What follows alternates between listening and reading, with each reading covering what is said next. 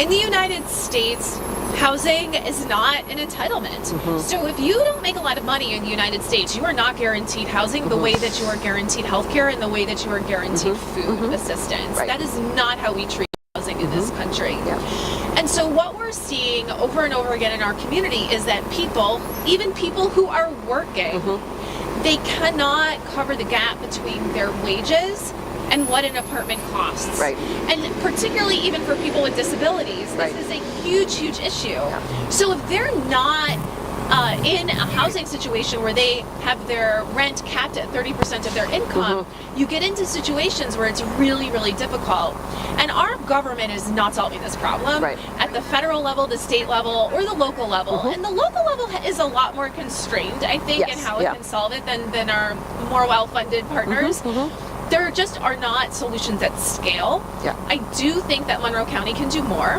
In what way? Well, for example, right now we're piloting, the state gave us $25 million in anti-poverty money, and one of the pilots is rental assistance that would cap the rent at 30% for deeply low-income families for 1 year, and then see how that goes. Well, we know that works. I mean, do we really need a study to show that if you cap people's what they pay in rent, that they're probably more likely to be housed, to maintain that, to be housed at the end of that year?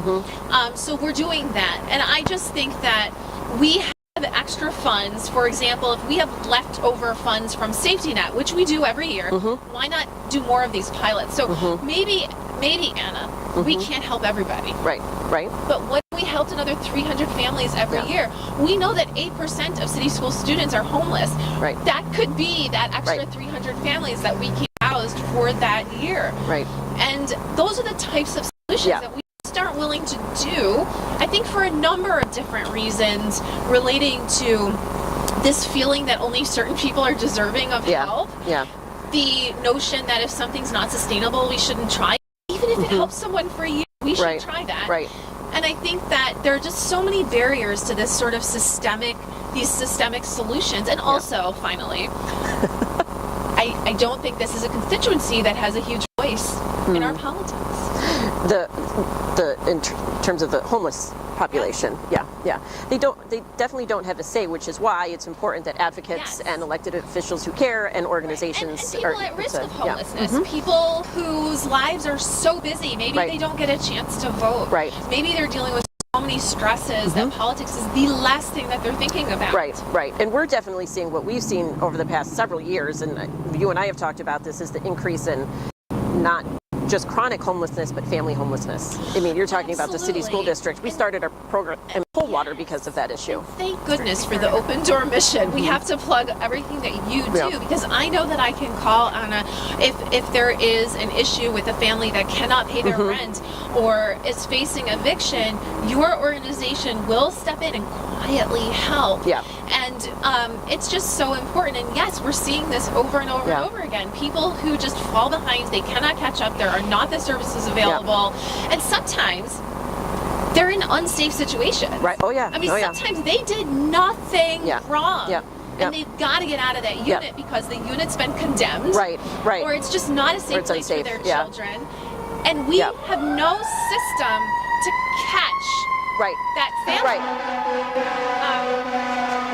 I'm sure you can hear the fire. I don't know if they can still hear. But we have no system to catch that family. Once they're in danger in that unit. So, for example, the city, which condemns the unit, doesn't automatically call the county, which might be providing assistance, and then the county says, "Well, I need proof that this unit was condemned," and it's a mess. And that's one system that I would love to see improved. And that's actually the reason that's why we do what we do in terms of the placements, and we do have to do it quietly because we would frankly run out of money if we did it publicly. So we get people beating down your door all the time. And that's the other issue with family homelessness is that oftentimes if they do run into issues, they're not going to say it. They're not going to tell anyone. They're not going to even tell the school district. So the numbers that we know, I think, just scratch the surface of the real numbers, because the moms are afraid of losing their children if they say that they don't have a place to go. That happens. And why don't we talk about that more? Yes, I know. I mean, the state and the county insist that doesn't happen. But it happens. Right. I have recordings of phone calls Yes. that people are at risk of losing their children if Yes. they're homeless because Yes. the Child Protective Services doesn't want to see children sleeping in Right. cars, and that is understandable. Exactly, absolutely.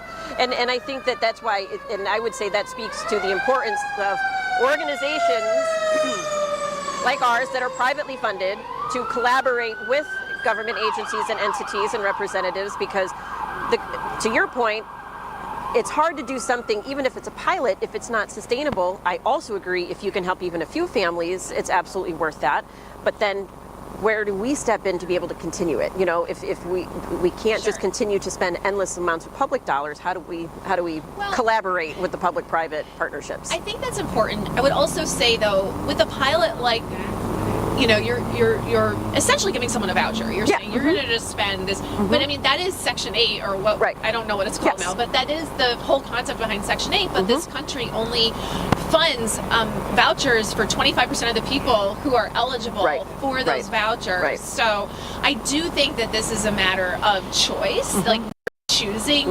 I mean, these are people who can pay rent. They just can't pay market rent. They can't even pay 85% FMR. You know. Right.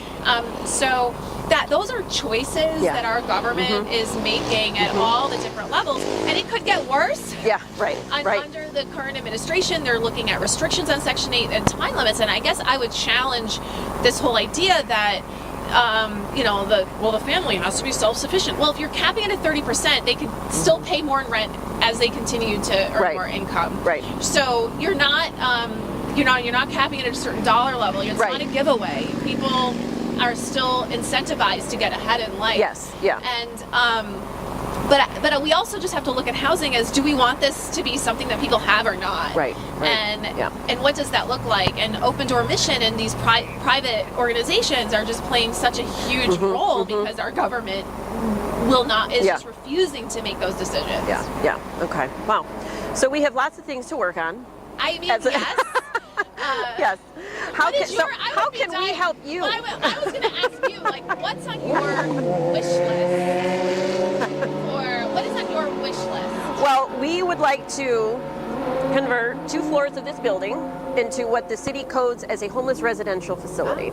So that is going to require, our overall plan is about, I think the total renovations for all the buildings would be about an $11 million project. Wow. Yes. And so residential, does that mean like dormitory style? Yes. So it means non-congregate.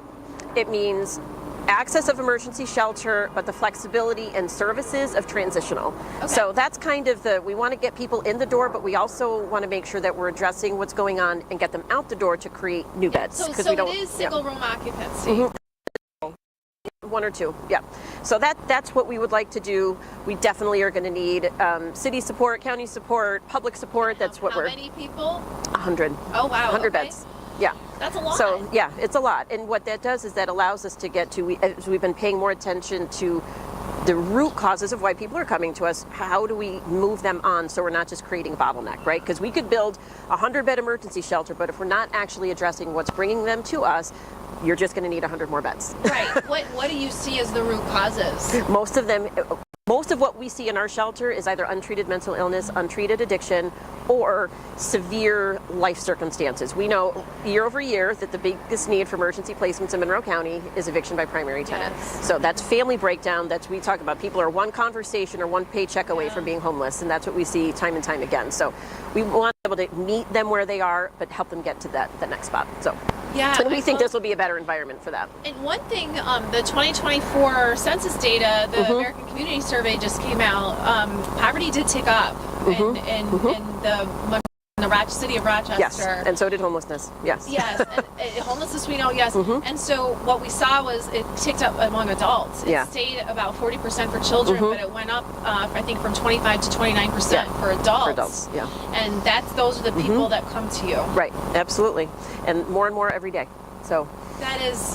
That is so discouraging. It is. But, you know, it's good that we have these partnerships and elected officials that are caring and willing to look creatively at it. Because if we continue to do things the same way we've always done, we see how well that's worked out. Right. Once we've tripled our spending in the homelessness issue, and the result has been we're continuing to increase our numbers of homeless individuals. So that's kind of what I think it's always good to be able to think outside of the box. Yeah, and to me we need systemic changes. I mean, all that spending of money, the contracts, the short term, that's not what we need. We need systemic change. Yes, long term sustainable, because I look at this building, it's wonderful. Yes. This just opened up. We've had program graduates move in there, and we want to hope for the best, and also hope that it doesn't end up like some of the other developments that have happened, where the needs continue to grow, and if they're not being addressed, then they'll be over across the street, and we don't want to see that. So we want to make sure that everyone is getting the support they need to be able to sustain that housing and and enjoy the benefits that come from that, because it's a lovely building. So your wish list is do homeless residential facility, fix up our shelter buildings, both of our shelter buildings. We've partnered with La Madonna, which is Sister Grace's group, so they're going to be moving in a couple weeks, which is exciting. Our folks are over here at 156 North Plymouth, and they are just loving the new environment. It's just already making some changes, so we're excited about that. Any policy things that you wish government would do differently? Yes, I do. So the big thing that I wish is that both at a national level but also a local level, I talk about this a lot, we have streamlined how we address homelessness from a HUD perspective to being almost exclusively focused on permanent supportive housing for chronically homeless individuals. We know that is a high level need. We know that we need that. The problem is that since we have shifted that focus almost exclusively on that model for that specific part of the population, we have largely left behind families, women, children, elderly. It's because most people don't meet the definition of chronic, and especially families, because families don't often, it's harder to say to a mom and kid, sorry, you're on the street. People will let them in, and if they let them in, they're considered housed. Yeah. So that's the problem. And so most, like 80% of families who are homeless are doubled up. So the kids aren't getting to school. The impacts of homelessness are the same on them. So what I think from a policy perspective is I would like to see us diversify the models of funding, the models of housing that we fund, include emergency, include transitional, and maintain an element of permanent supportive housing, and focus some of our attention on more than the chronically homeless. We need to focus on that, absolutely, but don't forget about the families. It's the people who are just on that brink. Yes. And just need a little bit of help. Everything that we do for families is all done through the generosity of this community, because there's no government funding for that. Right, and then the county just opened the Volunteers of America facility, which is right up here on Troop Street. But even there are families that just will not go into that environment. We've had families, I've had families tell me they just absolutely refuse to go into any kind of institutional setting. And that's concerning. Yes, and many that don't qualify for income reasons, and we talked about like just a couple dollars a week too much could make you not qualify, and sanctions and other reasons. So when we place people, and if you call us, for someone who's a constituent of yours, we always make sure before we place people in a hotel, for example, we need to see the denial. Just so we can track it. I know, because we need to. Yes. And so we're even doing that over at the new shelter with our intake process. We're monitoring the denials. Listen, I don't know, you might have seen it, and if I didn't send it to you, I'll send it to you, but I did a report a few months ago on the number of denials in Monroe County. 80% of applications for temporary assistance and for temporary assistance are denied. And we have the highest application volume in the entire state per capita. What it suggests, and I don't know because the county won't, work with me on this, but what it suggests is that people have to apply over and over and over again. And those numbers keep getting higher and higher because we don't have a higher poverty rate. We don't have a higher benefit rate. So but the application rate is through the roof. And 80% are denied. And so it does suggest churn. And suggests a system that's not efficient and set up to actually get people through that application process. And that has very serious implications for people's lives. I know. It does. And then you see the back and forth with the city and the county. We've reached out to the city for, years now about support in getting out of 210. So, we're just busting at the seams, Yeah. and the city says, well, the county has the money, and the county says the city has the money. Well, the county doesn't have a ton of discretionary funding. No. But one of the things that I've been focused on, and we're about that time of year. This year it might not happen because of what's going on in the federal government, but we usually have a surplus around this time of safety net funding. And what they say is, well, because they over budget the line every year for temporary assistance, which they should do because by law we have to provide that funding. So if we get a surge of applications, we want to make sure that we have enough money. So it's not a bad idea to overfund the line. But then for the last few years, in the fourth quarter, they say, well, we are going to take that surplus and balance other needs of the budget. And one year, they wanted to take the money. They did take the money to use on golf courses and the zoo and parks. And I made a big stink about that because I said we have bigger needs in this community that we budgeted that money to help people in need, and that's where it should go. So anyway, this year we haven't gotten it yet, and I really think it's because of what the federal government is doing, and that's what I think. But I don't know. We don't have our budget yet. But anyway. So we'll be watching. We'll be watching. So what I try to say is we have some discretionary funding, even if it's like $2 to $3 million extra out of that line. That's the money that we should be using and planning for to be creative with for the types of projects that you mentioned, for the types of pilots that we talked about. Because, and so the county doesn't have a lot of discretionary funding, but we do have funding for some things that could be really transformational and could actually reduce the homeless population by 100, 200 people if we actually use that money for that purpose. But I can't emphasize enough. I mean, one of the things that bothers me, it does bother me, when people pack city council to talk about some of these issues, and it's like city council cannot impact this issue the way that the county can impact the issue. Like, you have to pay attention to what Monroe County is doing because we are the ones who provide social services. Okay. So how do we get more involved? Not just us, but people watching and making sure. So I definitely think the Monroe County budget is coming out next month, maybe even later this month.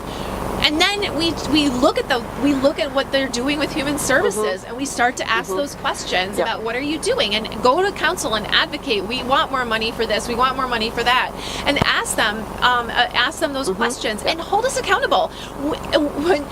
We really need to keep an eye on social services. An 80% denial rate is totally unacceptable because you're left picking up the pieces. The whole community is left picking up the pieces when people are going without. And they claim that's not true, but it's true. We all see it. And it's a systemic issue. And I'm not trying to, this is a very complex bureaucracy, and I'm not trying to say the county's horrible.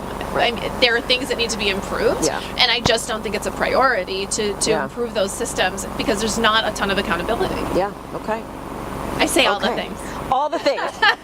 I'm so grateful. This was a fabulous opening interview. I know. Well, I'm the opener. Well, I'm so grateful for everything that you do. I don't know what our community would do without you, Anna, and Open Door Mission. I don't know what we would do. Thank you, and thank you for always reaching out whenever you need to. Keep that up. We're always happy to help. I appreciate your perspective, and it's just so valuable. And have fun out here. Thank you. It's already getting chilly, but I'm trying not to think about that. Okay. All right. Yes. Sure.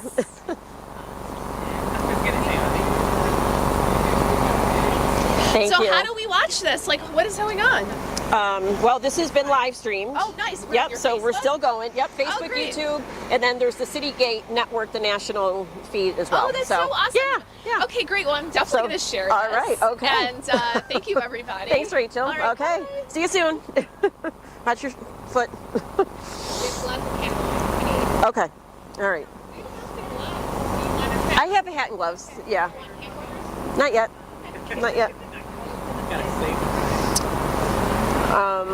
Our 4:30 hasn't shown up? Not yet. It's only 4:45. Oh, okay. Do we want to cut to the live? For a few minutes, yeah. Did you ask them which one is the natural? Oh yeah. You want to just turn your mic off? Do I? Here.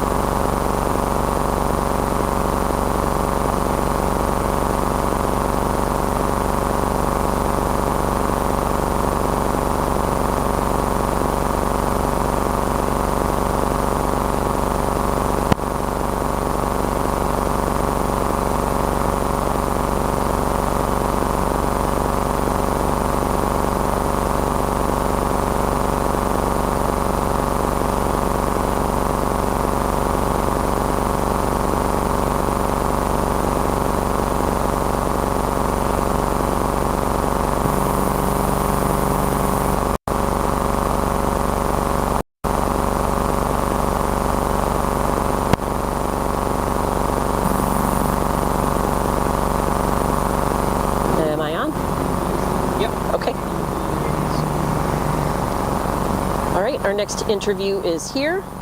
He is just signing a waiver. So we will get started. It should be, right? Yep. That's it, right? Okay. Okay, come on over, Mr. Rosa. All right. What's your cord there? Good. How are you? Nice to meet you. I haven't met you before, but I've heard good things. Oh, you have? Yeah. Good. That's Yeah, good. yeah.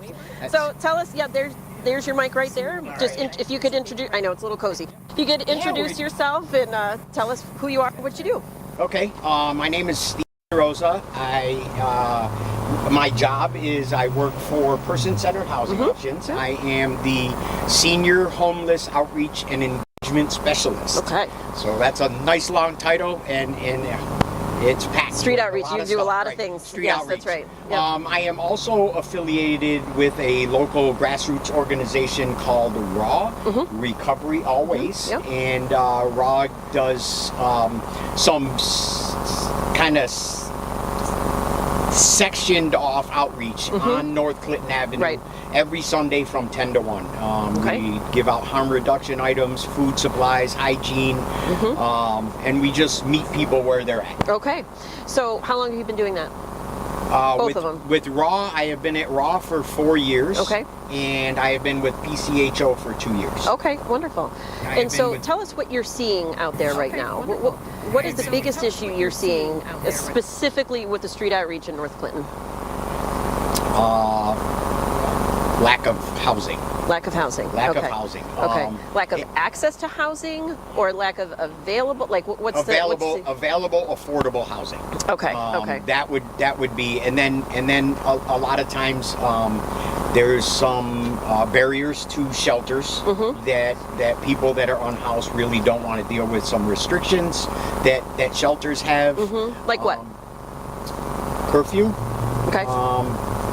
Some of them are involved in substance use, and so they know that they can't either come there under the influence. Sometimes they can't bring, if they have paraphernalia, Yep. they can't bring paraphernalia with them, which is understandable. Sure. But this is from their. It still creates a barrier for... Yeah. From their perspective, it creates a barrier. Sure. And then probably the other thing is a lack of actual connections with the community. A lot of people know what resources are out here. They know about DHS. They know about shelters. They know about Helio has a new street outreach team. Yep. They're engaging, and then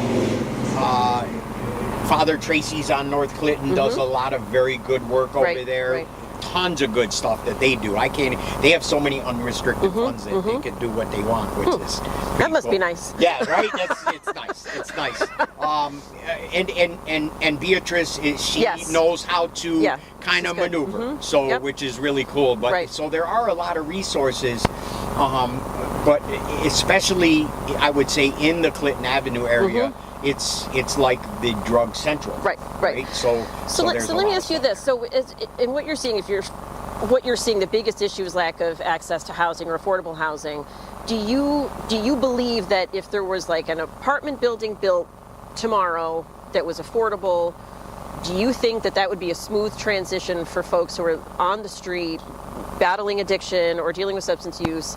They move in, and would they be successful? Is that the solution? How effective would that be? So in and of itself, it wouldn't be effective the way that you described it, Yeah. right? I think that what needs to happen is there needs to be a lot of wraparound services. There needs to be, and mind you, it needs to be constant. Right. Because of the nature of what you're dealing with, Sure. right? Sure. So a lot of the wraparound services being constant, focusing on mental health, substance use, Yep. Life skills. Yep. A lot of people that are out on the street, part of my job at PCHO is we link them with housing that's subsidized, Right. and they get into the housing and they don't know what to do. Right. And then within 2 weeks, we're seeing them right back in the same place that we picked them up from. Yes. Not because they're unhoused, but Right. because that's their family, that's their comfortable Right. spot. Absolutely. So it's like, it's Right. the first thing I say is like, what are you doing here, right? Right. But after being around it enough, I know what they're doing there. There's camaraderie, there's family, Community. yes, Yeah. there's It's community. its own community. So Right. so if you were to place that building, Right. and all the people would go there, the Yep. community would be right there. Right. Right. And would they engage in those wraparound services? Well, that's what the hope is. I mean, the vision would be to again, it's constant. Right, That you right, really, right. and it's almost like I hate to use the term, but you know, like you really got to babysit them until they get to a spot where they can kind of like feel like are held accountable. Right. They're responsible for making some more Right. decisions, and Right. and they take those baby steps towards Right. independence. Sure. Yeah. It would be very tough because of, you know, sometimes people say, you know, that you have to change people, places, Right. and things. Yeah. Right? So Yep. the people are all right there, but Right. if they're all on the same goal, Yeah. kind of trying to change all Right. together, then you know, it's almost like, you know, the Titanic. Yeah, When sure. they all had this, you know, they survived that trauma, and the camaraderie and all United that them stuff in was there. their own Yeah. way. So- Right. All right. So last question: what do you think we can be doing better as a, you know, because you're citing some important things, that the need for meeting people where they are, but understanding that the only thing, or some of the things that are going to actually help them overcome their circumstances and their issues or in where they are, is going to be that kind of support. But really, the housing system that we have in place doesn't actually include that, because like you said, a lot of these programs, it's you get them into housing, and then there's a lack of engagement. So what can we be doing as a community to better get to that point where we're actually meeting them where they are and helping them get to the next level? So I want to just clarify Yep. something. That most of the time, when we utilize the coordinated entry Yep. system to get people matched with a subsidy, depending on where the grant Sure. comes, ESI, you know, wherever. There are services. Right. There's like a criteria for, you know, to meet once a Yes. month with your service provider. If you need something, you reach out to them. You need food, there are food pantries. So there is something in place. Sure. But I don't know if, depending on where the person has come from and what issues that they come from, if that's enough. Right. Okay. Right? I see what you're saying. So, Yep. so you know, make note. There are services there Sure. that are supportive services, but you know, a lot of times it's up to the client to come to engage, the person, right. and they don't have those skills either. Right. You know, Right. and I know that from doing street outreach. Oh, It's yeah. like they don't. They don't trust people. Right. They don't think that they're going to follow through or come, or Right. they're going to have to jump through 10,000 hoops Right. to get where they are. Right. So there is services in place. But I guess, I mean, for me personally, the ideal situation would be to have constant services in place where they're checking on them 2-3 times a week, Yeah. you know, making sure and really addressing, and it's tough. What kind of social worker is going, if I have a caseload of 20 people Yeah. and I have Yeah. to go see them, you know, each Right. time. So that's Right. another one of the... It's costly. It is. It's costly. And our system, the federal system, has actually completely taken out a lot of the money for support services. Yes. So yes. so that's and we've seen the downfall since then. So And you know, like, social workers aren't in it for the pay. No, right? no. Oh, I we know. can Yeah. tell you, like, personally, like, I have lived experience, right? I have substance use in my past. I'm 11 years sober. Congratulations. Thank That's you. wonderful. Thank you. I have from the substance use. I went to prison up to, you know, in and out for 15 years. Wow. Right. Yeah. And Yeah. I have scars on my wrists from not knowing, like, Yeah. I can't Yeah. figure this out. Right, And right. so, So what did it for you? How'd you do it? judicial diversion, Okay. right? Wow. Drug Yeah. court. Drug court. Instead of Imagine that. Instead of Wow. them kind of kept Yeah. they kept Throwing you back. herding me Right. off to Right. prison Right. every time I committed this low level crime to Right. get, you know, Right. do my stuff, Right. and then they They held offered you me accountable. drug Yeah. court, yes, And gave you incentive. So Right. so that worked for me. I Yep. don't know if that'll Sure. work for Right. That's everybody, right. Right. So I have this lived experience, and it's like, you know, these are my people. Yeah. Yeah. And so Yep. what You can I would connect with say them, yeah. is this, is that is that what truly people need is they need time, right? They need support. They need love. Yeah. Right? Yeah. And I don't know. Yeah. I think it's great. I think that's great, and I think that was a fabulous answer to that question. So thank you for sharing your Of course. your story too. That's Yeah. really wonderful. So I'm very transparent because it used to be where that stuff was a liability. Right. And people, I was ashamed and embarrassed about it. And now it's an asset. It's my because Yeah. I have this ability Yeah. to make a connection with somebody that maybe you don't. Right. And Yeah. when I go to the streets and I tell them, hey, they see me, they Yeah. know me from. Not Right. only that, and I'm an example as well because Right. they look at Right. me and they're like, oh, Stephen can do it. Right, Stephen did it. right. This is He what can he do it. used to Right, be. right. You know, so That's right. it's become quite valuable. That's great. You Yeah. know? Yes. And doing this also, like, personally for me helps to keep me sober. It's about servicing my fellow human being and having enough love and patience and tolerance to, because there are some really sad stories. Yeah. Oh yeah. Yeah. And a lot of times the decisions that people make, they create their own barriers. And to continuously say, okay, you did this, it was a mistake, let's move on, and they're like, oh, you're still going to work with me? Yeah. Yes. Right. Yes. Right. So Yeah, and that can help motivate most them and certainly plant can. the seed for future success. Yeah. Wonderful. Thank you so much for taking the time. You're very Great welcome. to meet Thank you. you Come for back having me. anytime. It's been an honor and your privilege. Yes. Thank you Can so I much. leave you with my card? Of course. Yeah. Oh, I should have my cards here too, shouldn't I? Yeah, but you shoot me an email. I Whatever. will. If Okay. you ever need anything, Okay. Likewise. feel free to Okay. reach out. All right. Great. Thank you so much. Great to see you. Yeah, you're welcome. Thank you. Have a good day.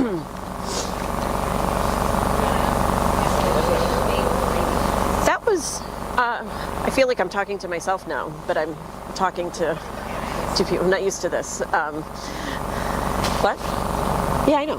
Yeah, I'm actually saying I'm not used to talking in front of a camera like this. So that was actually really great. I've heard of Stephen, so it was nice to meet him. We love our friends over at Picho, and I love when people are open to share their story. And I also that was fascinating to hear him talk about doing street outreach and recognizing and affirming, the need for some of these things that we've just lost. We've lost the drug court. I mean, here's a wonderful product of drug court, and we've just shut those systems down because we're not concerned as a community. I should say, as a community, the concern is no longer prioritizing treatment and success.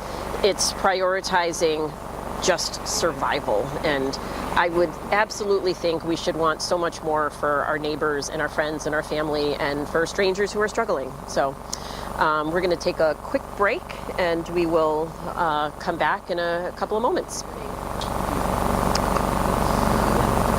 We'll take a quick break in a minute or two. Yeah, I was just asking, Shane, did you figure out the match For anyone just signing on while we're figuring this out, I will just, as a reminder, this is Open Door Missions Conversations on a Bench. This is a 24-hour project event.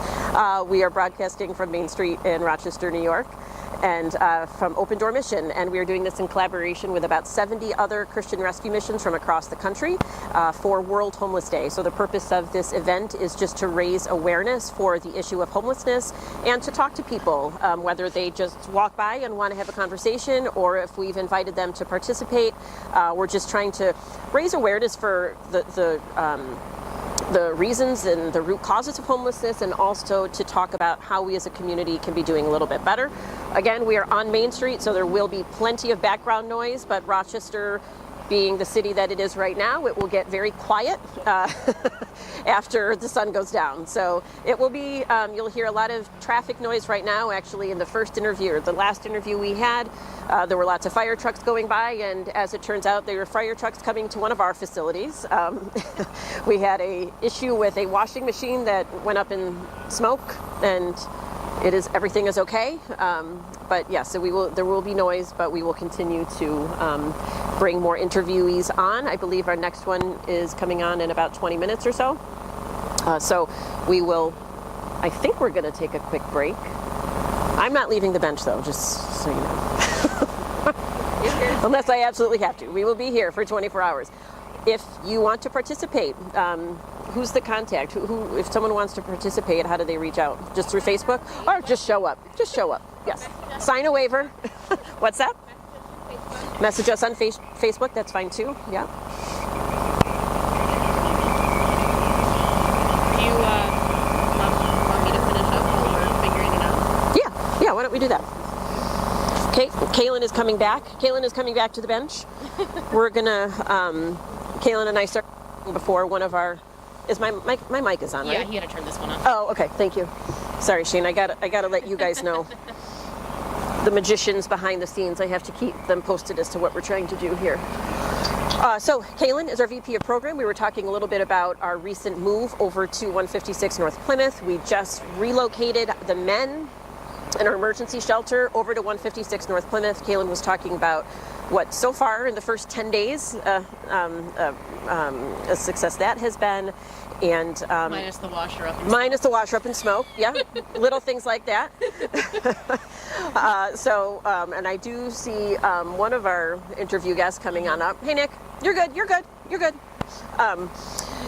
So talk a little bit about, because we have a couple minutes, I think. You know, Yeah, we can finish. what else do you want to highlight? I just think something worth highlighting about Open Door Mission specifically, and kind of what it is that, because what I was mentioning before is making this move, right? Making this decision to temporarily relocate our men, and the fruit of already seeing what is happening. And I think it just coincides with what, Mr. Rosa was just up here saying of us making that decision to understand that a bed and a meal is necessary, but it's not the answer, right? That's how we ended up with people in our shelters for quite a long time, and just pile people on, on top of each other, just kind of cramming in what we could, and just saying like the need is here, and yes, the need is there 100%. It's not going away, it's getting worse, but we can't make it better unless we are more mindful of how we're serving people, Right. and making this decision. We really are doing that, Right, and like we were, I think if one of the folks I was just talking with, I can't remember which one, we were talking about how if we let everyone stay at 210, right? All we're doing, we're just getting by, we're just surviving, and meeting the needs of where people are, and then bringing them to the next level. And we're able to do that in a different environment like this. And what he was talking about, I agree. We've let go of so many of these wonderful programs that have worked so well, and then we wonder why our numbers are escalating and the conditions are getting worse. Yep. I think it reduces the visibility of homelessness, and that's about it. Right. It reduces what you can see. Right. So. Yes. Yeah. Yeah. Is this another I think we have someone coming. I think what time is our next one? What's that? 12 minutes, 5. Okay. Are you ready to go soon, Nick? You ready? Oh, sure. All right. We'll wait. He's listen. This guy's been doing a lot of speaking lately. Yes. Yeah. Yeah. Yeah. Is that his norm? Yep. It's gonna be. Right?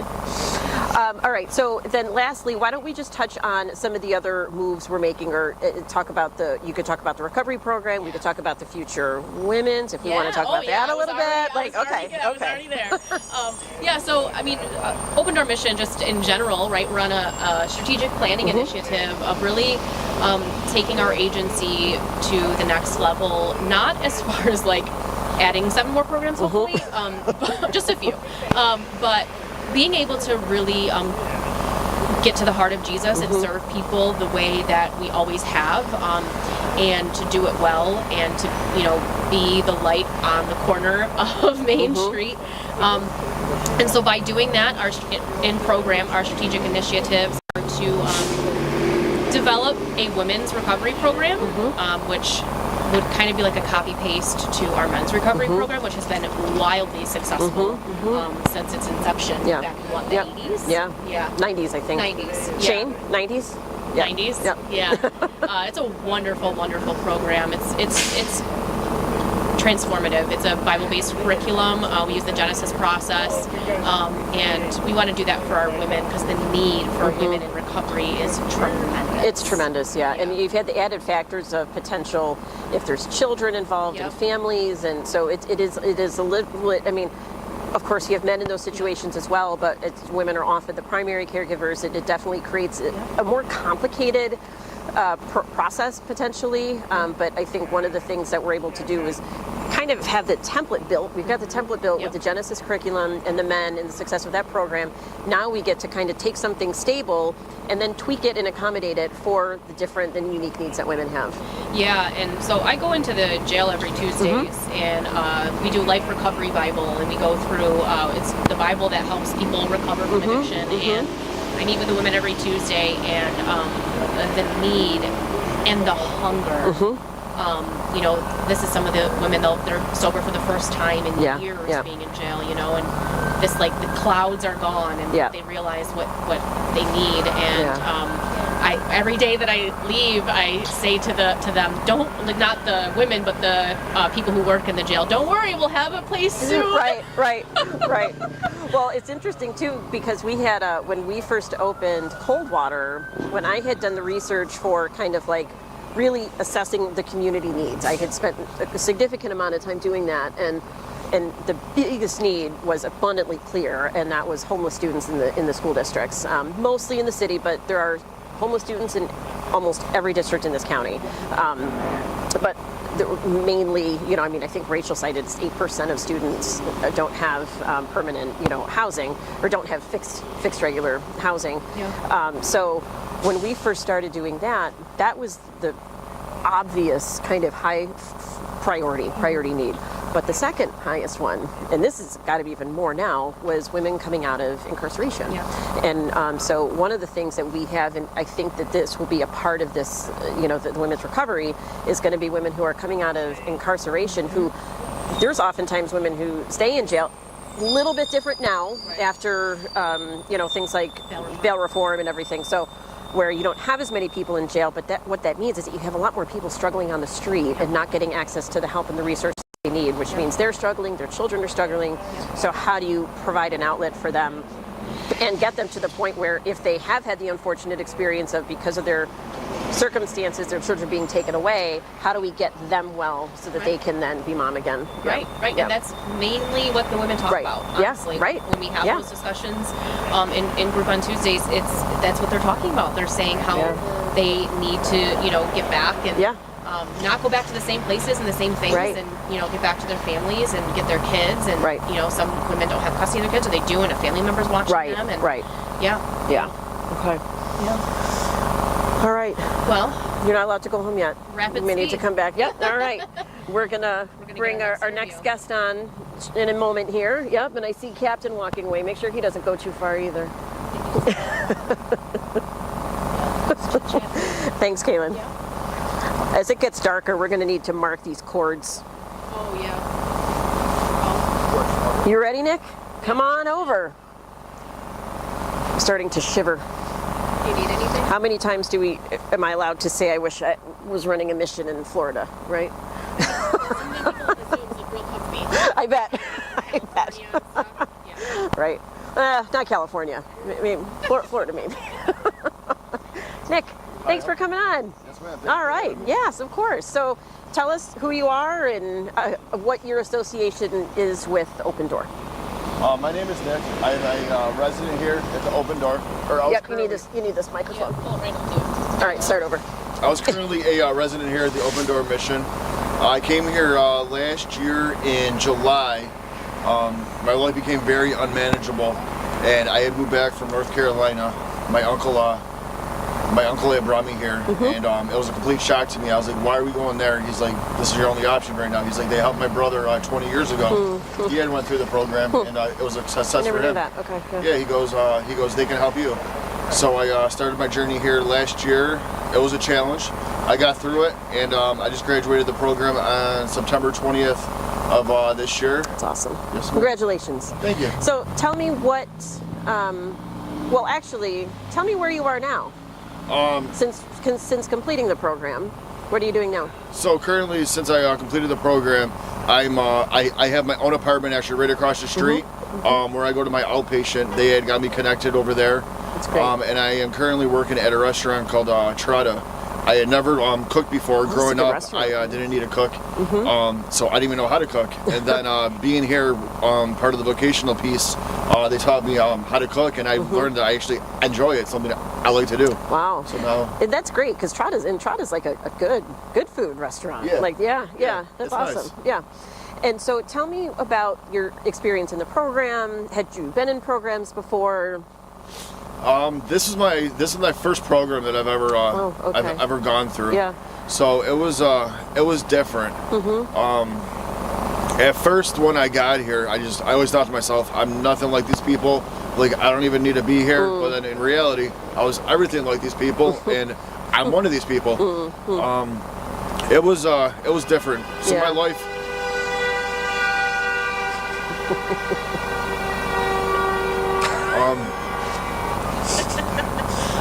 We've already covered the fact that there's going to be a lot of traffic noise until it gets dark. Then it's going to go Oh, yeah. radio silence. Yeah. So the program was good for me because I needed the structure. I always thought I could do what I wanted to do when I wanted to do it, and this just gave me that structure. Like, hey, you can't do it. You got to surrender your authority. I turned my life over to God. I was recently baptized. Yes, I was there for that. That was yes. wonderful. Yes. Yeah. What else? So your experience in the program, you talked a little bit about that. You talked, and you hadn't been in a program before. So what do you think was the thing, maybe one highlight of the program, or even like a moment where things were kind of, I don't know, changed? Because you said when you first got there, you were kind of felt like, oh, I'm like nothing like these people. Was there a moment, or is it over time? Like, what were some of the, I don't know, highlights of the program that you could say really made it work, really made it effective for you?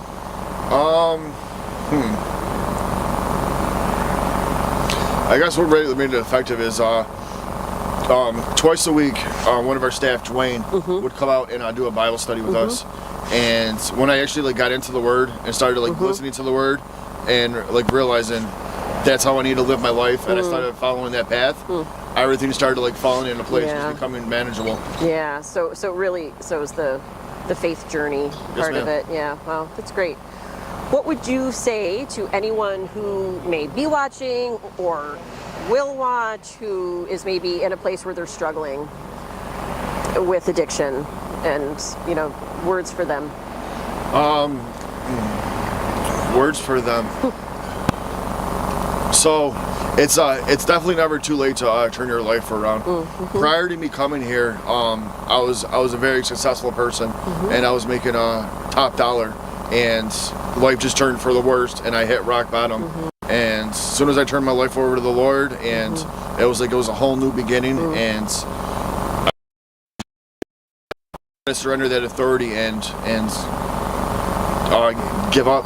So now you're experiencing an entirely different kind of success. You were saying you were highly successful, but you're struggling, and now Correct. it's a whole different kind of, and a joyful kind of success. Yes, Yeah, ma'am. yeah, that's wonderful. And it was interesting too, because my whole life I've always wondered my purpose. I was good at my jobs, but I was never actually happy doing it. I was just chasing the money. But since I've been here, it's made me so much more humble, respect life more. I respect a dollar more, and just going in helping people on a daily basis. That Yeah. brings me so much joy, and Yeah. I love doing that. That's awesome. That's awesome. Thank you. Yes, ma'am. Thank you for sharing your story, and I love that it sounds like you're sharing it a little bit more now that you're graduated, you're in your own place and you're working, and I think that more and more people are going to want to hear from you and hear your story. So Thank you. Yeah, thank you. Thank you for having me. All right, sure thing. Words. Okay. Thanks, Nick. Captain is close, right? Is Captain close? I think He was. Oh, he's okay. Okay, yeah. Oh, okay. All right. Yeah, he's close. Yeah. 12 hours from now. No, I meant close by. I was gonna loop him in now. He was. I don't know where he is. Yeah. So it's always wonderful to hear from our program graduates. We do have another one coming on. I'm not sure if he's tonight or tomorrow, but we do have someone else coming. And we're hoping to get a couple of the... Oh, look at that. It's Reggie from the Red Wings. Oh. On a scooter, crossing the intersection.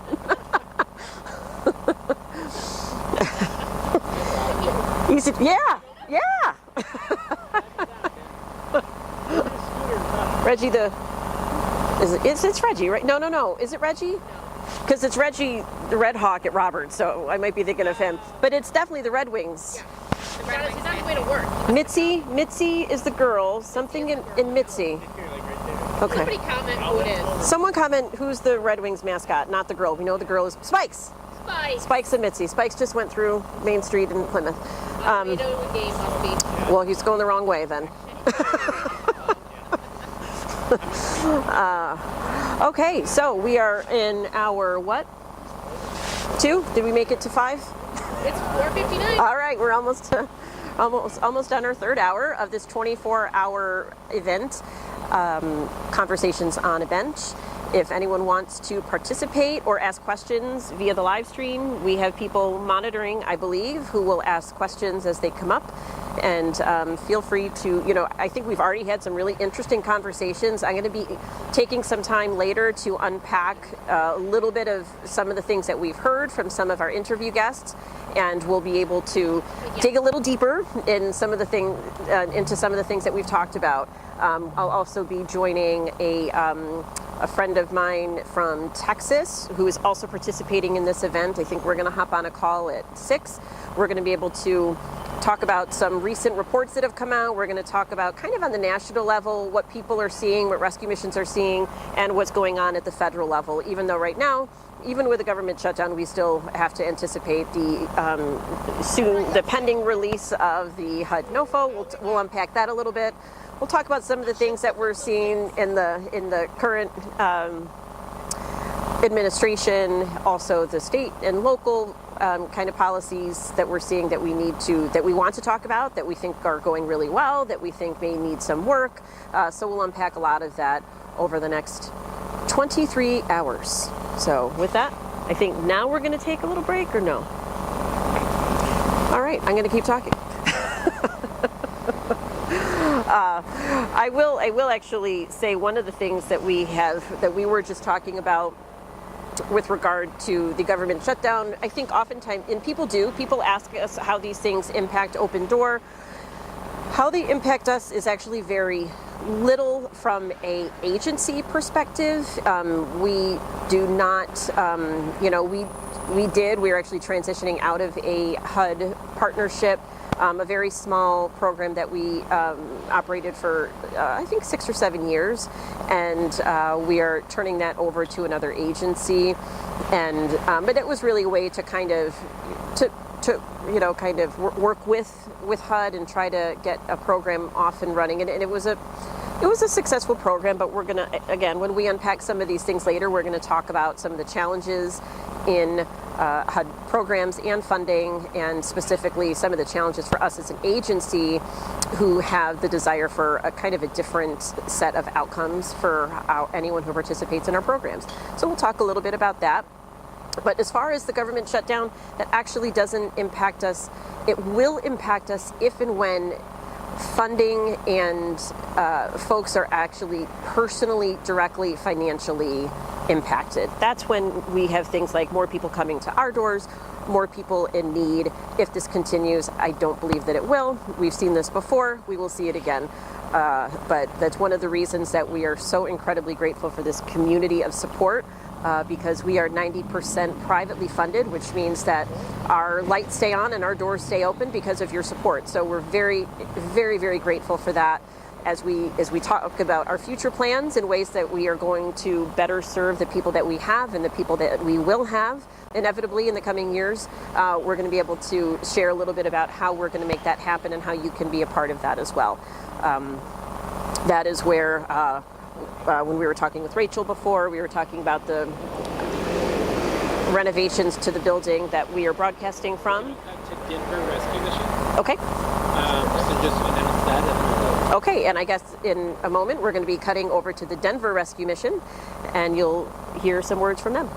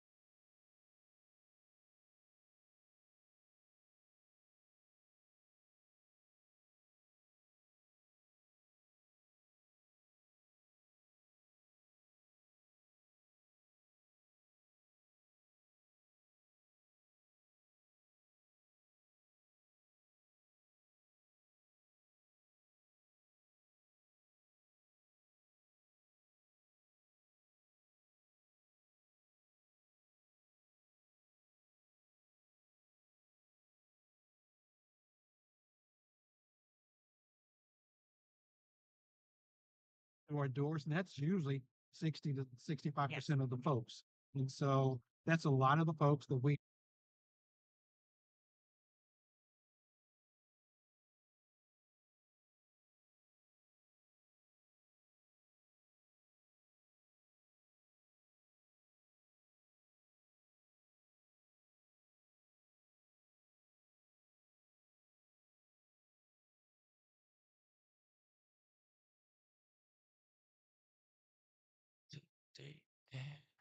Get a house just to lay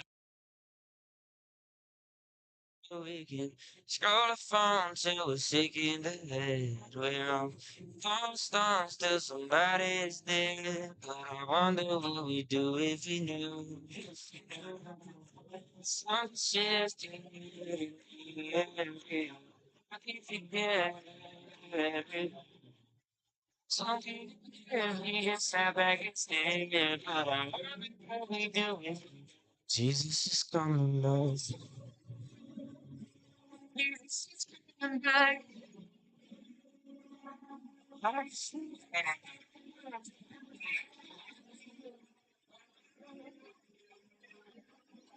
Jesus is coming back soon.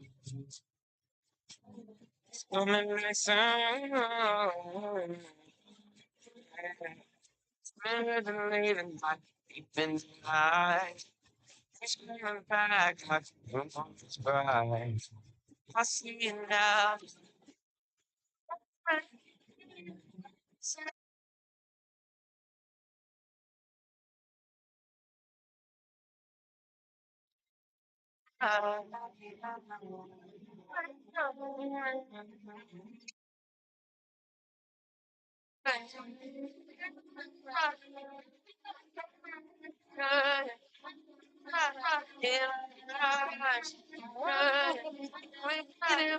Jesus is coming back.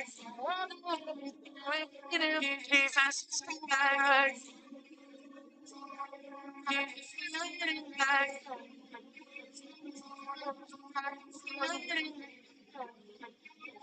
Jesus is coming back. Jesus is coming back.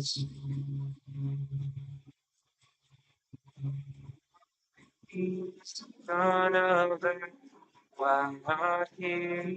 Why not very tall?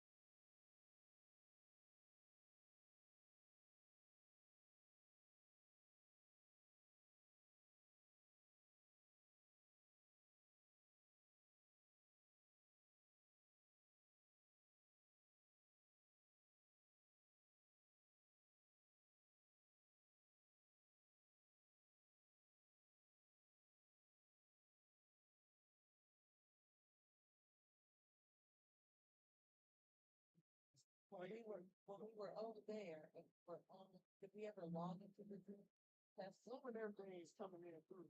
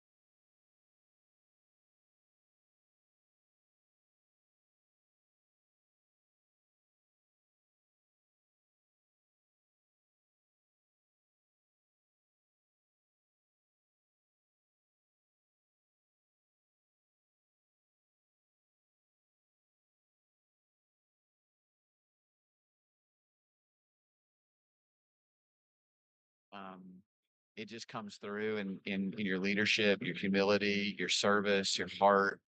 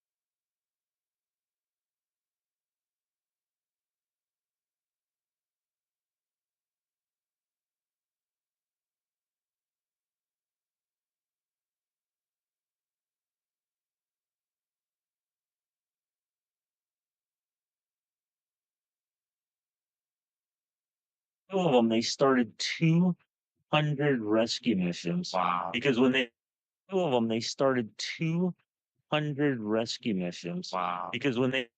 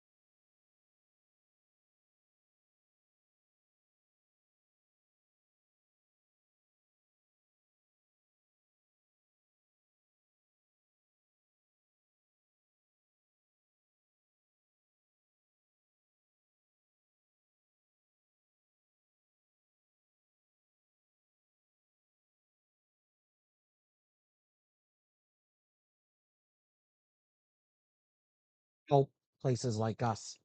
Sure. So first off, thank you for what you do. I think it's a great collaborative relationship. We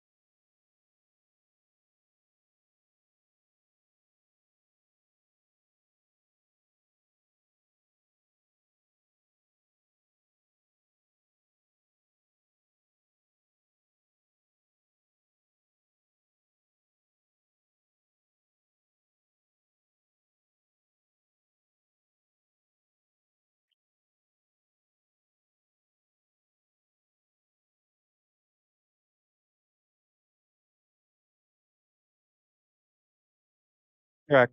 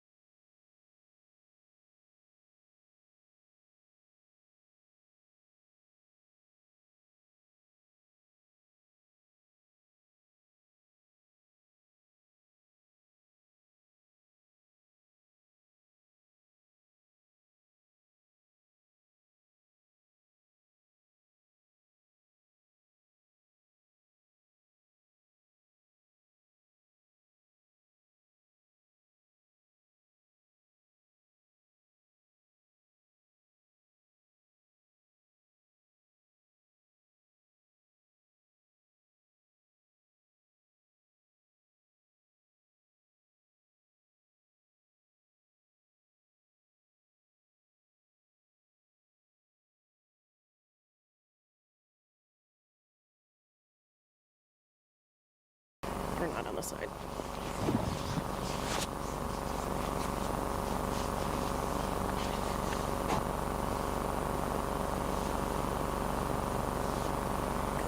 We don't need my sunglasses. No.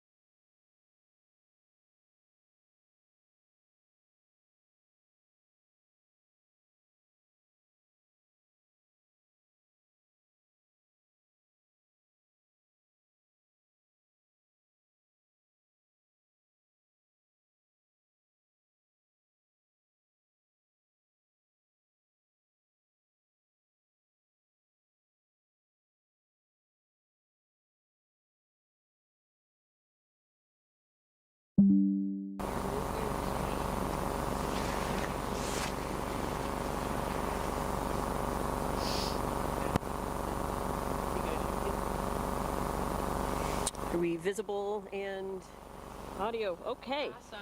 And we're back. We have had we have troopers in the background here working on the tech issues that are not easy when not only are we, well, trying to do something we've never done before, but we're trying to do it outside of a building where there is no external power. So We are making it up as we go sometimes. building the plane as we're flying it, but our guys are doing an incredible job, and I know other people from across the country are dealing with similar issues. Yes. So just to recap, because we've had a little bit of a break, my name is Anna Valeria. I'm the CEO at the Open Door Mission. Here with me now is Ashley, who is our VP of HR. And this is Conversations on a Bench. And we are out here for, well, I'll be out here for 24 hours, starting at 3 p.m. Started at 3 p.m. today. We'll be doing this till 3 p.m. tomorrow. And the event surrounds 70 plus other rescue missions, Christian rescue missions from across the country, who are essentially trying to use this time to raise awareness for the homelessness issue, to talk about some of the root causes, talk about what we can be doing about it as a community, and not just a local community, but also as a country, and to talk a little bit, get to know some of the stories, and also get to know some of the community partners who have a lot of influence in how we address this issue. And of course, we also are talking to some of our staff. So Ashley, thank you for being here. I know your intent is, we had hoped to work to connect with one of our friends in Texas, with Brandon, and Much warmer state. Much warmer state, yeah. Would be nice. How often am I allowed to say, if only I was running a mission in Florida or Texas? Either way, anywhere down there. But yeah, so we are. So we wanted to do that. We couldn't really make that happen. Hi, Kamika. Welcome back. And so Ashley has graciously agreed to fill in during this time. So what do you want to talk about?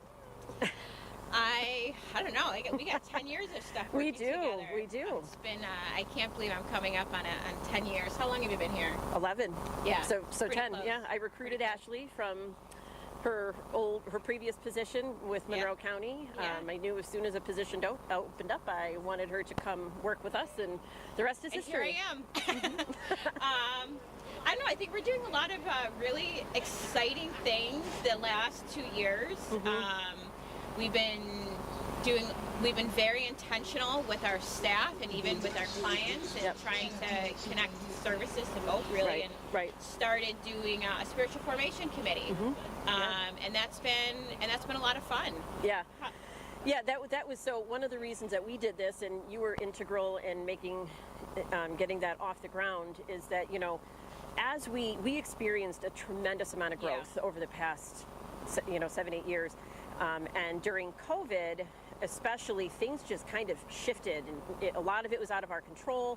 A lot of it we had to really hold tightly onto to maintain our programs, and more importantly, our identity as a Christian organization. We were founded, it's built in our mission, to provide for the spiritual and physical needs of the people struggling the most in our community. And we know as believers that the spiritual provision is the thing that's going to outlast all of the other material provisions we can provide. So it really is the fundamental thing. And not only is it important for the people we serve, but for our staff as well. It's a lot of work. It's challenging work. It's a challenging environment to be in. It's a challenging city to be in.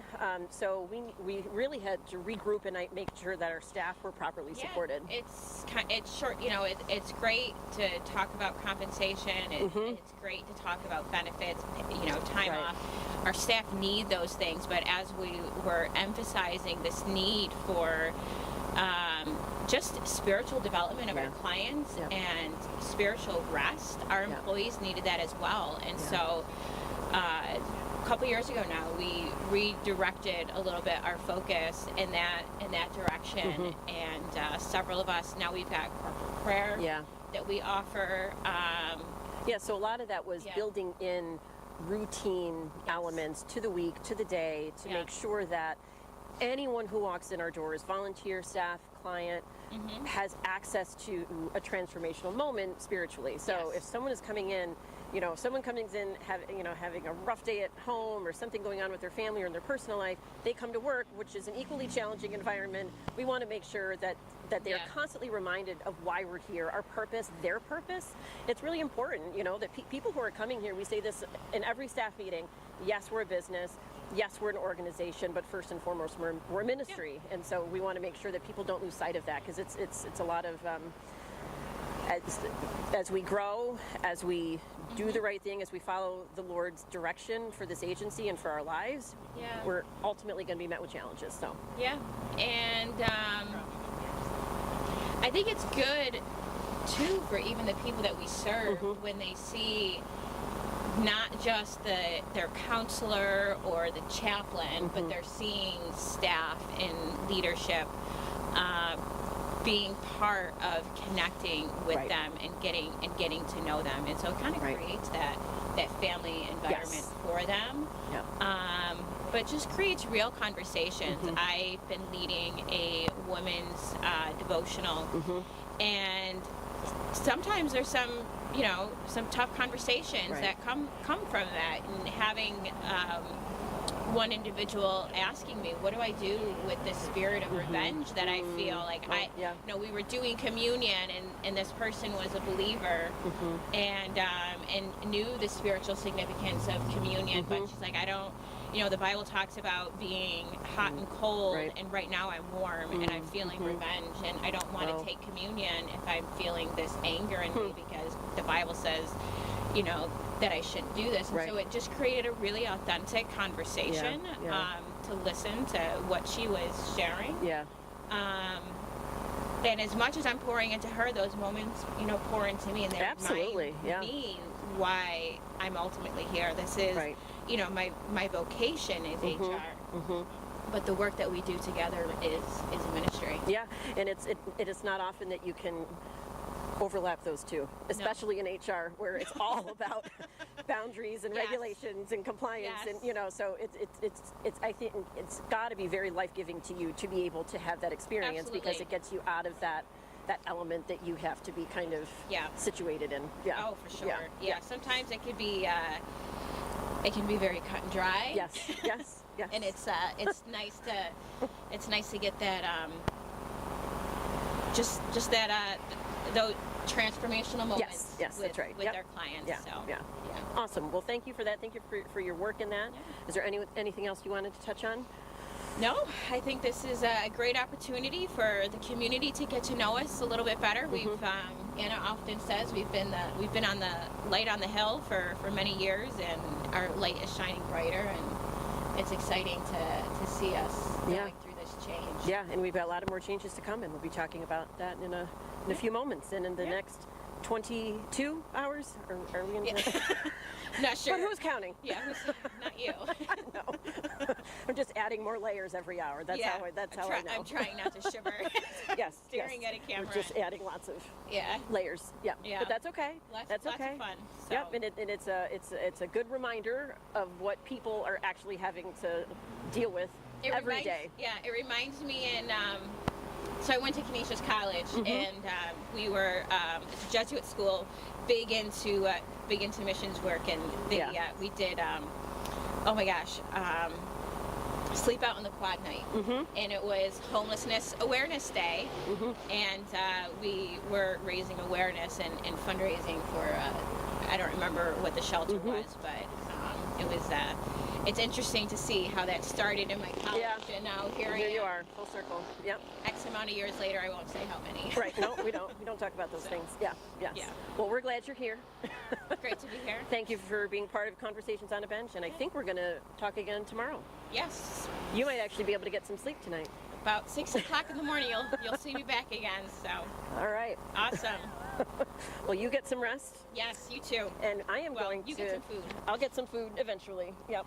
Are we good? Yeah, we're good. Okay. While we're waiting for the next one, I'm going to go into.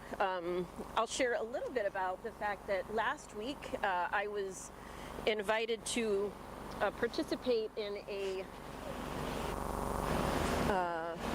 I don't know, they called it like an expert testimony for the city council. So City Council President Melendez invited different leaders from organizations that serve the homeless population to share their experience and what they're seeing, and to essentially kind of be a voice into the City Council's review of this issue and how they may be able to contribute to how we can start looking at things a little bit differently.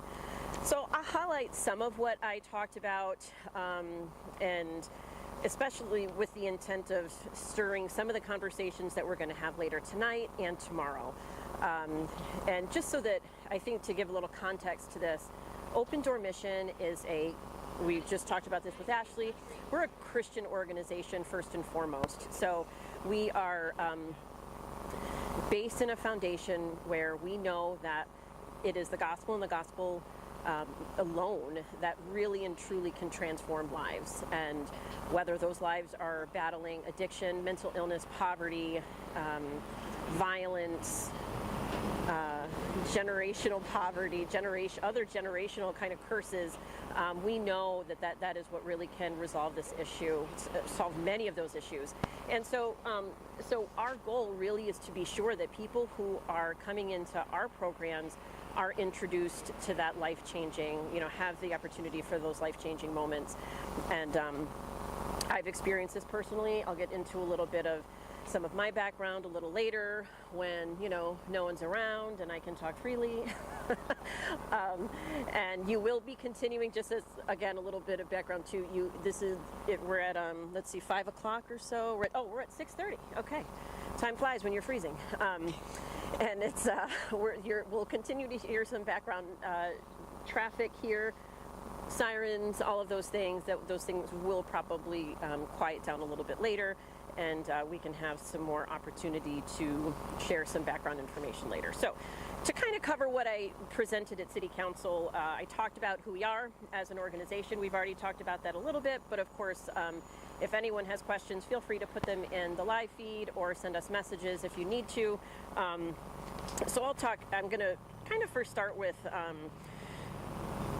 some of the statistics we have from last year. Again, statistics are important from the perspective of, hey Steve, statistics are important from the perspective of kind of quantifying what we do from a numbers perspective. But what we really know, and what I'm sure anyone who's watching can imagine, is that is nothing compared to the qualitative aspect of what we do. And that is the lives changed, the people coming in our doors. We often say, in a lot of programs, especially when it comes to, public, maybe more government-based programs, we look at a lot of like how many people served, how many people funded, how many, all of those things. We kind of come at it from a output standpoint. Open Door really takes the perspective that we're looking for the outcome. So it's not enough for us to say we served, for example, 31,951 emergency bed nights. That's an important number, but what's more important is, where are those individuals now? Where were they going when they left our shelter? Why did they need to come into our shelter? Where are they going? And where are they not just now, but where are they in 1 or 2 or 10 years from now? So, just some numbers, knowing that these are just, some statistics from last year. Again, emergency bed nights, 31,951. 141,000 meals served. 20 families in our transitional housing program. Again, we're going to get into a little bit more of that later. As Rachel and I were talking about before, very important to note the significant increase in family homelessness. And I'm going to unpack a little bit about why that's happening and how we can fix it a little bit later. We gave away 374,000 pounds of clothing, and we had 1,893 clients in our clothing room. If you ever get a chance to come and either donate or help sort in our clothing room, it's actually right back there, and it is absolutely lovely. We moved it to this building about a year ago now, year and a half, and the clients really enjoy kind of the fresh, bright new look in that clothing room. It is a free clothing room. People sign up and get appointments, and moms can come and shop for themselves and their kids and their families, and Kamika, who's over here on the sidewalk, does an excellent job. They take a lot of pride in what they do there at the clothing room. They make everything look absolutely lovely, organized. They decorate it for the seasons. They probably have one of the best Christmas trees in the city. They do a wonderful job at that. So that's the clothing room.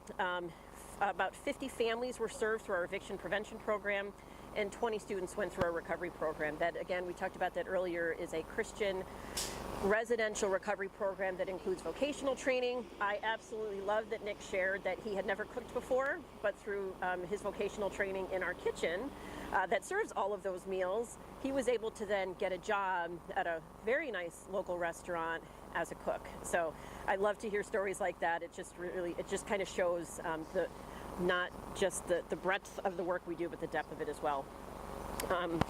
In recent years, we have seen a significant increase in our emergency shelter nights. That increase was actually about 124%. So in 2020, we tracked about 12,000 bed nights, and like I said, in 2024, we tracked almost 32,000. Several contributing factors to this issue include a decrease in available emergency shelter beds, specifically hospitality beds. So hospitality beds are essentially, what that means is that there's no funding attached to a person who needs shelter. So a DHS placement will come with funding, and a non-DHS placement or a hospitality, we get a lot of those. Actually, folks coming to our shelter, we're now asking to see, it's not a requirement, but we want to see if they're getting denied from DHS, and we want to know the reasons why. We hear varying stories about how many denials there are at DHS, and we've heard varying stories about the reasons for those. We know the truth is somewhere in there. Our job is to make sure that we can have as much information as we can to make sure that we can care for our clients well and advocate for them as well. So that's one of the reasons for this significant increase. It also includes other shelters becoming closed. We have lost emergency shelters here in Rochester over the years, especially since COVID. And some of them are becoming less accessible. So shelters that used to have more hospitality beds now require DHS placement, for example. Certainly, we continue to see an increase in untreated addiction and untreated mental illness. Lack of affordable housing, and I like to clarify here that it's not just lack of affordable housing, meaning subsidized. It's a lack of a kind of that middle class affordable housing, right? So someone who, if they work hard enough, they can attain their own housing. It's not attached to a subsidy. It doesn't need to be attached to a subsidy because they are able to afford their own housing. And it takes a lot more than just handing out subsidies and increasing access to subsidies if we really want people to be able to independently obtain their own housing and maintain that housing. Certainly state and local policies that decrease behavioral accountability and do not encourage addiction treatment. And we have to call what we see. This is not a political statement. This is a statement of experience from what we're seeing. Things that were criminal and or would result in jail are no longer many things. So as a result, we're seeing a lot more open air drug use and no more drug court. And so people with less accountability, the behavioral issues that we're seeing are just skyrocketing. This has resulted in our need to have a very high amount in our budget of folks who have to, of security. So we have to have security now. We did not have that before.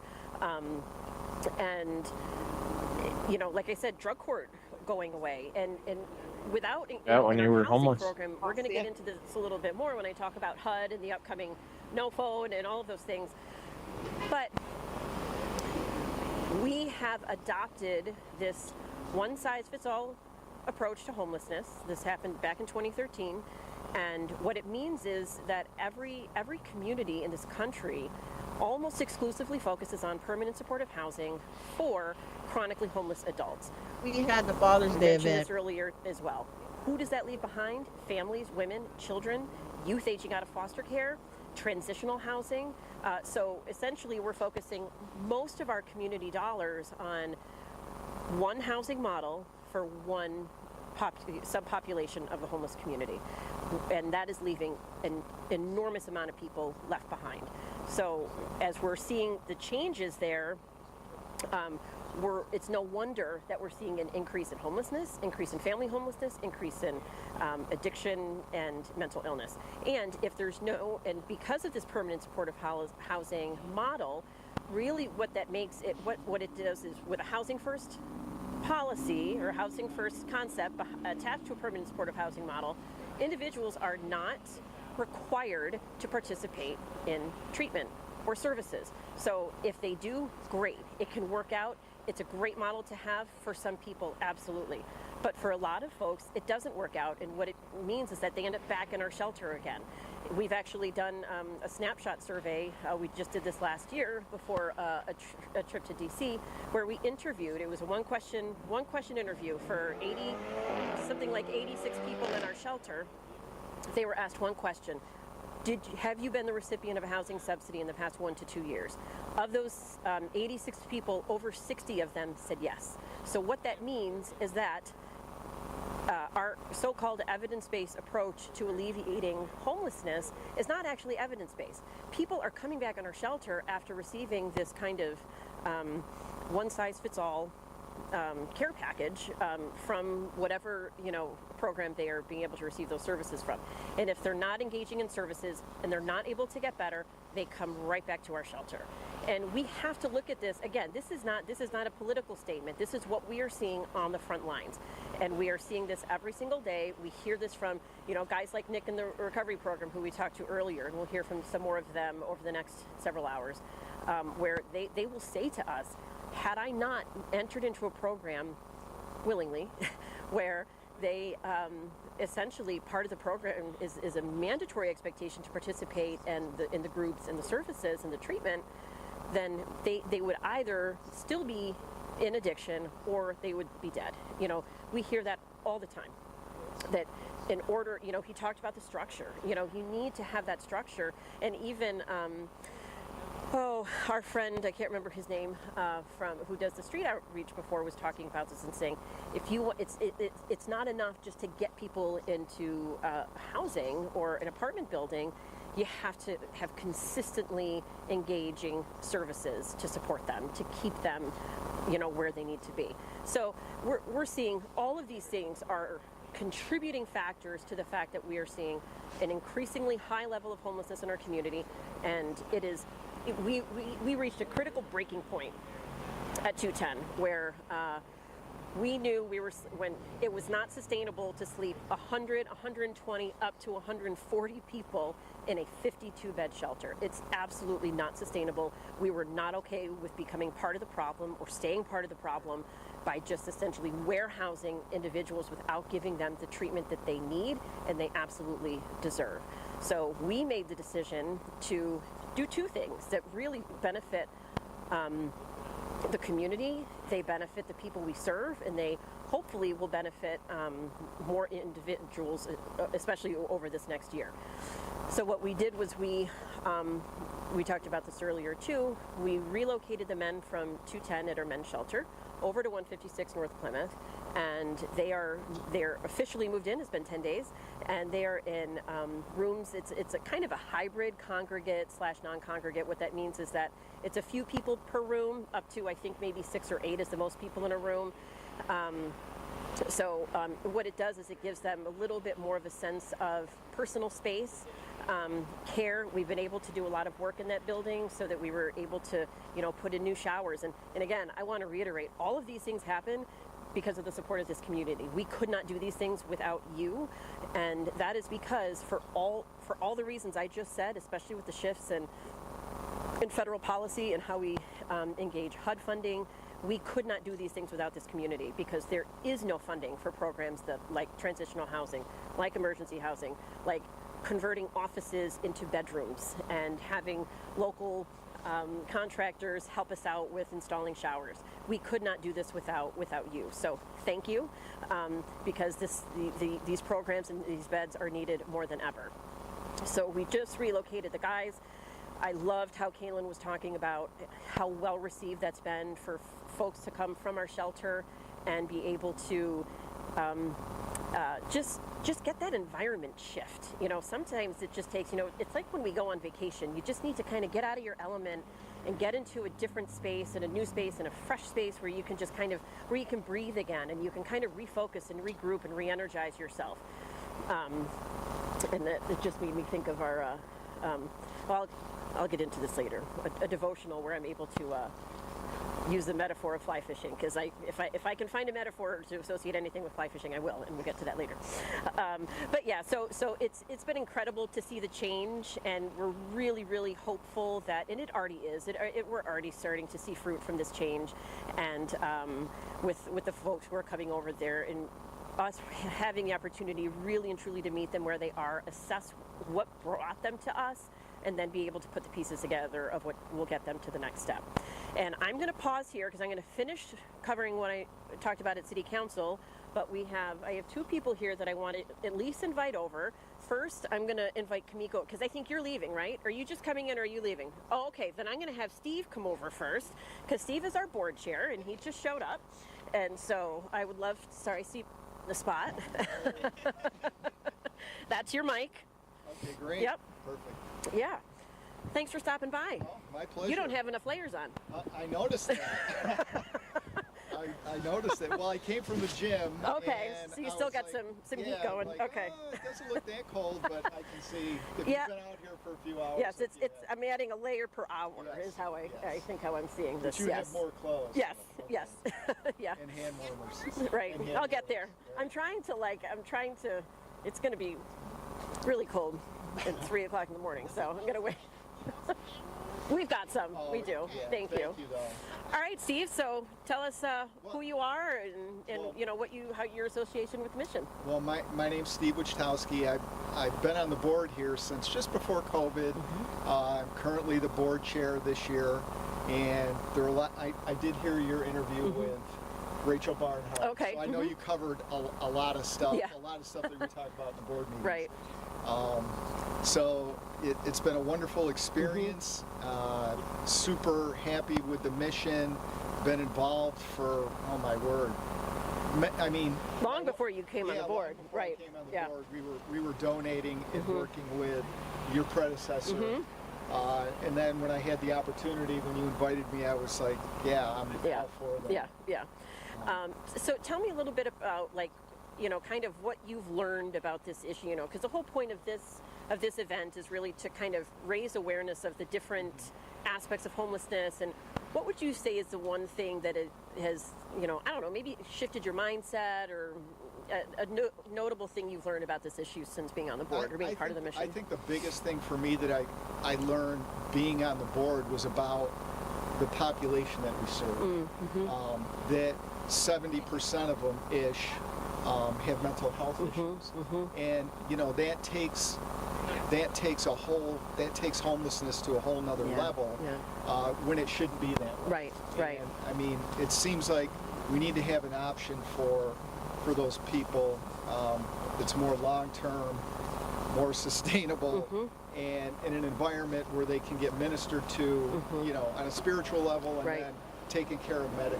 And that, I think that's the biggest thing about what's going on down here now, is we're trying to be everything to everybody. Yeah, right. And that just makes it hard. It's not sustainable. We've been talking about that a lot. You know, just you hit it, like the clinical needs are so high, whether it's addiction or mental illness or medical. I mean, we're seeing a lot of medical issues that we're not a clinical provider, we're not a hospital. We're not necessarily equipped to meet those needs. So how much more, what more do we need to do to get the support of the clinical providers to be able to help, so that we can really focus on the housing and the spiritual needs, and make sure that they're connected to the right clinical needs as well. Well, I know that you met with Dr. Carson when he was Secretary of HUD. Health and Human Services there. But I think it's got to be on the national level, right? It does. We've got to do something there. Yes. So we can have some funds to address the issue, because I think it was back in the 90s maybe where we started to close a lot of these. It was the institutions. 80s, I think, right? I think, yeah, yeah. You know, and as soon as that happened, these people wound up on the street, or, you know, I'm involved in the Ontario County Jail, and, you know, just the Bible studies I have, and the men and women that I see there that have mental illness, that they really don't belong there, and they would have been better served in a place that could have ministered to them and taken care of them, but instead they got in trouble because they're homeless and they're stealing, or they get involved in drugs, and now I see them when I'm in the jail.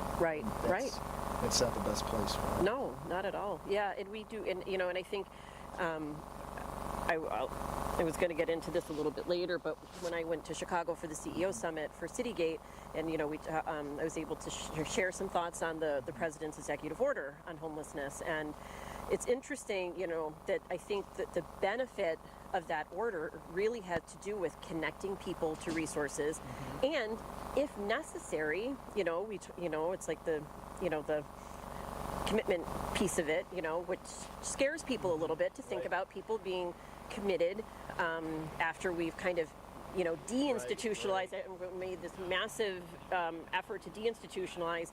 We get very nervous when we talk about reinstitutionalization, right? And at the same time, if you were to come in our shelter and see firsthand, you know, and you do, right? Some of the levels of need, you know, you think, how could anyone in an outpatient setting really and truly help this person get better? And, you know, so we think about those things, and I think that's part of the intent behind that executive order, is to be able to start coordinating agencies like HHS and HUD and the DOJ and all of those departments to make sure that the full spectrum of care is incorporated, you know? Because it's a big ask for our people. And I mean, not just our people, but, you know, for every mission that's participating in this right now, they all have to deal with that, because that 70% is probably true across the board. Absolutely, So everybody's having to deal with that. And, you know, the people that work for us are awesome, but they're not all equipped to deal with. They're not doctors. They're not doctors, and that's really what you need. And I mean, they're miracle workers sometimes, you know, because of how they care for our folks. But yeah, so that's definitely, and it's interesting to see that they're really, and I think some of what we saw in that executive order was a result of feedback from places like Citygate Network and associations that are seeing this firsthand and understand the need for that multi-agency collaboration. And it's a heavy lift to try to get it done at the federal level to start, but at least take a look at that as an example. We could look at that as an example for our community to say, how do we coordinate the healthcare system and the law enforcement system and the nonprofit provider system to be able to make sure that everyone has access to this? This seems like kind of, you know, basic stuff. That Well, I guess my question for you, now that, you know, I'm on the bench and I'm asking questions. So I remember when you met with Dr. Carson, you know, you guys were talking about this whole thing. So, you know, where did you kind of leave it with him? And then, you know, when the change of the administration, they kind of fell through the cracks. Right. And what is it, something that maybe we could pick up now? Yeah, that's a great question. So so we're talking about when Ben Carson was the Secretary of HUD, and we had an excellent relationship with the HUD department during that time, and not just us as a agency, but also Citygate Network as an association. And what we were able to do was we tried to start by making some small changes in the HUD NOFO. We're going to be talking about the NOFO later this evening, but the HUD NOFO is essentially the application for funding, for HUD funding. And every local community does what's called a collaborative application. So agencies don't individually apply to HUD. The community, through the continuum of care, submits their applications. The continuum of care prioritizes those applications and then submits that to HUD.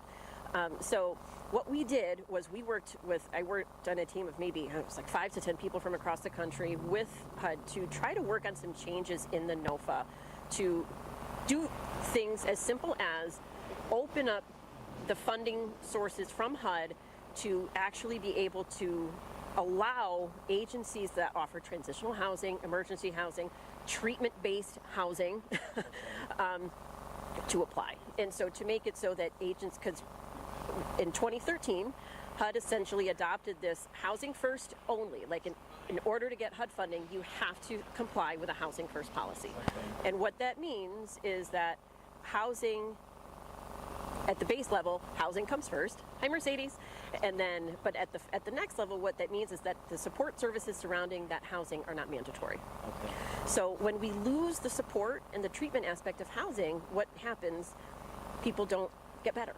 Sometimes they do. Sometimes they just go into that housing and stay where they are, and it it either becomes a success or it becomes they get lost in the cracks, or it becomes a slow death because the addiction or the illness continues. So when we lost that concept of our overall solutions to housing, that's really what we lost. So we were able to make some subtle changes that essentially made it so that other models and approaches to housing would be eligible to apply for funding.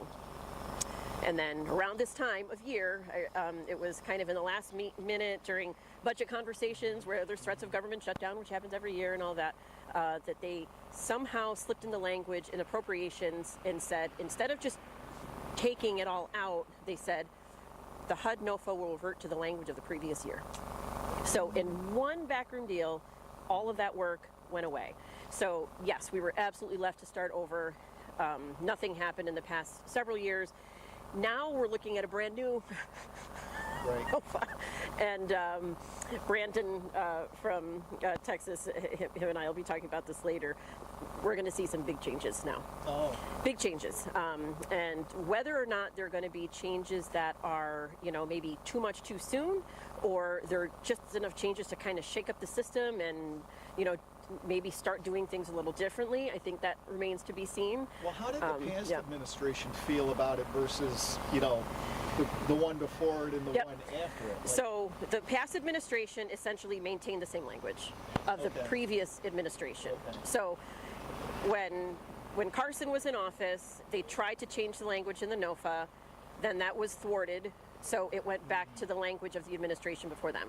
So the administration after them, so really it hasn't changed. It hasn't changed in, like 12 years or more. Yeah. So now we're going to see a big shift. And again, it remains to be seen if it's going to be too much too soon. Again, the changes that we tried to incorporate several years ago were a little bit more subtle. It's just all it did, and all we've been asking for is open up the concept a little bit. Instead of maintaining this one-size-fits-all permanent supportive housing, housing first, and housing only, we have to at some point see that the way we're doing it is not working, and just dumping more money into the same thing is not resulting in progress. So that's where we're at now. So I know that probably one of the biggest things that you'd like to see change is us to figure out and address the root causes of homelessness. And that's kind of a thing that we'd like to do, but that's it seems like a long-term project and a long-term goal. But like, if there's one thing that you need now, like what would be the biggest thing that you need now to help the Open Door mission and to help the people of Rochester? Money? I let you say it. Yeah. No, that's really what it is, and I want to reiterate that the reason for that is because, and I want people to know this, that we are advocating for, we are not opposed to partnering with the government in funding. We're not opposed to that. We know that we can maintain our religious identity. We have the freedom to do that regardless of funding. That's our most important thing. But we want to make sure that, so we'll continue to advocate for that. But in the meantime, that's not available. It's just not. Funding for emergency, transitional programs with wraparound services and treatment, obligations and all of that, those just aren't, they're not fundable. There's no funding for them. So in order for us to be able to continue to do what we do and make sure that every single person we serve has that opportunity for true life transformation, we have to privately fund it. It's just the only way to do it. So unfortunately, that's what we need. And prayer. That is a big part of what we need. We know people are praying for us every day, and we feel it. We see miracles happen every day because of that prayer. So what is it that you're working on right now to try and raise some of that cash? Yeah, so we're embarking on, we're kind of in the quiet stage of a capital campaign, so to try to kind of quietly start raising some of those funds, or at least get some early commitment to this project, because the overall project we have, and I think some of that information is on our website already, is that we want to convert 2 of these floors into the homeless 100-bed homeless residential facility, and then we want to do renovations on our other 2 buildings, the Samaritan House at 210 and 156, where we just moved the guys in. We want to actually, when the guys from 156 move over here into the homeless residential facility, we would like to make 156 all women, and from emergency shelter into a recovery program, and even in the apartments upstairs. So we'll be able to provide kind of like a campus for women that'll include emergency shelter, transitional recovery, and then even some apartments for those who may need them when they're done. How many other, I mean, the Open Door mission is the biggest, mission that does what we do in Rochester. What are some of the other ministries around here that are trying to tackle maybe different aspects of it? For homelessness, or for faith-based, or both, or for both? For both, yeah. There's definitely a community of other shelter providers. And we've got House of Mercy, we've got YWCA, Catholic Family Center, Salvation Army. I'm sure I'm missing some. Dimitri House, Sister Grace, and La Madonna, who we're partnering with. So there's definitely. We have a great community of providers, and we all really work well together. We're able to collaborate, very effectively and efficiently, especially when we have to, about, when it comes to maybe transferring clients or needing support if we need it. And then there's also, I think, the other thing we really try to connect with is a community of Christian providers as well. So in those you've got Youth for Christ, Adult and Teen Challenge, and I think about the Margaret Home out in East Rochester. Door of Hope just reopened, and that's a transitional program for women. Father's Heart. Okay, I know that when I had the business and I was working full time, I used to volunteer for junior achievement. So I used to go into the city school district and teach a business class and whatnot. And I can remember this one young man who was a really sharp kid. But he would fall asleep when I'm teaching it. So after maybe the 3rd time I was there, I asked him, what was wrong, why he was so tired. And he said that, well, I'm working, I go to school and then I work until late at night, and then I have to go and find a couch literally to sleep on. So he was like couch surfing in the city here. So what kind of, I know that we don't specifically, have anything for kids that are maybe under 22 years old. We service primarily adults. But is there somebody in town that's maybe working with those? So Center for Youth is definitely the go-to for youth, and they're definitely the main one. Saint Joseph's Villa did that for a while too. I'm not sure if they still do that. But again, there's limited access, and not only for people who are young adults, but then that whole youth aging out of foster care is definitely a growing population how of big need. do you think that is here? Oh my goodness. I mean, how do you track that? Well, that's the problem, is that they fall off the radar. When they age out, they fall off the radar, and then they're definitely couch surfing, or then they end up in the wrong crowd, and then that it's very hard to know. It's kind of like the families, because families like to fly under the radar too, because they're afraid of their kids getting taken. So, well, can I ask you a question? It's more like a blocking and tackling question about the mission itself. So what does a typical day at the Samaritan House, where where we care for most of the people, when we're putting people up at night, we're putting them up at the Sam House. What does a typical day at the Sam House kind of look like? So breakfast in the morning, and if we're blessed enough to have volunteers to serve it, that's always helpful. They have breakfast, they have prayer, and then at least at the Samaritan House, it really, because it's an emergency shelter, the day, a lot of people will leave throughout the day, go to the library, go about, whether it's looking for jobs or housing, connecting with whatever relationships that they have. We have Captain does a Bible study every morning. Then there's lunch, and there's afternoons. Is usually, the case managers try to connect with as many people as they can to help connect them with, again, the same thing, the different resources. Then there's dinner, and there's chapel, and showers, and bed.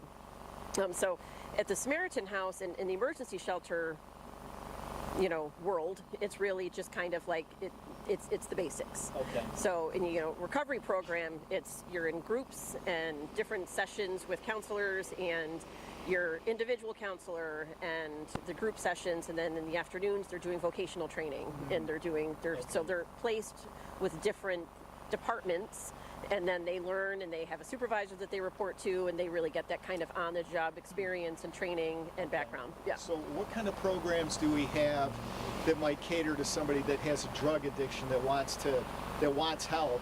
That's the recovery program. That's the recovery program. Yep. That's over here at. That's when we just moved over to the Gates location. Ah, okay. Yes. Okay. Yep. And that's a Christian recovery program. We use the Genesis process. That's our curriculum that we use. And the guys, they do 6 months of really pretty intensive group training. It encompasses the spiritual, emotional, and physical aspects of recovery. And I've got our next interview here. Oh, yeah. And then so they really focus on the group work for the first 6 months, and then they focus on vocational for the last 6. Yeah. All right. Yeah.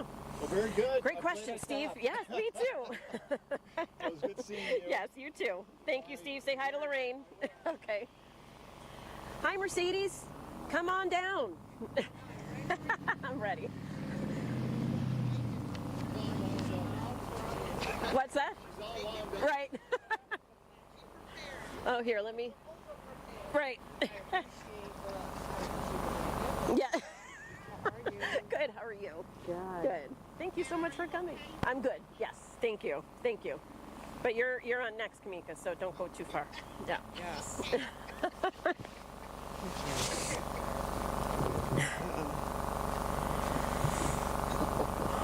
I know. That little layer? Yeah.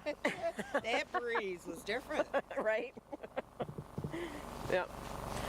Okay, we good? All right. So Mercedes, I'm so glad you're here. Thank you. Thank you.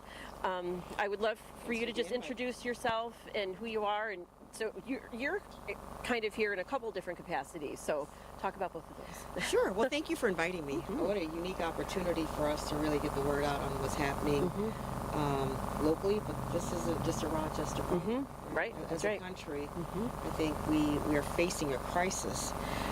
So a little bit about me. Let's see, I wear multiple hats. You do. The first hat is that of a community advocate. Born and raised in Rochester. Have had close ties with Sister Grace most of my life. Another role is I'm a business owner. I own a professional boxing promotion company. I didn't even know that. I also teach at Franklin, but at high school. And lastly is I'm on the Monroe County Legislature. Right? It's vice president of the Monroe County Legislature. So I'm constantly busy. There's a lot of hats. Yeah. There are tons of hats, but when you see the need, you jump in. That's right. That's right. We don't ask questions. We just figure roll up our sleeves Get to work. and have the conversation. Right. We have to just get back to basics. Right. We've That's right. complicated the simple things. Yes. So thanks for having me. Yes. So what are you seeing? Let's start with the ledge piece of it, and then we'll talk about kind of our partnership with Sister Grace and all of that. But talk about what you're seeing on the legislative level locally and what could be done. What are you what should we be looking for at the legislative level? Sure. So as a county legislator, my primary role is to manage a budget. We're in the business of people. So human services is our primary focus, along with the auxiliary programming that we provide. Our number one focus is to ensure that every member of every resident of Monroe County is accounted for, and that includes the homeless population, our unhoused individuals here at the county. I often tell people the one thing that you should advocate is certainly for homelessness, but ensuring that enough dollars are allocated to human services. In fact, we're in what I call like budget season. This is the season. This is the season to ask for everything, but we're going to be going over some of the proposals that different departments are bringing forth. And certainly my goal is to ensure that human services gets the top dollar, that focus and emphasis is given on to some of the needs that are happening in our community. This is a county-wide issue. Everyone seems to think, no, this is just the city of Rochester. But as you drive out to some of the communities, you're seeing it. The impact is growing. Yes.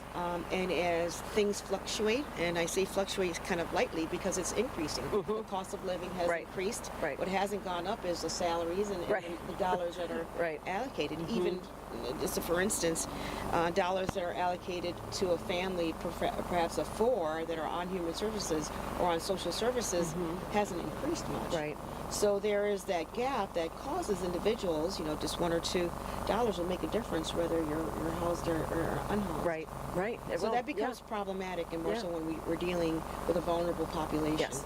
And we have to make sure that they have a voice. Yes, absolutely.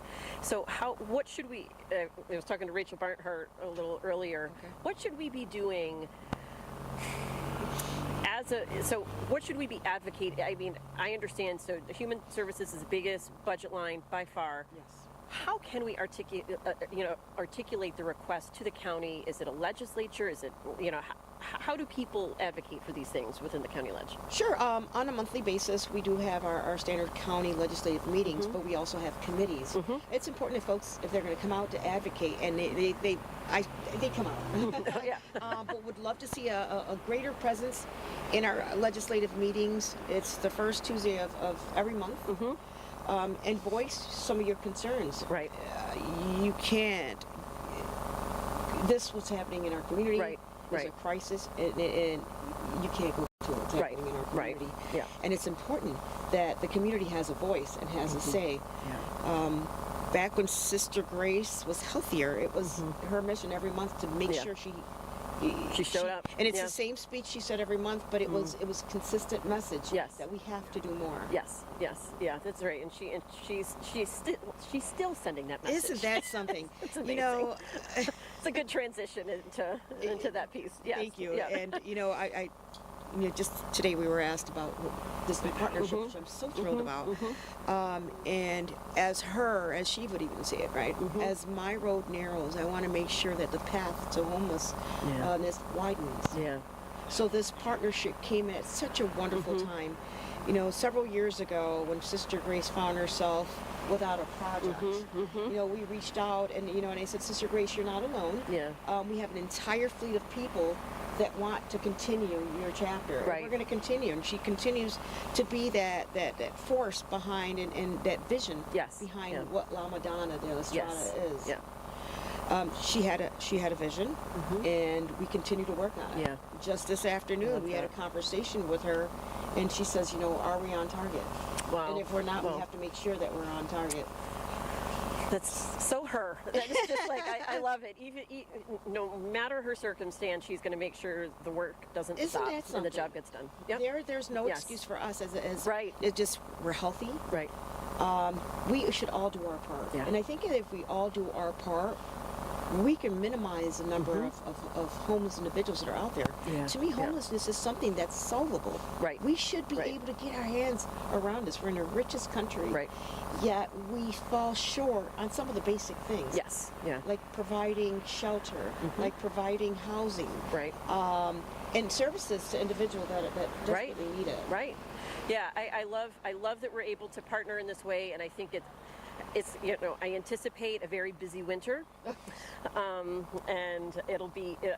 I'm really just excited to see how God is going to work through this project. I'm really excited to see just the different dynamics of us getting a little bit more in touch with our roots and our kind of like, okay, how do we help get you better? And then also have people that are able to come in who we might not have otherwise been equipped to serve. Who Sister Rita, who will now be kind of, doing that, will be able to say, come, and we're gonna, you just stay here for a while until we can get you, where you need to go. And I'm just thrilled about it. And yeah. Oh, I am too. And this has been a 3-year journey. This has been prayer, hard work. Yeah. And this partnership was exactly what we needed. Yeah. When we talk about 2 institutions, we think about the Open Door Mission and what Sister Grace was able to do for so long. To partner up, this is just a blessing. Yeah. And anyone that comes in and anyone that we've worked with and interacted with, they're all very excited about what this means for them. Right. And Sister Grace, I'll tell you, she keeps us on. on target, Yeah, I bet. focused, I bet. And ensuring that we continue to advocate. Not only are we going to open up a shop, but we're going to continue advocating at the local level. Right. That means the county level. The city has some influence, but really it's the county that has that, right? Because we're in the business of people. Right. And at the state and federal level. Yeah. It's important that those dollars get allocated now more than ever. It is, and I think it's also important that we do try to look at things with a new lens, just because we have to see, I've been talking about this for a long time now, we have to see that the way we've been doing things all along just isn't working. Absolutely. And just, and it's one thing to put more money into it, but we have to look at the reality of where do we want the money to go? And we want it to go into places where it's effective, right? Anyone would say that if we're going to be good stewards, whether you're elected official who has to manage a budget, or a nonprofit who has to manage donations from people that are giving their personal, voluntarily giving their personal resources to us to get the work done. How are we good stewards? We have to look at the way to make the dollars stretch the longest and have the most impact, and absolutely. Yeah. Being fiscally responsible is certainly my priority. There's even things within the legislature that I've probably voted no, perhaps against many of their wishes, Sure. but I didn't. It's taxpayer dollars that we're accounting for. Right. Now we're dealing with a vulnerable population. We want to make sure that we're being fiscally responsible. My job is to get individuals to become independent. Yes. So how do we do that? Yep. We now have to uplift a community that for decades have been just a number. Right. That's right. So now we're giving folks, we're bringing the human side to homelessness. Yes. We're going to have conversations. How do we uplift you? What are some of the issues that you're having? Let's make sure that you have the necessary resources. Yeah. Yes.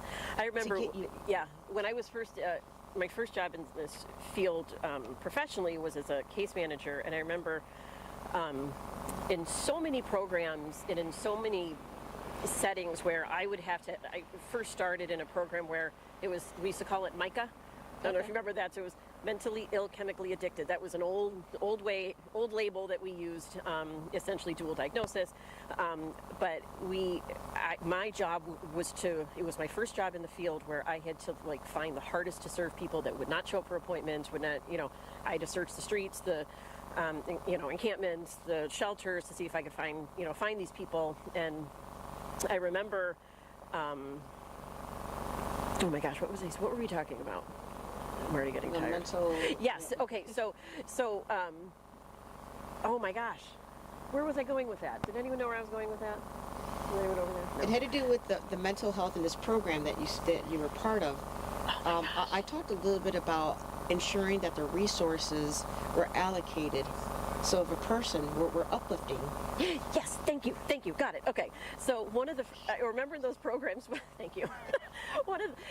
I always had to ask the first question, Shane, I'm going back to some of our earlier professional days. The first question you always had to ask was, what's your barrier? What's your circumstance that's making you, it was always like you had to lead with the what's wrong with you question. What is your barrier? What is your because in order to qualify, you had to have a high risk, situation going on. And I remember early on feeling like, and I know you are a woman of faith as well, like that doesn't feel right. That's not a. It's almost like you're casting judgment. Or you're identifying that person with their circumstance or their situation or their mistakes or whatever it is. And if we really and truly see people as made in the image of God, then it really should be that we are seeing them for their potential, for their gifts, for their strengths. So one of the earliest things that we looked at when we started our cold water program was when we do our intake process, we want to first ask, who are you? What are your strengths? What are your gifts? Where do you want to be? Okay, what are the challenges? Then start looking at it. Right? What are the challenges that get you there?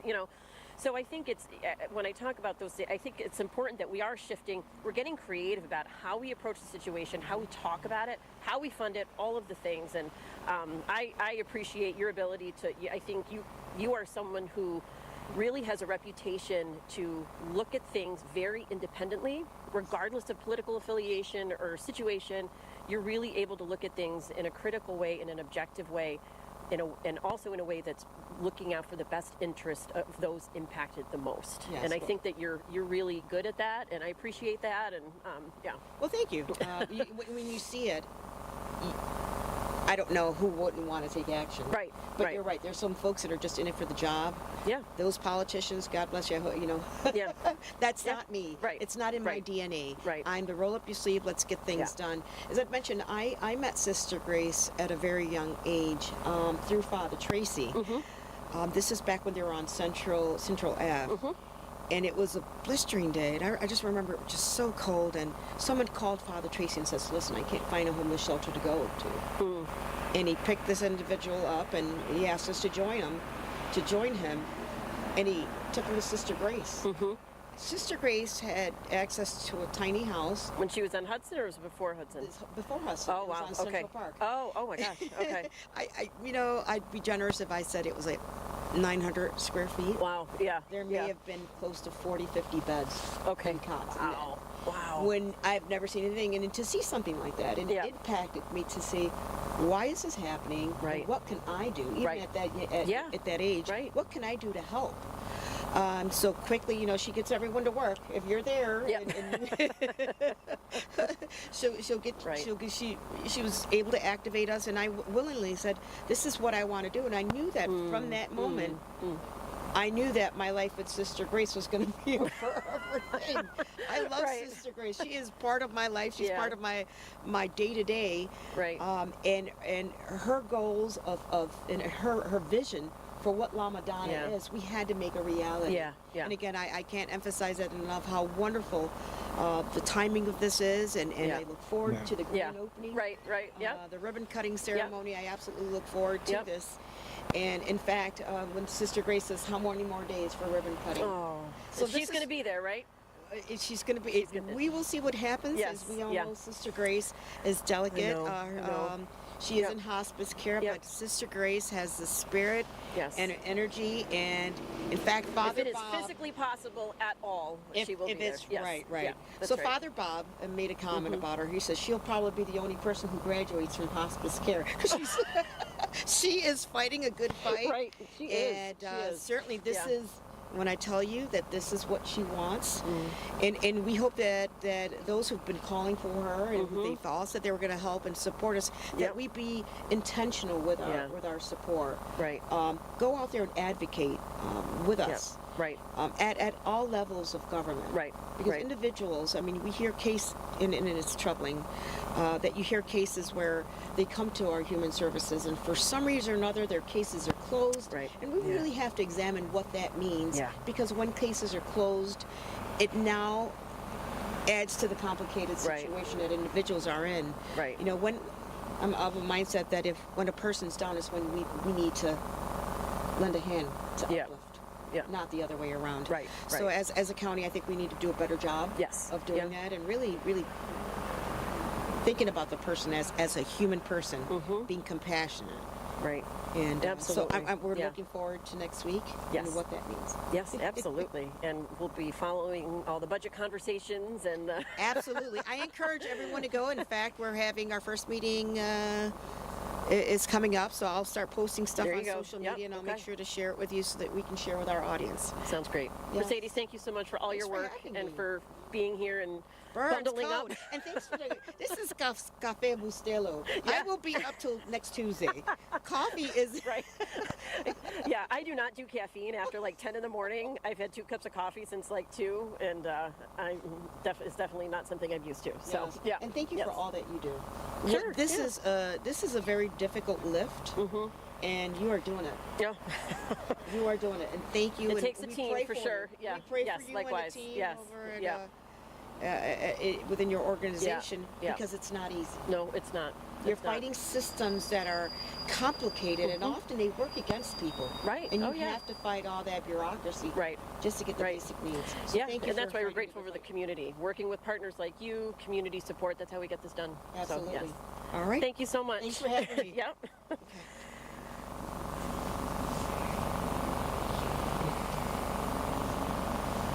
Okay, thank you to Mercedes for coming. Are we still on?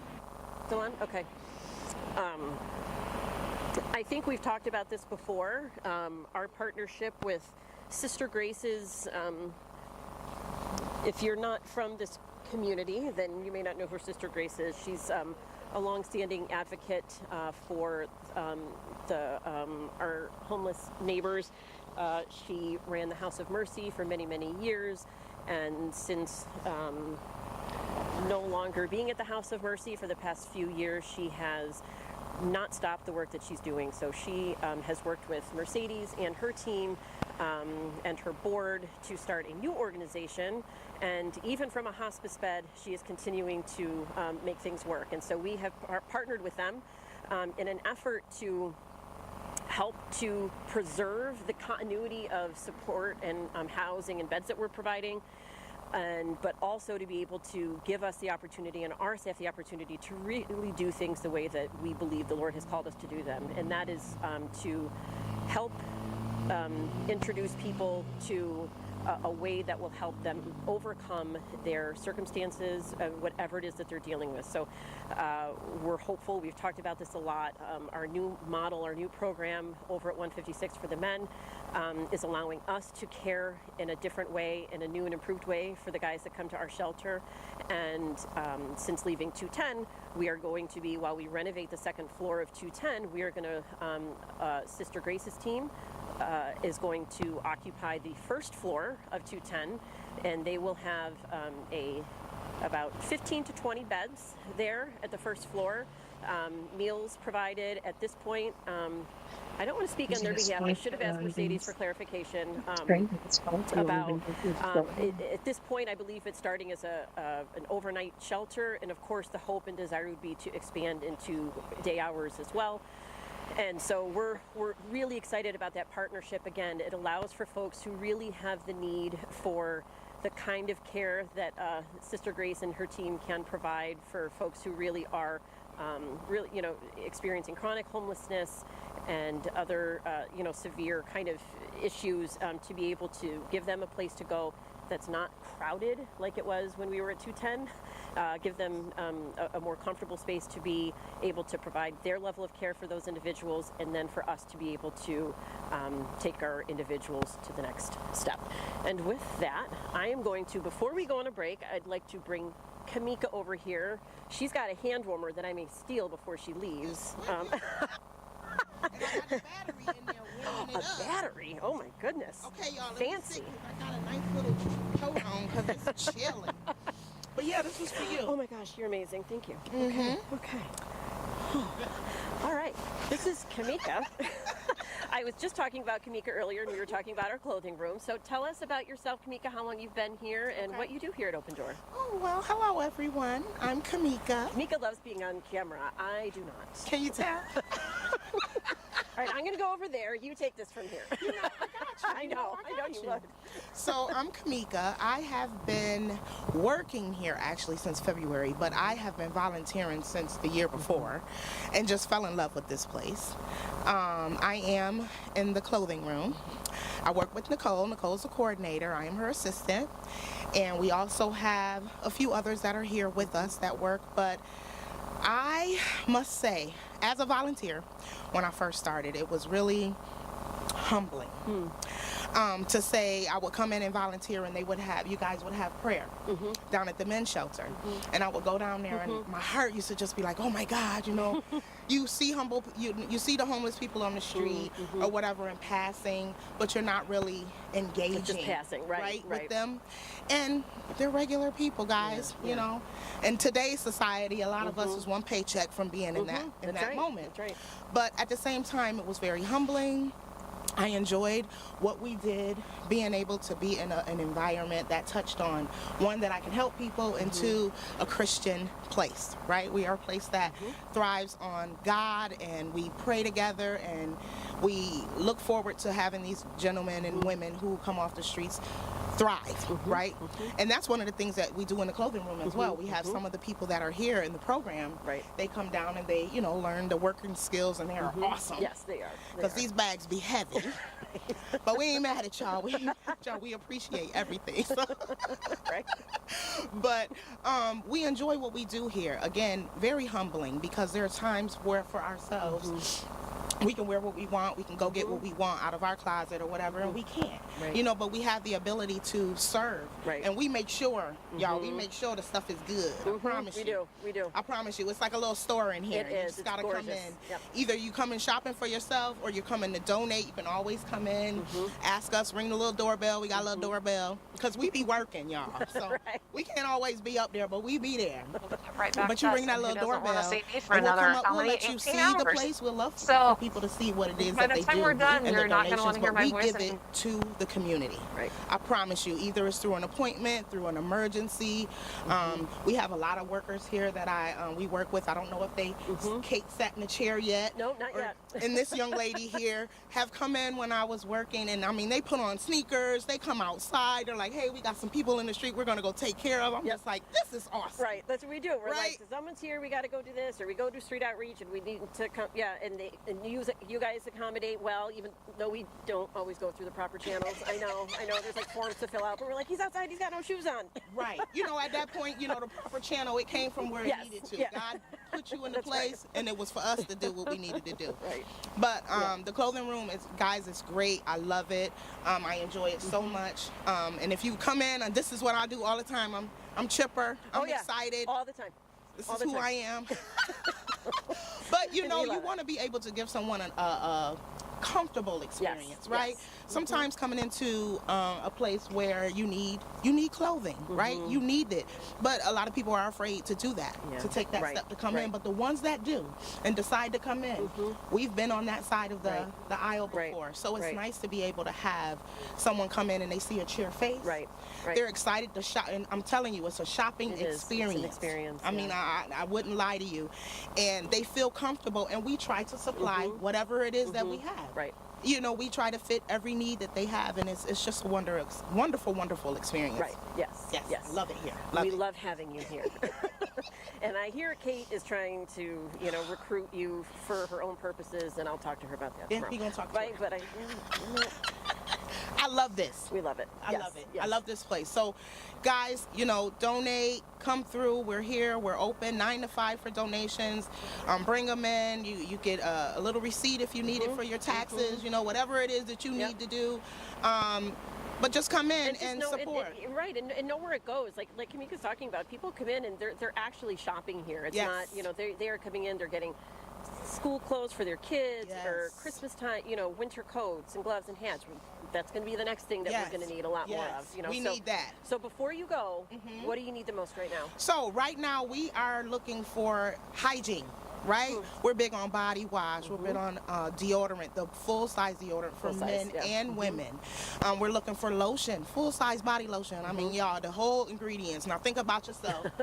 When you're going into the shower, right? You're gonna get the shower. You're gonna come out. You want to oil up. You want to, we want to be able to give that same support to our community. So definitely the lotion, the body wash, the mouthwash, huge for mouthwash, and also the toothpaste, maybe the smaller, smaller toothpastes, which would be great, because we do serve that to the emergency. Now again, we do serve the bigger ones, but those are ones that come in more for the appointments. But those that come in for emergency, we want to able to supply the smaller things for them. They can't carry it around. They have nowhere for it to go, but they can use it right then. So we look forward to that. Kids clothing. We're looking for, we're taking care of these kids. They're in school, guys, and they came in and we made sure that these kids are taken care of. So we're looking for those things, and we appreciate your donations. Again, it goes to the community. We take care of our community. Boys, girls, men, women, everything. 2T all the way, 0-9 months all the way up to old. Dress club, I don't care, whatever you think that you have that that would look nice on someone, that someone else interviews. Even for our guys here in the program, we want to make sure that they can go out into this community. Hands down. Ready to go. 10 toes down, comfortable, feel nice, feel important, and that's what we want to provide to our community. Amen. Amen. Thanks for your work, Kamika. We love having you here. Love you. Bye, guys. You should be doing this whole thing.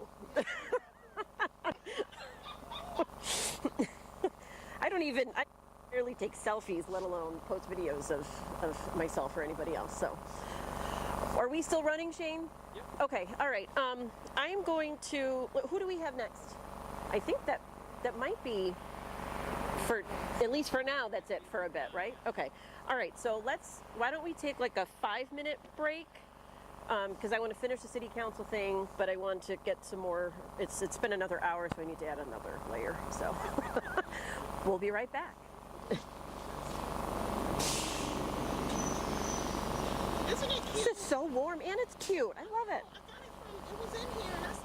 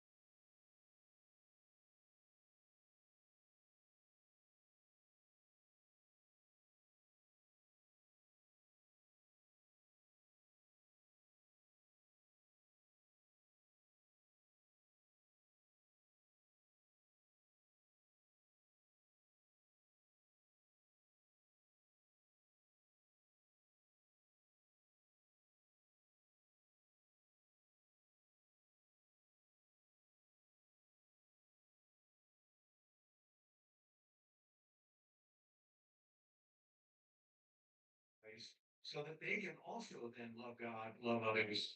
Amen. Guys, whoever's on this Zoom room and needs to get into the national food, just let me know either through the intercom or here on Zoom, and I'll put you in the right room so you can stream the national feed on this.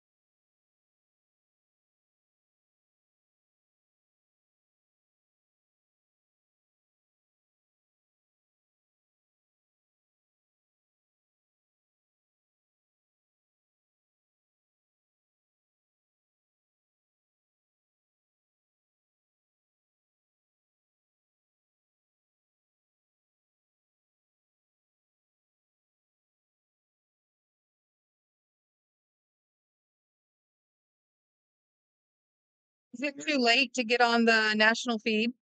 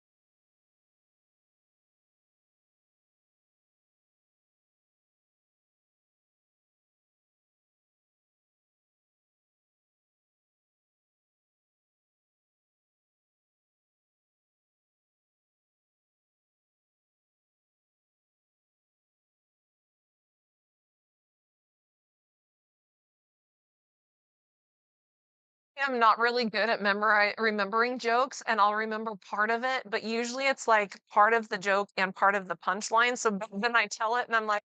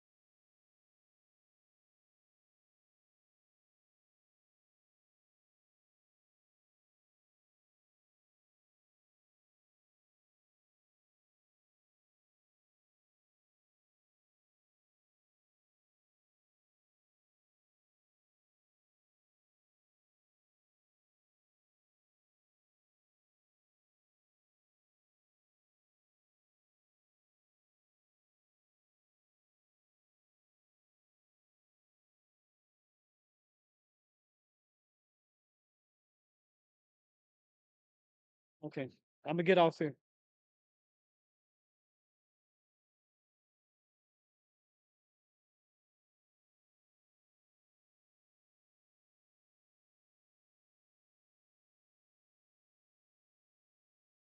Go on breakout.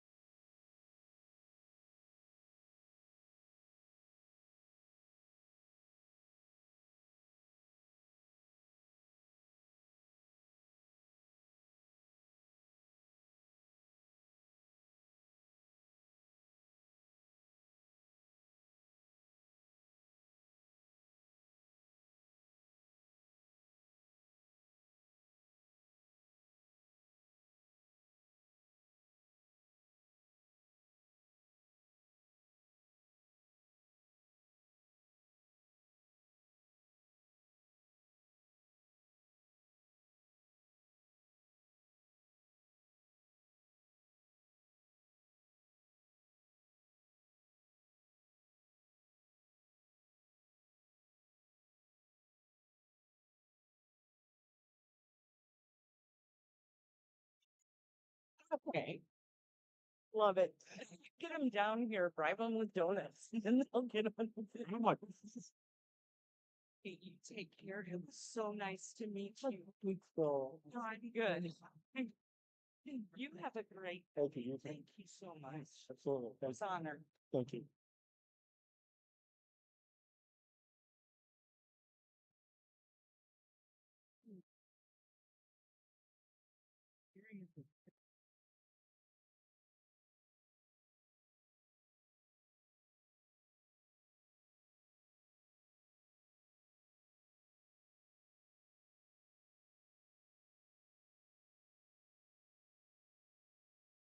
Trying to get a shot of quick with the sun's out. And, I mean, I think we kind of decided let's swap by using it on stage right now. Yeah, no, I think so. That's kind of, she's like, what she, she say that stronger in tenderness, but also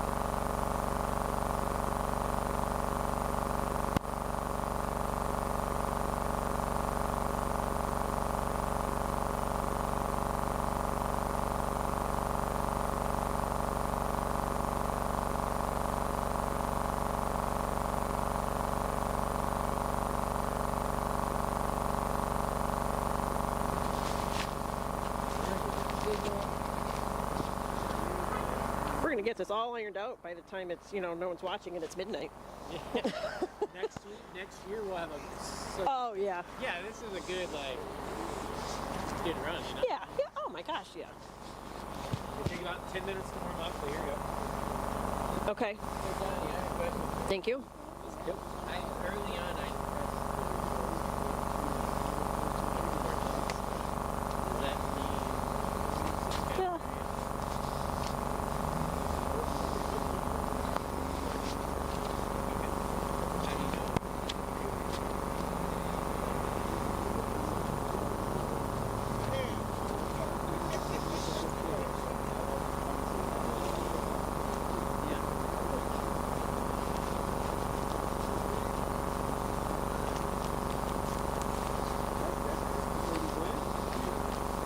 We're almost ready, Eric. Uh-oh.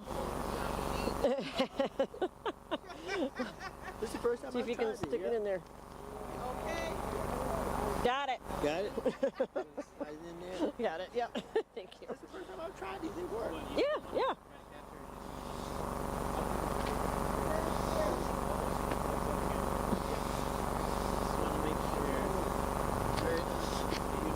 Okay. You're fine, Eric.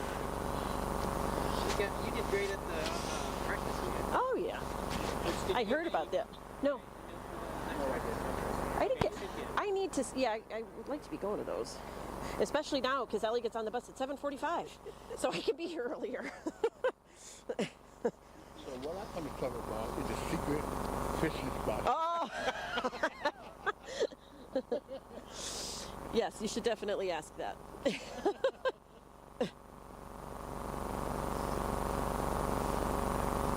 Conversation a little bit. Normal concept. Mm-hmm.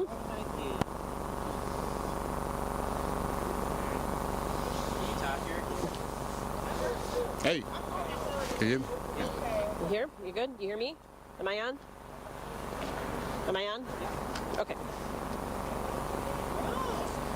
Are we good to go? Are we streaming yet or no? Want me to switch over? Yeah, we're good. If you think you're going to fall asleep, you won't. This is actually like a form of torture, isn't it? Like play the loud music and the bright lights when you're like sleep deprived. Yes, yeah. And the mic is right It's here. like a CIA interrogation room. Right. I don't know anything. Really, I don't. I feel nervous because the mic is right here. I know. The lights here, the mic, this, yeah. No, it's okay. It's okay. Are we on? Are we good? Yeah. Okay. We're good? Yeah. I think I said it like 3 times now, right? Okay. All right, Eric, we're back. Let me just recap why we're here. My name is Anna Valeria. I'm the CEO here at the Open Door Mission, and this is Conversations on a Bench. This is an event. We are participating in this event for the first time this year. It's an event put on by the Citygate Network, which is a national association that we are thrilled to be a part of. It is a national association of, it used to be called the Association of Gospel Rescue Missions, so that's kind of a way to define it. It is made up of over 320 plus organizations that are Christian rescue missions offering everything like we do. Most of us do similar things: emergency shelter, addiction recovery, all faith-based and gospel-centered. So this event is in honor of World Homeless Day, and so for 24 hours we are here on this bench at the corner of Main and Plymouth in downtown Rochester, New York, and we're having conversations. And Eric is with me now. We're going to talk to Eric and see, get to know him a little bit, see what he's up to and why he's here. And we have been here since 3 o'clock this afternoon, and we'll be here until 3 o'clock tomorrow afternoon. And every hour, as you can see, we're adding another layer. The temperatures are getting lower, and I am taking my breaks to look at what missions are looking for people in Florida. So, for next year. Okay, so Eric, thanks for being here.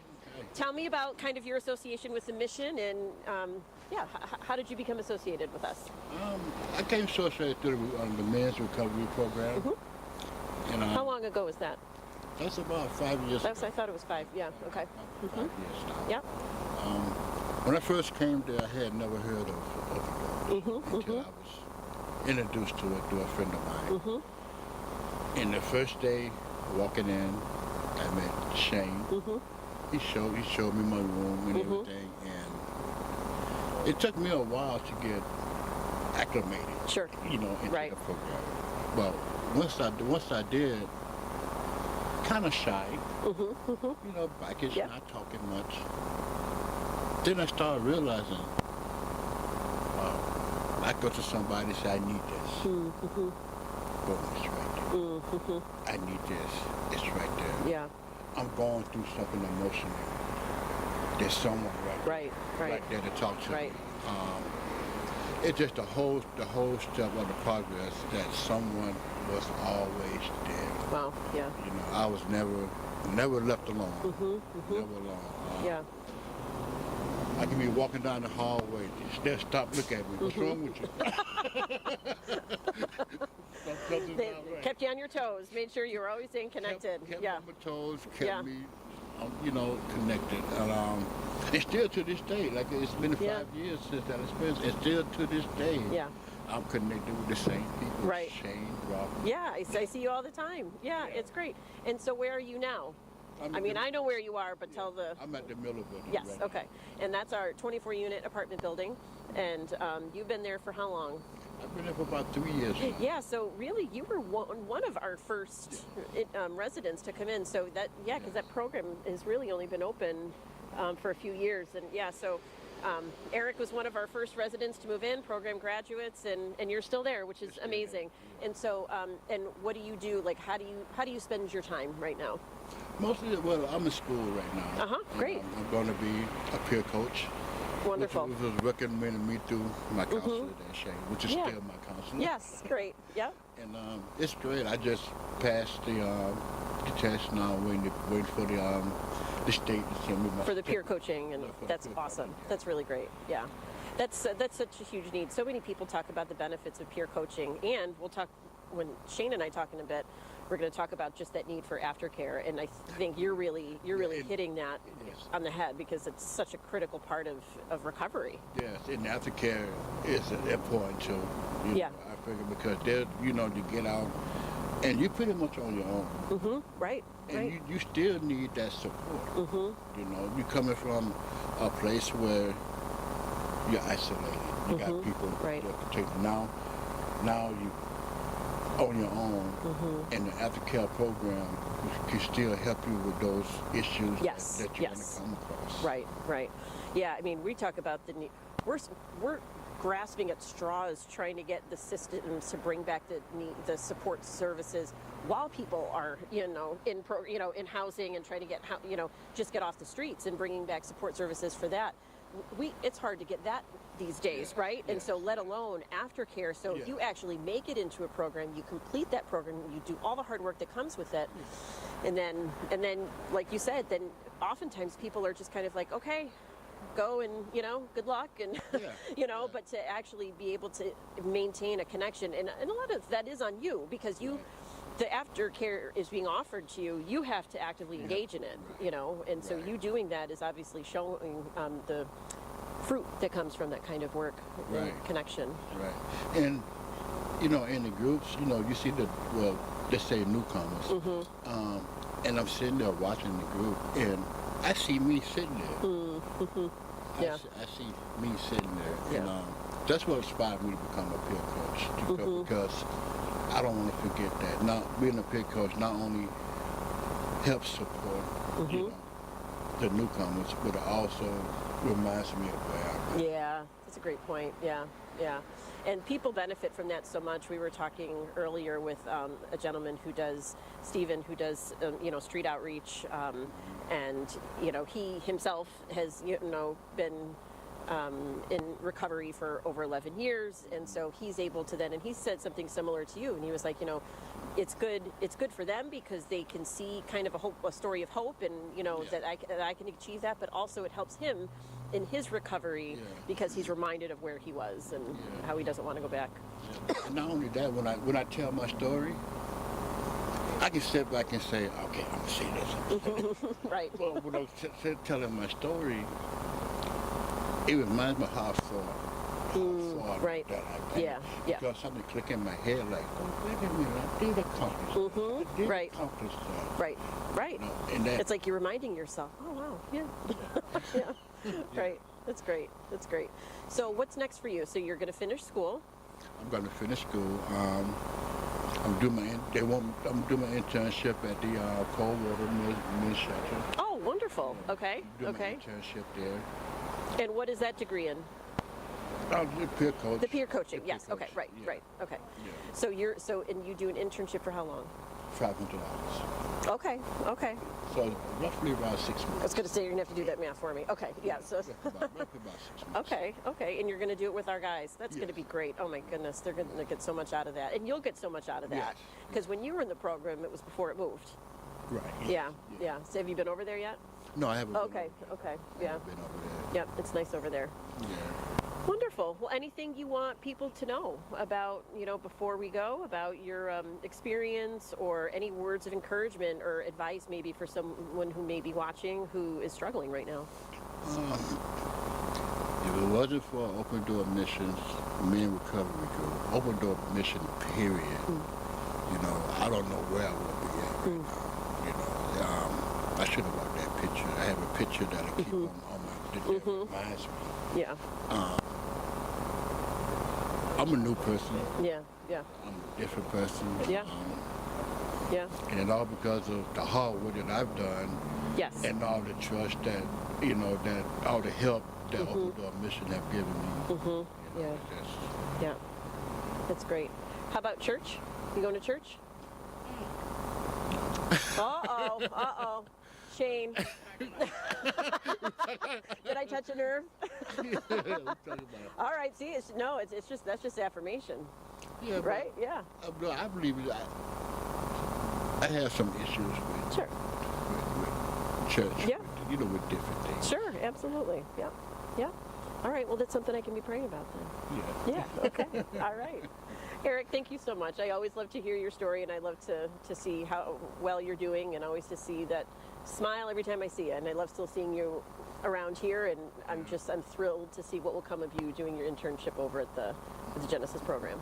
Okay, thank you. All right. Thank you. Thank you. And you're going to need to get warm now. Yes, it's cold. It's cold. All right. Thank you, Eric. You're welcome.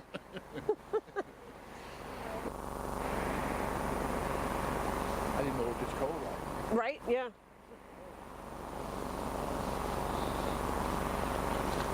Are we off camera, mic, or both?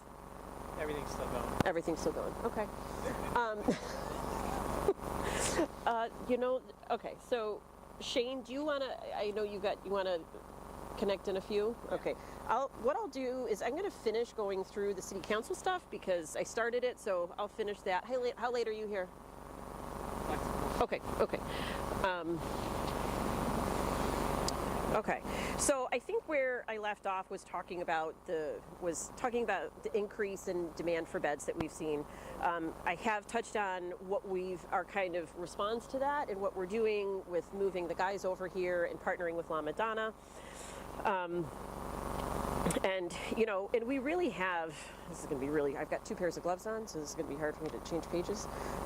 We really have for the past several years been advocating for and reaching out to anyone that we can, city, county, to just get support for securing another location, whether it's through additional funding to be able to renovate buildings, hire more staff, or to secure another location. And it's difficult, and and not all of it. If we're really being fair, it's not. I don't believe it's because the city or the county, they don't want to help. I think we've had really well-intentioned conversations. There's things that we can't really get around, like a urban revitalization district that someone owns a building in this part of downtown, and we would love to be able to take that building and convert it into a shelter, but it's an urban revitalization district, so we can't there's no change of use in zoning for a building like that. We've tried a couple other buildings and similar issues, some neighborhood related that should be able to be overcome, but more or less we've hit dead ends. But this is where the challenge and joy of being a Christian in a realm like this, nonprofit, human services agency, ministering to people, but trying to, keep a business functioning, is that I'm often kind of slapped in the face and like, why didn't I see that before? And it's just God working out things in His own time, until we're ready to hear it, we're ready to receive it, and ready to act on it. We can talk a lot about the spirit and the spiritual development that comes from waiting. We have been out there searching and advocating for more space, and I was sitting in my office in this building right here, maybe last summer, and I was just sitting there praying about, like, what do we do? We had just hit another dead end, and even in the summer we're bursting at the seams in our shelters, and and I just remember in that moment the Lord being like, look where you're sitting, like, look around you. I'll leave out the part that I'm hearing, like, look around you, stupid. Look at where you're sitting. You're sitting in a virtually empty building. The first floor we had already converted into our clothing room, community resource center. We have some plans to do more with that, in terms of it being kind of a one-stop shop, a drop-in day center for folks who need some just kind of walk-in help. Everything from emergency laundry facilities or showers to just being able to pick up a hat and gloves if they're walking through downtown and it's cold. So I remember, kind of in that moment praying and the Lord just saying, look where you're sitting. And I was like, oh, look at that. And we then began the process of going back to folks in the city in different departments and saying, what could we do here? What could we do right where we are? And just as a little background, and this is just, I think, again, this is just nothing but God, is where we're at here on the corner of Plymouth and Main Street. We're in it's the old Wegman building. So there's some history to this building, and part of that history has to do with Open Door. So we have been operating out of 156 North Plymouth and 210 West Main for many, many years. But Open Door Mission originally started in 1952 with a man named Grant Spiker, and the very first organized Open Door Mission function was Thanksgiving dinner in 1952. And up until then, and that happened here in this location, and up until then, where it started, where his ministry started, was right here on this street corner, Plymouth and Main. So the roots of Open Door are right here where we're sitting now. And we didn't know this until we decided to do this to propose a project here in this building. And so we had to create some history of the building, and we had to look up the history and what the background of this location was, because we were looking at the backgrounds of all of our buildings. So we begin to kind of tell a story of how far the mission is. When I first started at Open Door, we were operating out of 2 facilities. We're now operating out of 6. And so when we look to do campaigns where we're going to do renovations and expansions, we have the history so we can tell that story. And so it was really fascinating to learn that we, after almost 75 years, we've come back to the roots of God Plan in this organization. And here is where we're going to be able to expand it. So oftentimes we search and search and search only to be reminded by God that our answer has been right here all along. And so we have done a lot of repurposing existing space. And so I'll kind of go through a little bit of background of that. And then I'm going to have Shane come on. And then, then I'll finish the council stuff. And the Hager House exists. So, for example, at 210, I think I had been, my current role, I've been with the mission for what we've experienced at our hundreds now, 11 and a half years. And I have been the CEO for 8 now, I think. I lose track of time. One of the first things, so I came into the role in September of 2017, and I I working on our do a lot of street building. outreach, and at the time I was doing a lot of Some street of them outreach with the over in the renovations, we'll be able to, Lyle I was Avenue, basically Jones Park pulling neighborhood, and doing outreach with the sex workers in that you know, area, so our recovery center has been set and up getting to so know a we lot of them, actually getting to know their plans background, for and stuff. so it was. I had 40 just come into the role in events, September. I was doing street events outreach, for women, and it was one of and these 9 like special sub you know, It's sub-zero wind insane. days, and I Yeah. approached a girl who was Same walking ratio around in a tank top we and in that area, and I was, if you can I get you to a shelter? You know, we were just talking, and I had asked her if I could get her to a shelter, and she said no because she felt unsafe, and I said, well, and at the time we weren't serving women in our shelter. Our shelter was for men, and we were full, and it was cold, so we were even more full. But in those days, 60 to 70 was full and over full for us. So now we're looking at like 140 is when we start swarming. But in this day, this woman said she didn't feel safe going to a shelter, and I said, well, I'm just putting this out there. I'm from Open Door. If we had a space for women, would you come to us? And without me even finishing the sentence, she said, oh, absolutely. And at the time, I didn't really understand that, because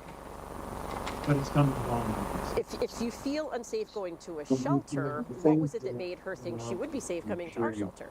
But either way, it was a moment of clarity that I had been seeking for a while. Anyway, just knowing that we needed to expand our service, we needed to begin services for women. One of the first things I did, I had started this project with my predecessor, Mike Hennessy, and completed it after he left. But the cold water program for women and children was the first, one of the first things we did.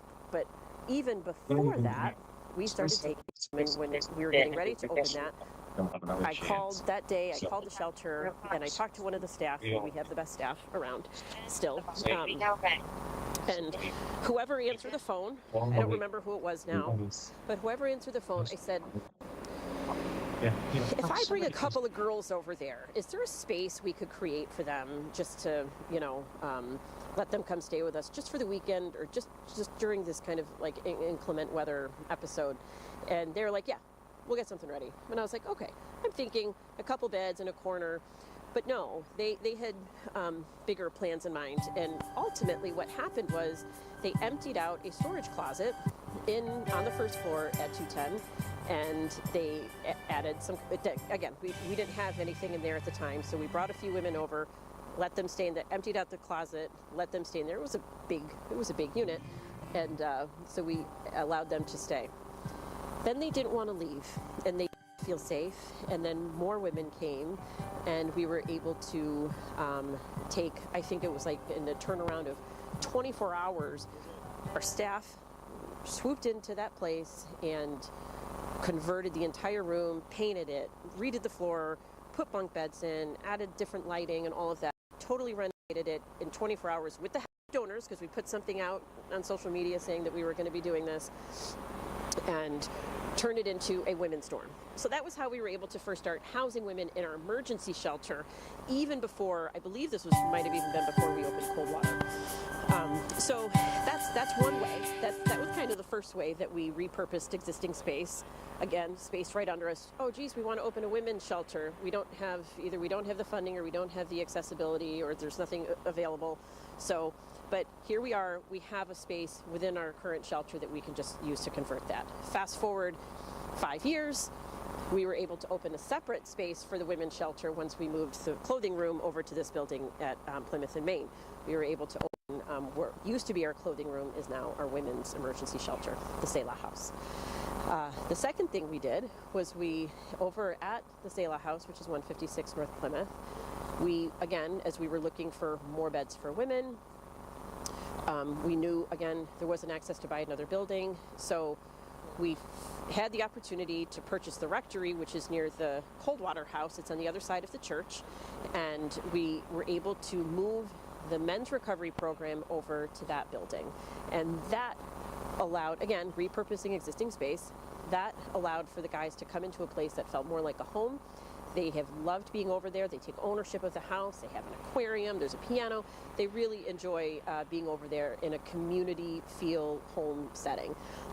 So that was another way that we were able to then, because we had moved them there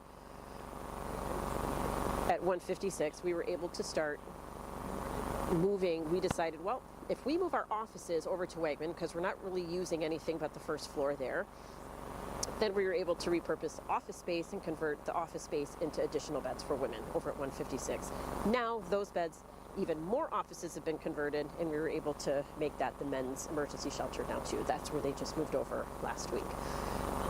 Finally, or next, because only God knows when this will be final, here at the Wegman building, this is kind of how I started this conversation, that we had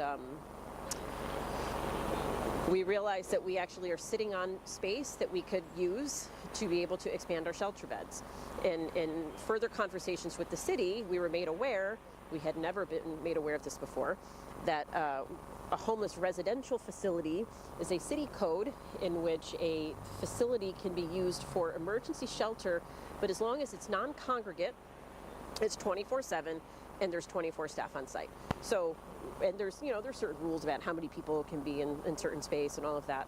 So once we realized that that is an allowed use and it doesn't require a variance or a conditional use permit or any sort of specialized zoning adjustments, we realized, wow, we can actually do this. Now we can do it. Whether or not we have the funding, and we're working on that now. But again, these are just 3 ways in 3 of our buildings where we searched and searched and searched outside.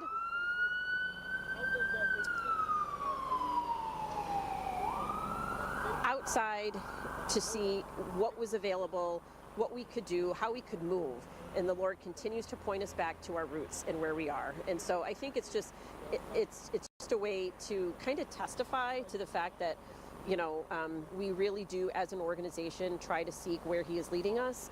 And oftentimes, and sometimes we get it wrong, or we spend time going after something that isn't where He wants us to go. And so He has to remind us and He has to keep us in check. And I think the most important thing we can do is to be able to say, okay, we're going to stop, we're going to wait, because if you're not moving us forward, then we don't want to push that. And He's never let us down. So we continue in that way.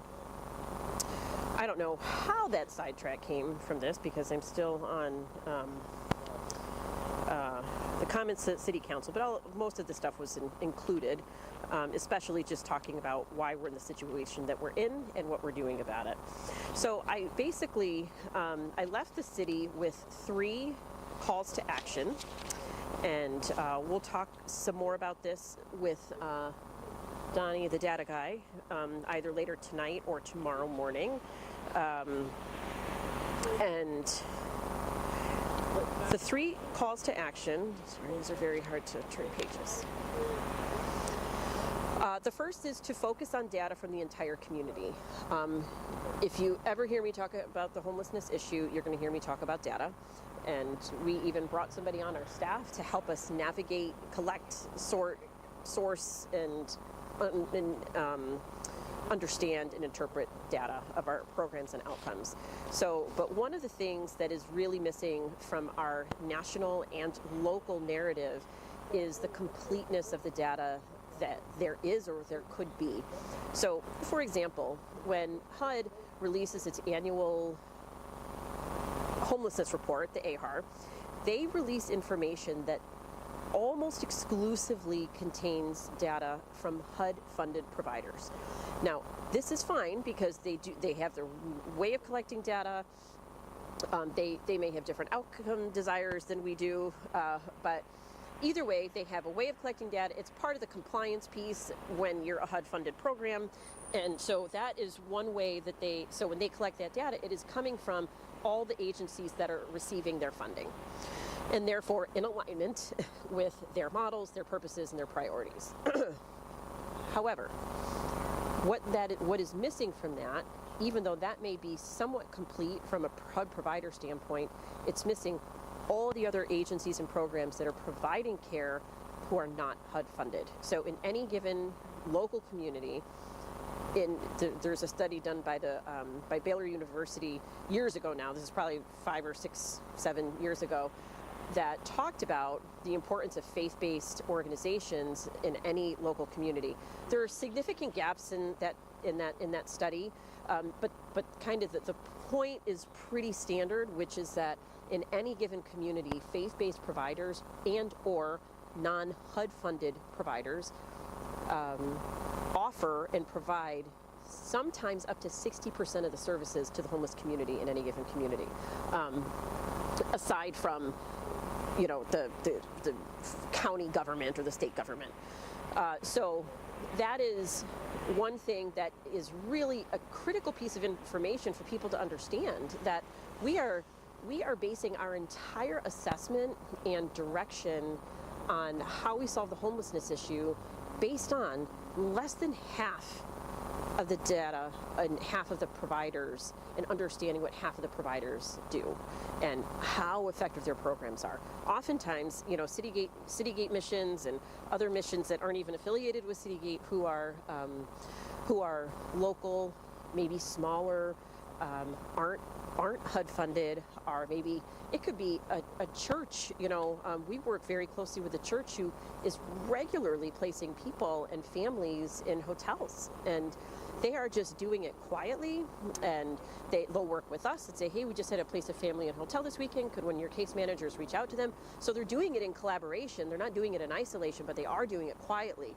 And I know just from how often they've reached out to me, I could come up with a ballpark of how many families they've placed in hotels, but and how much financial resource, how the financial resources that it took to be able to accomplish that. But that's not being tracked anywhere. And we had, I think I talked about this earlier, we had one very small HUD program. It was Permanent Supportive Housing Program for chronically homeless families. We have decided to hand that over to another agency, and I'll get into the why of that in another session. And the reasons that we decided to do that, the reason that we decided to engage with that program even to begin with, was really just to build a bridge with HUD, to better understand how it works and how it is to be a provider for a program like that. But we never grew it. We knew that we were very intentional about the fact that we did not want it to be something that we needed to depend on, and that if we ever had to give it up, or if conditions in HUD changed, that we would be able to smoothly pass it along to another agency, so there's no there's no disruption of services and that. So we're in the final process, final stages of that transfer. But I say that because that is the only program that we offer, or we offered, that would have contributed to the overall HUD data for this community. Every other program we offer, emergency shelter, 2 emergency shelters, so up to 140 beds a night, transitional housing for women and children, residential recovery for men, eviction prevention for men, women, children, and families, and street outreach, outreach where we are, like Rachel was talking about, if she has a constituent that calls her and we help her out.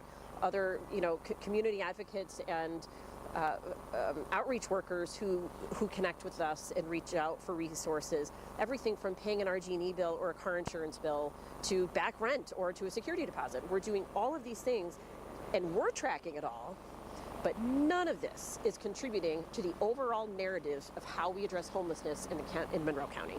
So think of that as a small little snapshot, and then multiply that by most other local districts across this country, where whether it's 20% or 60% of the services being provided in the homeless population, that information, that data is not being tracked. It's being collected. It may be collected by the agency and the provider, but it's certainly not part of the broad narrative of any given community, let alone the entire country. So I can go on tangents, but I have to do this for like 20 more hours, so I'm not worried about that. So the first call to action was to focus on data from the entire community. So even if there was a legislative action or a city rule or something that mandated something like this, where before you compile a department report on homelessness in Monroe County, there should be some attempt and some mandate. I would actually push for a mandate level of data being collected from non-funded providers. So it could be very, very basic. Number of people served, length of time, program type, that kind of thing. Just so we can get an idea of what is being done that is not being funded publicly. If we could do that, we could begin to get a more broad view of what it's like to provide services in a multifaceted way, and not just be hung up on permanent supportive housing, housing first, chronically homeless individuals, adults, because again, I'm going to repeat this multiple times throughout this whole thing, when we do that, it is a necessary priority, and it still cannot be the only one. We have to include a direct focus and a direct attention given to women, children, and families. That being said, understanding and collecting data is a critical piece to that.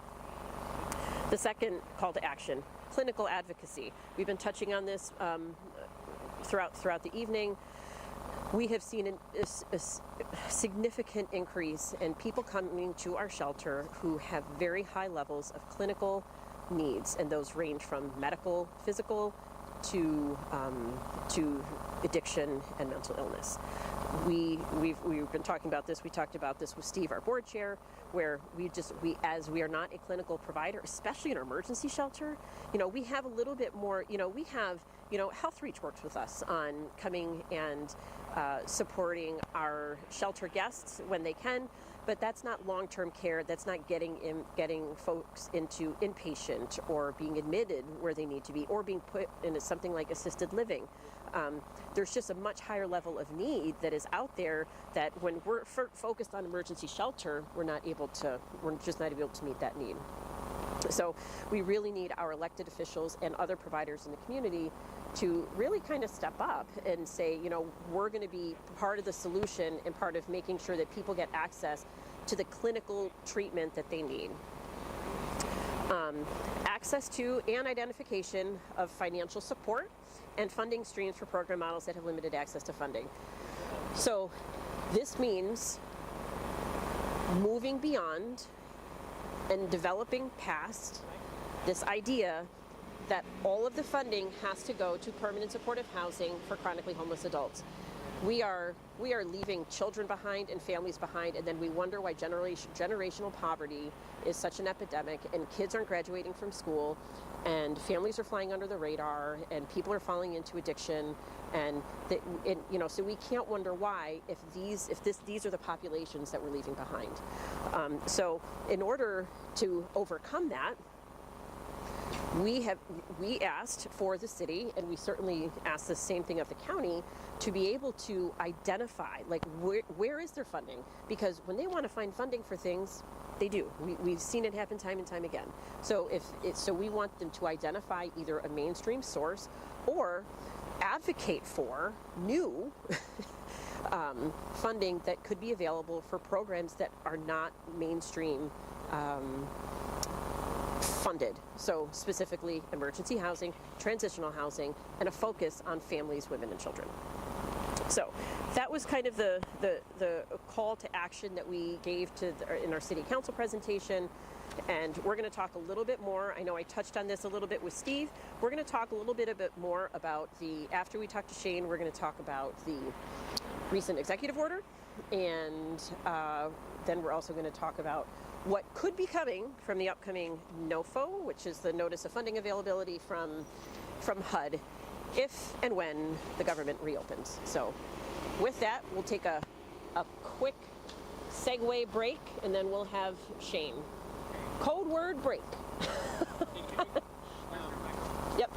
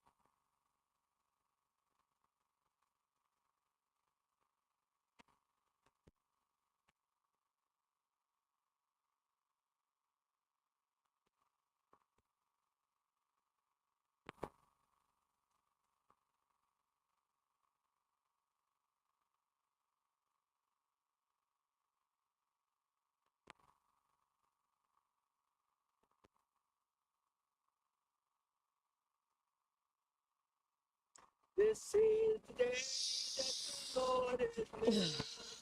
I will rejoice this spirit. This looks like a choir all right there. I'm waiting for you. Am I on? Yep. You want to test the Are we? I can see the okay, let me come in there. Videos on too? Hold on. Sound check. We're good? We're good. We're trying to get rid of this truck. Oh, okay. We're live. Okay. All right, Abdul. Come on over. Sorry, you got to work your way around the. Thank you, Shane. Abdul, nice to meet you. How you doing? Good. How are you? I'm doing all right. Thanks for stopping by. Welcome. Okay, so tell me about yourself. You just kind of walked up, saw what was going on, and chose to participate. So yeah, pretty much. Okay, so tell me about that. Yeah, this is being shared live on Facebook Yes, it is. by a county legislator that I know. Oh, okay. And she was like, "Go pull up and talk about the things that you know." Okay. So here Tell I us am. what you know. Okay. Here I am. I'm an employee of the Rochester School District. Juvenile homelessness. I see this every day. It hurts when you go home knowing if a kid gonna eat at night or not. It hurts. Even when you're standing in the hallway and you order yourself lunch and they come up and they ask, and it's like, gosh. Yeah. Like what are we doing here? Like what are we doing here wrong? Right. We have all these initiatives and all these programs. They say that we're supposed to stop this problem, but this problem keeps going on. Yes. Again, where is enough human decency? We live in America. Literally, should nobody be homeless? You ask questions to city government. The city council says, "Oh, the county's in control of the rent." The county says the city's in control of the rent. Then you hear, "Oh, New York State." So it's like pretty much they give you like the whole loop around and all of this. Right. So like at this whole thing, this conversation, just really want the community to know. We need more people out here talking, having this conversation, like bringing this awareness up. So what do you think? What do you think can be done differently? I mean, because you're citing the juvenile homelessness, which is a whole layer that really goes. I've been talking about this throughout the day. Largely goes uncounted. Who we know is homeless in the school system just scratches the surface because there's so many more that are just under the radar. So what can we be doing different or better? What could we be doing better is actually helping families, learn how to actually own homes. Educate people, because when you don't educate anybody, you wouldn't know like really what's going on. You really even wouldn't even know the resources that's out there to help you own a home. Right. So pretty much, just educate people more better and more awareness to the community, so the community knows, how to combat this homelessness problem. Because again, some people that I know is just one paycheck paycheck away from being homeless. Right. Or in the case of a lot of families, we say they're one argument away from being homeless because they're living in doubled up conditions. So something goes wrong, all right, you're out, and that's just how quick that can happen. And so much of the issue of family homelessness has gone unaddressed for so long due to really, really terrible, just dumb things like the HUD definition of homelessness being different than the Department of Ed definition of homelessness, right? So what does that mean on a local level, on a real level? That means a family who's doubled up isn't eligible for an emergency housing placement. And those are the kids that you're seeing every day. Yeah, 100%. So how do you interact with them? How are you able to connect with them? And what are you able to do for them, if anything, even if it's not, financial? The best thing you could do is, how I could say, encourage. Let them understand and know, that it's okay. Yeah. I really relate the most to my kids. Yeah. What ages do you use? I work with high school, so I'm really like in the brunt of it. Yeah, and they're really able to articulate exactly what's going on too. Yeah, and they can tell who real and who fake. Yeah. Oh yeah. Yeah. My whole thing is to this like this. When you live within the situation, how can you turn that light off? Right. When you're working and you're in a deep thought at night. Gosh, how can I help this person? Right. Or right. what resources can I point this person to? So you're going home thinking about this. This isn't something you can leave at the job. Yeah, Right. it even takes a toll on your mental as well. Sure. Yeah. Because I've been there before. Yeah. I know what it is to get an eviction notice and have to go down to city court, and you in court with your mom, and then they tell your mom like, oh, you have X 30 days to leave, and it's like, gosh, how are we supposed to find a place in 30 days? Right. And Right. it's literally you just packing up everything that you have and taking it on your back, and you going house to house, or even in your adult years that happened before, and it was not having enough money to even pay for it. Yeah.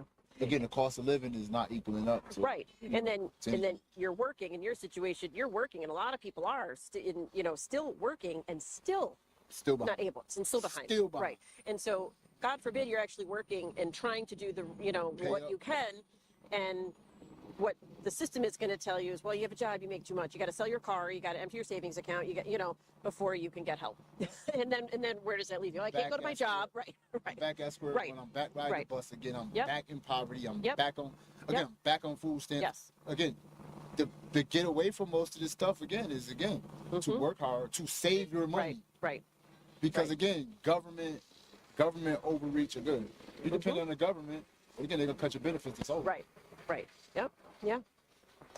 Wow. Well, you deal with a lot. Yeah. I'm glad that I'm glad that you're there, because if you really feel that deeply for the kids that you're serving every day, then if what you're saying is I just have to encourage and I just have to be there, and I'm going, they know that. Like you said, they know what's real. And kids at that age, they can read everybody. So they're seeing something in you that hopefully is going to plant a seed of encouragement, so that down the road, if and when their circumstances change, they've got some, an idea of what it's like to be that kind of supporter for somebody else who may be going through it. So yeah, that's good. Good for you. Thank you. Thank you for stopping by. It's great to meet you, Abdul. Let's have a good one. Thanks. You too. Sure. Watch the cords. Stay warm. That was great. I can't even imagine. We're still running, right? I mean, okay. I can't even imagine, it's interesting that the theme throughout today is turning into this focus on kids, families. I think ultimately we're going to, Kaylin and I touched on the issue of women in need of recovery and reentry. It is absolutely heartbreaking. I remember one of my very first jobs in this field was as a case manager, and I was a community-based case manager with a caseload of 75 people, and so I do sometimes have to kind of hold my tongue when people talk about a big caseload of being 25, but that's okay. Caseload of 75 people, that was not manageable, and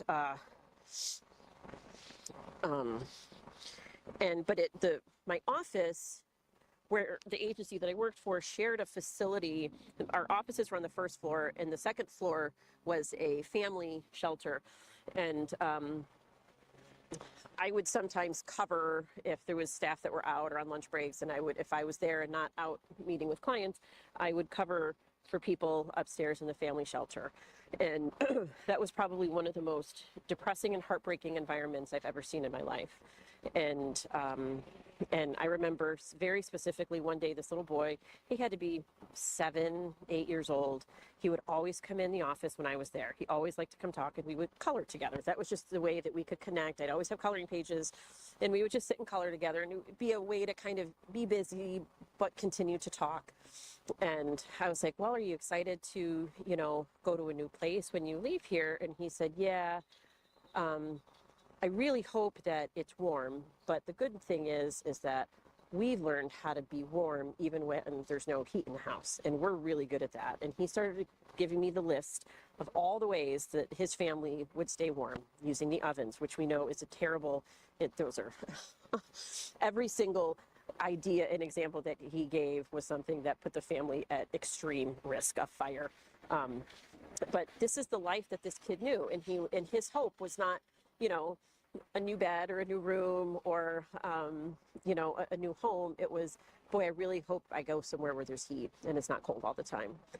And so you go in, and I remember being in that environment, and as an emergency shelter, people came in, and the second that they came in, it was, you've got 2 days, you've got 3 days, you've got 5 days. Because this was early on. This was like right before they started shifting. We talked about this. They started shifting the funding and the community priorities to non-emergency, non-transitional. And so families like theirs were there, and as soon as they got in, it was just a mad race to figure out how quickly they could get out. And it's just not possible to go find somewhere to stay in 3 days anywhere. So it's certainly not possible now, and it wasn't possible then either. This is probably back in 2010, maybe. So this was before the shift. This was back when emergency shelters still had some funding. And anyway, I remember being in that environment and thinking, you know, there is one, like, I can't even imagine being in a situation where I finally get in and out of a traumatic situation, like homelessness, sleeping in the car, sleeping on the street, sleeping in a crowded house with 3 families. And now I get into this place where I can breathe for a minute, but, oh, no, don't relax. You've got to be out in 3 days, because that's really how they would do it. And then maybe they would send you for another 3 days, then maybe another. But really, as soon as you got in there, you were pushed out.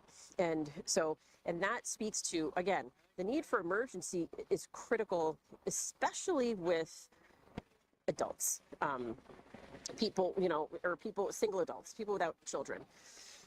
Emergency for 3 days at a time for a family is not sustainable, and that family is going to stay in that trauma, at least in the trauma mentality, the entire time. They're not going to be able to think clearly enough. They're not going to be able to move on. Again, we don't have to worry about that now because there's no emergency funding anyway.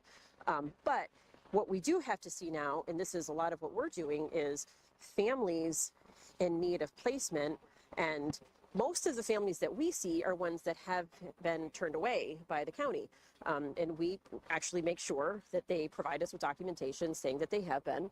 And what that allows us, but what we know is that if we're going to place them, it's not going to work to place them for 3 days. We've got to place them for a week at a time.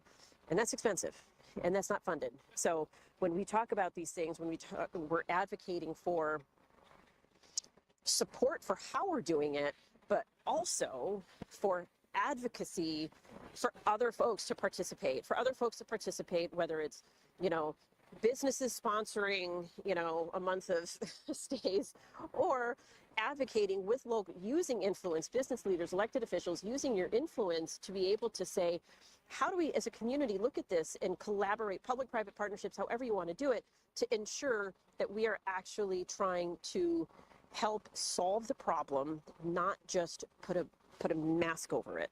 And I think that's a lot of what we're doing. Tomorrow morning, we're going to be talking with my good friend Paula from the Margaret Home, and she'll have a unique perspective to bring, and I think it'll be really interesting to talk about. And really, it has to do with this concept of, we're kind of, in how we try to solve the issue of homelessness, we're really putting the wrong thing first. And what it's doing, because of that, we're no longer seeing the problem. If it's not directly in front of our face, then we're dealing with kind of dealing with the wrong thing first, and the first thing that should be dealt with last, which means that that's the one that's falling through the cracks. And I don't want to share her story too much, because I think she's gonna she'll say it a lot better than I will anyway. But we're going to talk about that tomorrow. But I think that what that does point back to is the need for us to take a look at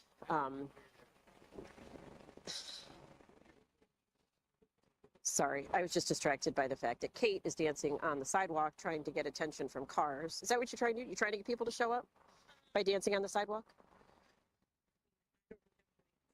Okay. Right. Yeah, I don't know.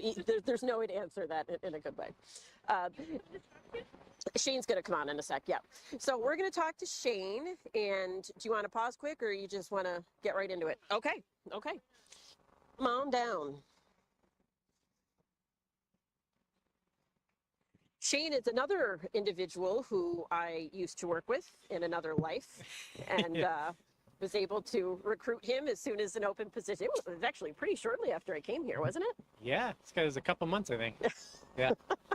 Yes, so that was we had an interesting experience there. Some shared stress and Back in the case management days. back in the case management days. Yes, I was saying that before. We're 75. Right, it was about 75. I remember at one point was like a caseload. I thought it was 90. It could have been, yeah. Yeah. And that's, I said, I have to kind of like hold myself back when people complain about like 25 people. Yeah. Like, oh, you have no idea. But it's okay because they're providing good levels of care, and we know that that's a lot more manageable. So that's not, it wasn't manageable. For Anyway, sure. yeah. Okay, so tell us about kind of your background and what you're doing now. Sure. So I went to school for, social work, psychology, human services. Graduated and, like most people, tried to find their footing and landed in a few jobs. I was a employment specialist for a while, and then I met you at the place we won't name. Yep. And Wanna go did into case another management. interview? And so that was my real first experience with the homeless population. Okay. And then I, shortly after, joined Open Door and worked in their recovery program for about 9-10 years. Yeah. And that's where I am now. Yes, that's right. And you're doing a different role now, though. So talk about that, because this is something I'm just really excited about. So Yeah, so a couple of years ago I started Renewed Recovery, and we're really focused on aftercare and for anyone that's in recovery from substance abuse or behavioral addictions. And originally that's what I was hired to do at Open Door, was aftercare. That lasted about a couple of weeks, and I had to move departments, but I'm really glad I did, because then I learned everything that's helped me now. And so kind now, of what happens during the program to know how to, so now I've shifted focus to aftercare. Yeah. And talk about what that looks like. So we kind of understand the term aftercare, but talk about what does that mean in the Sure. recovery process, and what do you do? Yeah, What does that mean? let's unpack I know. that. So I guess it would depend on how long your program is. So if you go to like an inpatient, Want me to just close outpatient, it, 30 or days, no? 60, 90. Right. Okay. But I mean, we know recovery takes a year just to start for your brain to start changing. Right. 2 to 5 years for it to really solidify. So that's why I shifted to the long term, kind of 2 to 5 year marks in recovery. Wow. And so when you walk us through what it looks like if you're engaged in someone, let's say someone, like a Mark or a Nick, completes the program. When does aftercare step in? Is it while they're still in the program? Is it actually after, and what does it look like? Yeah, we've been finding more success trying to connect earlier, so that you get to know people, and you get to know where they are in the recovery, what their recovery plan looks like. Right. Okay. And that way, when they graduate or transition, you already have that connection. Right. You're Yeah. you're not trying to build. So it's already part of the routine and part of their Okay. Yeah. Okay.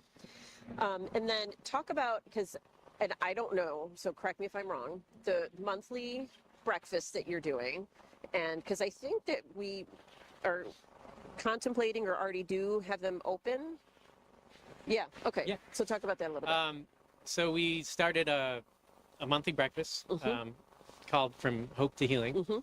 So we reach out to past program graduates, and we invite them to speak and share their testimony, their story, anything they think would be beneficial for someone that's just maybe starting out in the program. Okay. And really to encourage them that you can work through this. You can heal and change. God changes people. Right. And so is Renewed Recovery exclusively focused on graduates from Open Door, or do you also work with people coming out of other programs too? Sure. I mean, Open Door is our biggest client right now. But we've connected with families. Okay.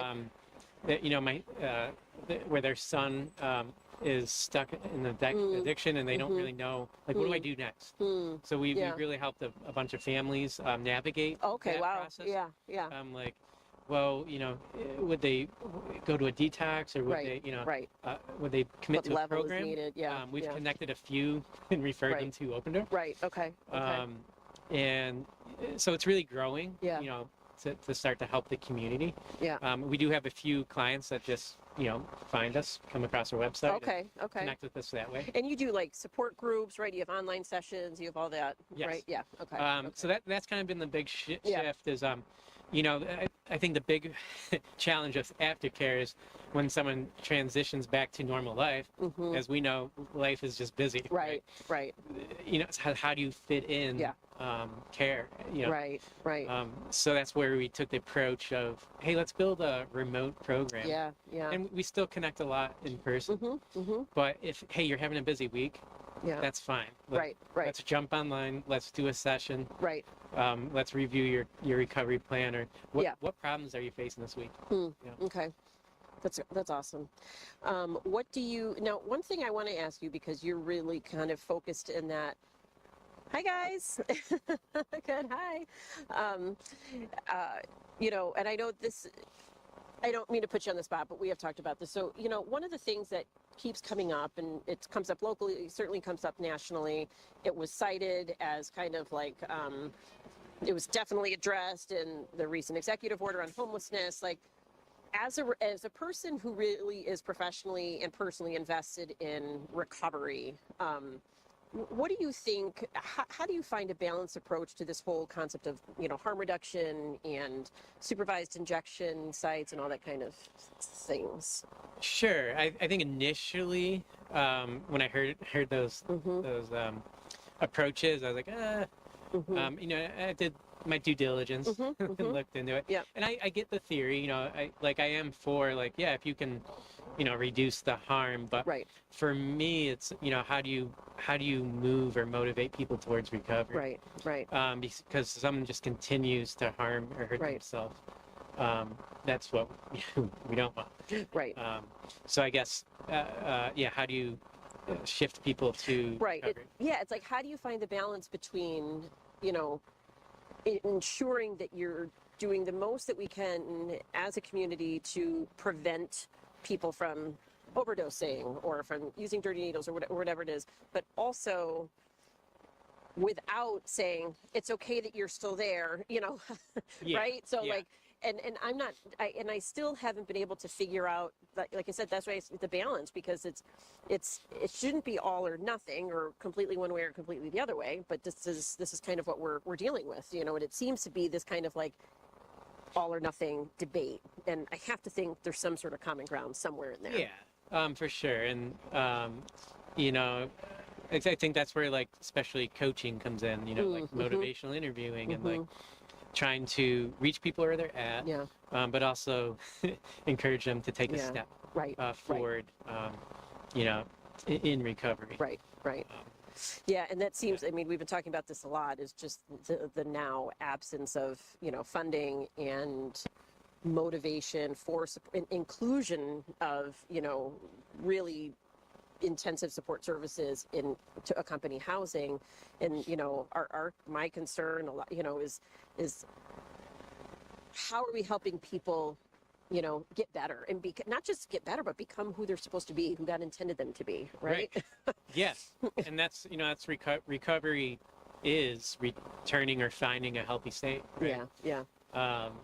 And, you know, without using a coping behavior. Right. Yeah. Such as an addiction. Or other, life controlling things.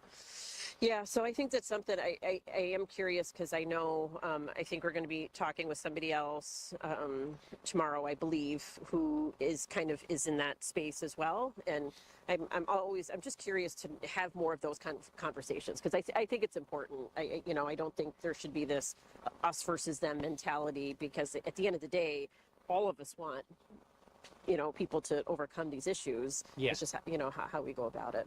Are people getting help? And are they getting better? Right, exactly. Yes. A fine concept. Like it should be what we're focused on, but we get trapped in the distractions of all the stuff that goes along with it. So Yeah. all right. So what else do you want people to know about renewed recovery, or if someone about that, or if someone's out there again for some of you guys who've been in that recovery space, like is there a message you want to get to someone out there who may be struggling? Sure. We're located right downtown in Open Doors new building. They've been very gracious to give us some space, and so 80 West Main, or you can visit www.renewedrecovery.org. And we have online programs, we have in-person programs. We'd love to connect and help you in any way that we can. Great. All right. You'll be around tomorrow as well, right? Yes, I think so, in the morning. Yeah. Okay. Yes. Okay. All right. Thank you so much, Shane. Thanks, Appreciate Anna. you guys. Appreciate the partnership with you too. So Yeah, likewise. Yes.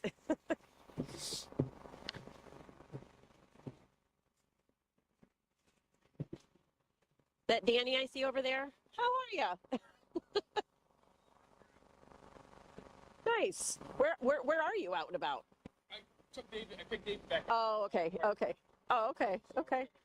I've been watching the. Yeah. Yeah. We had some technical difficulties earlier. Yeah. But you know, it was like, it's our first time. Am I still on? It's okay if I am.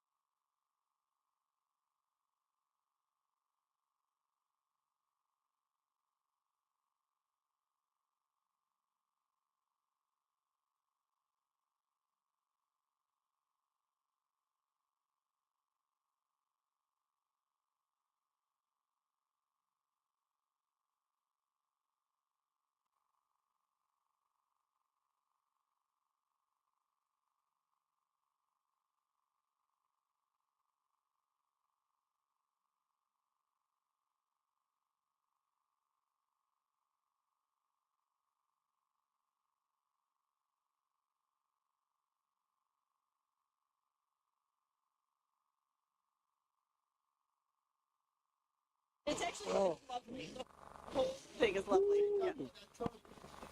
Yeah.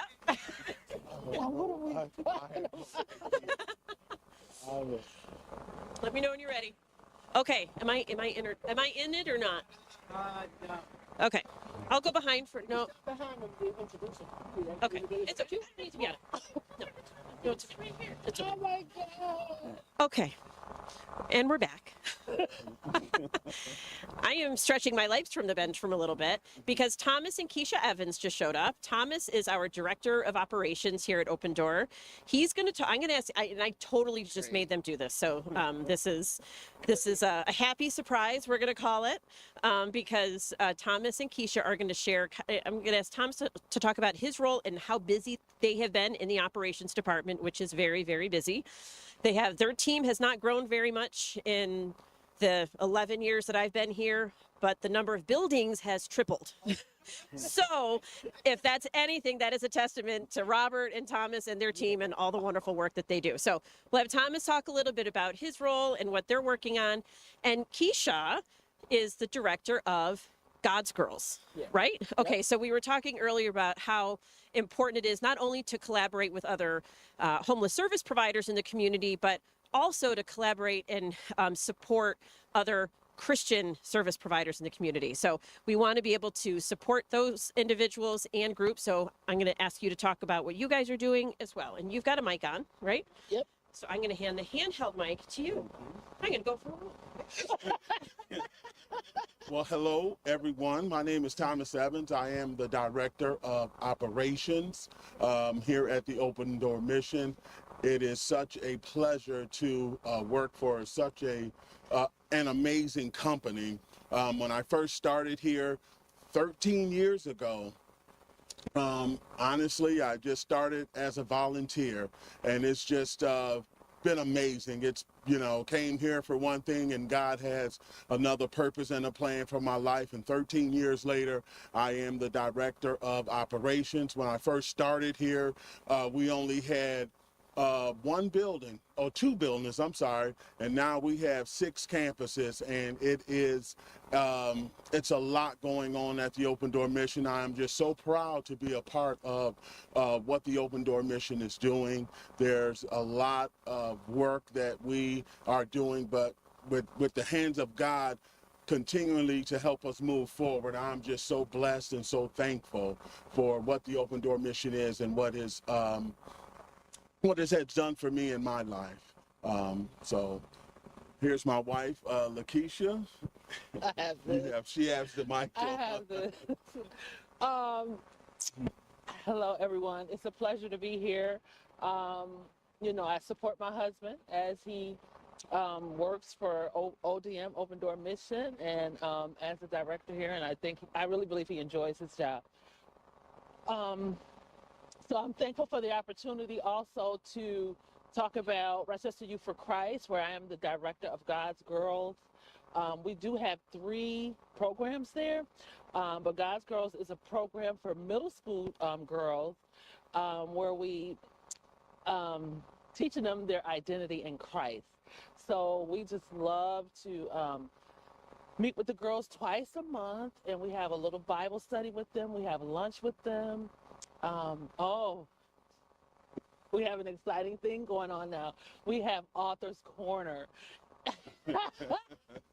And so this is my first time really talking about it, but we have just published a book. Yes. For Author's Corner, middle school girls, we work with girls in the schools in Rochester.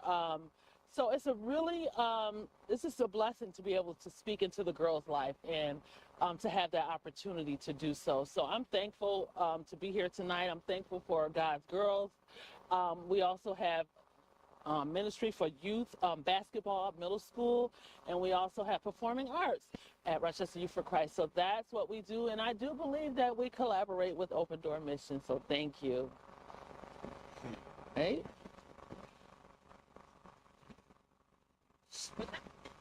No. Are we done? Thank you so much, you guys. Thank you. You Thank guys are wonderful for letting us put you on the spot and talk about the wonderful work that you're doing. Thank you. We love having you be part of the mission in the community, and you make this should actually be the card. Did we get someone get a picture? They just looks. Oh no!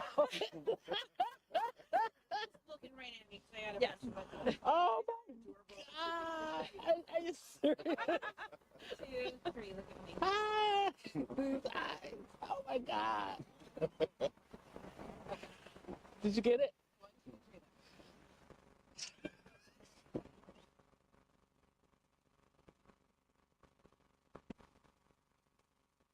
Thank you guys so much. Thank you for doing that. Thank you.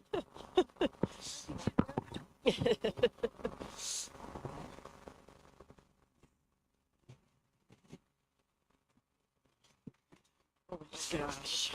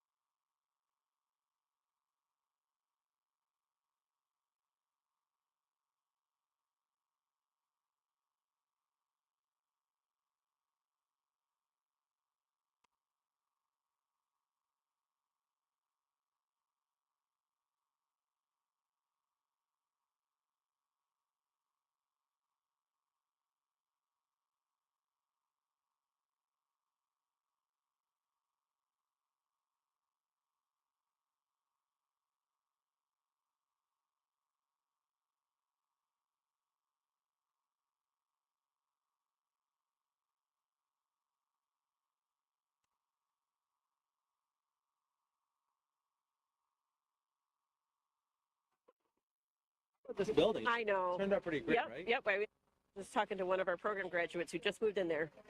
Yeah, yeah. Well, I hope. We're on? Okay. All right. So we're back, and you're joining us at this, what is it, like 10 o'clock? It's about 10 o'clock. Yeah, good for you. So this is Mitch Gruber from the Rochester City Council. And from Food Link. Yeah. So you want to talk a little bit about your roles and kind of what you're seeing? Obviously, this is all about kind of addressing the homelessness issue here in Rochester. Yeah. So any thoughts you might have? Sure. So I've worked at Food Link, which is the regional food bank, for about 16 years now, going on actually 17 years now. Wow, time flies. And that's really where how I approach this conversation. City council is something, the legislative branch in Rochester is a part-time job. Right. A lot of cities, it's a full-time gig. We have what's called the strong mayor form of government, and therefore council has been a part-time job since 1985. So I'll start by talking about my work at Food Link, which is a place that provides food to pretty much every food pantry, soup kitchen, and shelter in Rochester. And I have seen the numbers just spike dramatically since the pandemic and have not gone back down at all. And I think Open Door is a great indication of this. I mean, I'm assuming you guys never saw a break in the increase since 2020. Right. And so we have to recognize that there's more to this than just a natural disaster, or there's more to this than external things. There are broken systems in place. And my job both at Food Link and City Council are really to try to work with partners like you to address it. I'll say one last thing, and then I'll end my intro. Today, actually, we had a meeting at City Council specifically about homelessness, a work session. And I raised specifically that my understanding from learning from you and my friend Robert is that Open Door is really the only place left with hospitality beds in town. And so, again, when you talk about a broken system, the reality is that most shelters function based on their ability to get reimbursements from the state via the county. And we all know that there are so many people who fall through those cracks, and it's only Open Door who's standing in that gap. And that, to me, seems like, I mean, I'm actually wondering from your perspective, did there used to be more places that offer hospitality? Oh, absolutely. So how it used to work was that most of, for lack of a better term, kind of mainstream shelters would have a portion of their beds would be reserved for hospitality.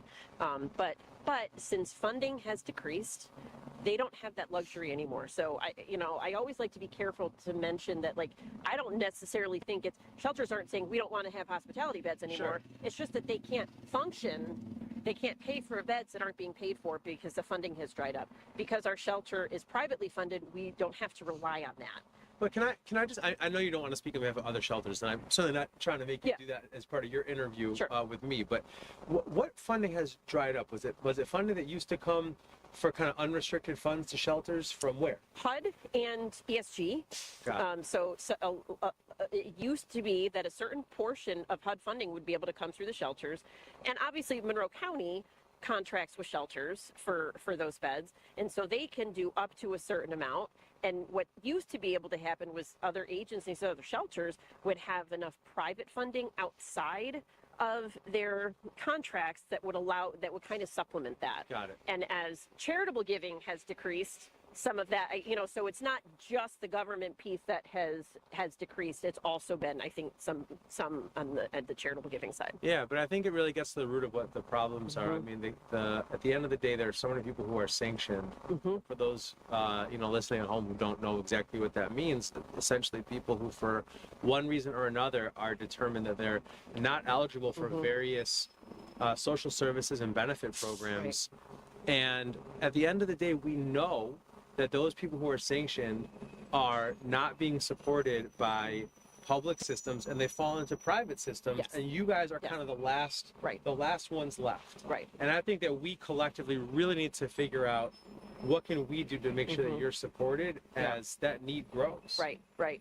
When I was doing my presentation at City Council last week for the president's panel that he had, I talked about that, and I said, I had 3 pieces of a call to action. They just went over that in the break time, where I said, and one of the calls to action was finding immigrant children or or refugee creating funding for I those see it underfunded programs like emergency and transitional housing. Because as mainstream there's methods Office of like Refugee HUD, state, county funding has become and people who unavailable are for those kinds fleeing of program religious and models, political we need to find a way. persecution. So I understand if the the hands funding and feet isn't of there, Christ. help us Listen, find it, or help us, I have access now to keep it, going. or something, because that's how we And get their to kind of firm become a stopgap.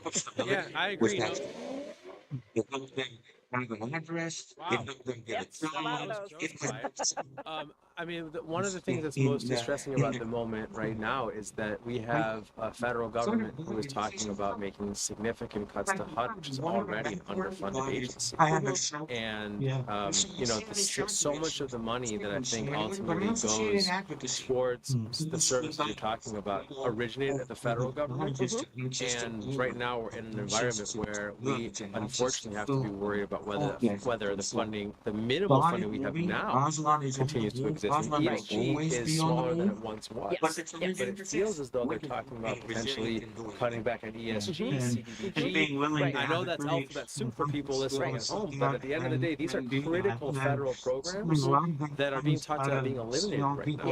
And those, like ESG and CDBG, are actually some of the only grant funding streams that still do potentially fund emergency housing. all of us to And, embrace and open our doors to be able to welcome local things that can exist outside of HUD and even the county. So that's just with definitely regard to an issue. being And some able of this, to, again, to I've see talked about people this as earlier. made in God's It actually, image, and this so issue with HUD goes therefore back it a long time. impacts how we And, interact together. and when we and even started who we love one defunding another. emergency and transitional, now we're here, family numbers are increasing, emergency numbers are increasing, and it's taken this long road to get to a place where we're at this breaking point where, we're stretched so thin to be able to help families get placed in hotels, or pay back rent or pay an Airbnb bill, because the money is just not out there anymore. Yeah. And from the food bank perspective, there's obviously Open Door does so much work, but in that case you guys are not alone. There's hundreds of organizations that feed people. I was just talking to a soup kitchen who operates, I don't know, half a mile from here, who historically, I mean, I used to go in there and eat lunch, I don't know, once a quarter. There was a guy who made meatloaf, by the way. Always meatloaf day. Sadly has passed, but so I've been in there less in the last couple of years. It's just life has gotten busier. My recollection was always that they served about 100 people per day for lunch, and then at the end of the month when benefits were dried out, maybe closer to 150. Right. I went in the other day and they told me that they are now serving at minimum the floor is 300 people a day. Oh my goodness. Oh my goodness. I mean the need has just increased dramatically, and it's across the board, and we have to do everything we can to frankly increase the funding for critical social services. Right, absolutely. Yeah, absolutely. How can we be a part of, kind of advocating for that? Like, what can we do, agencies like us, people watching who are either donors or supporters or volunteers, what can we do? Yeah, I mean, I think right now this is not trying to pass the buck, although I'm sure it's going to sound like it. But it's the city and to an extent the county. But I won't talk about the county because it's not my business. But the city has a pretty finite budget. There's not a whole lot of maneuvering within it, right? And we're required to pass a balanced budget every year. I chair the finance committee. We're required to pass a balanced budget every year, and there's just not that much wiggle room. But we don't have that much opportunity to create new revenue sources. You look at the state and the federal government, they find new ways to earn revenue all the time. We are now watching a world where cannabis is legal, and all of a sudden there's allegedly new tax dollars coming in. Right. Online sports gambling is legal. Ubers and Lyfts, things that didn't used to be legal, are now, not only are they legal, they're bringing in significant dollars to the state and to the feds. And meanwhile, the city is often the place people go to ask for dollars. And so I guess my big push would be for us to collectively go to if we had a collective ask to the state and to the feds. Well, the feds right now are tough because it's a government shutdown. Right. There's no one to advocate to today, literally. But the state and the feds are places where we need to have a universal ask about how this city can have its basic human needs supported. And I really, really hope that we can find a way to do that Yeah, together. yeah, I love that. I love that idea. Yeah. And you know, and so often everyone's kind of fighting for their own piece. You know, I'm looking. If I could see past this brand new beautiful building, I'd be looking at the Rochester City School District, Right, which you know the district has about a. So just for sake of frame of reference, the city's budget is about $650 million. Our CSD's budget is about $1.2 billion. And their enrollment continues to go down every year when, you know, in the world of education, when there's an ask to fill the gaps, they get it. And I'm not complaining about that. I want my kid just started our CSD. I want my kid to be educated well. Sure. But it doesn't work in social services. We don't have the same ability to go and say, hey, you know what? Our numbers are going up. Every single one of us can demonstrate that numbers are going up. And there are no additional dollars. And we need to find a way to collectively advocate. Yeah, absolutely. And well, any way that we can be a part of that, we are in. So. Yeah, and so tell me, orient me. So Open Door has now has a couple of has done some moving and shaking. Yes, we have. Yes. Yes. So orient me to what I'm looking. Okay, so right now we're looking at 80 West Main Street, and our plan. So we have moved our clothing room here in the first floor. Our administrative offices are on the second floor, and our hope and dream is to be able to convert 2 of these floors into a homeless residential facility. It would be 100 beds, and that facility would have essentially a homeless residential facility is non-congregate, and it would have the accessibility of an emergency shelter, but the flexibility and intentionality of support services of transitional housing. Wow. So it wouldn't be necessarily come in one day at a time. It would be a little bit more transitional, but easily accessible. Walk in. And there's room for 100 beds. Yeah, double occupancy rooms. Yeah, So right, about 100. So what's the price tag for that? So the overall concept for everything that includes renovations at 210, renovations at 156, and the establishing of a women's residential recovery program. The whole spectrum of services enhancement would be $11.5 million. Well, I hope that we can band together as a community and find a way to prioritize that work, because it is so obvious and so evident that we need it. We need low barrier places for people to be able to go. Yep, and we're and we're partnering with Sister Grace's team. They're going to be using the first space at 210, the first floor space at 210 for the next year, and they will be able to provide some of that accessibility as well as we move our guys over to 156. So. Great. So what's on the 3rd and 4th floor now?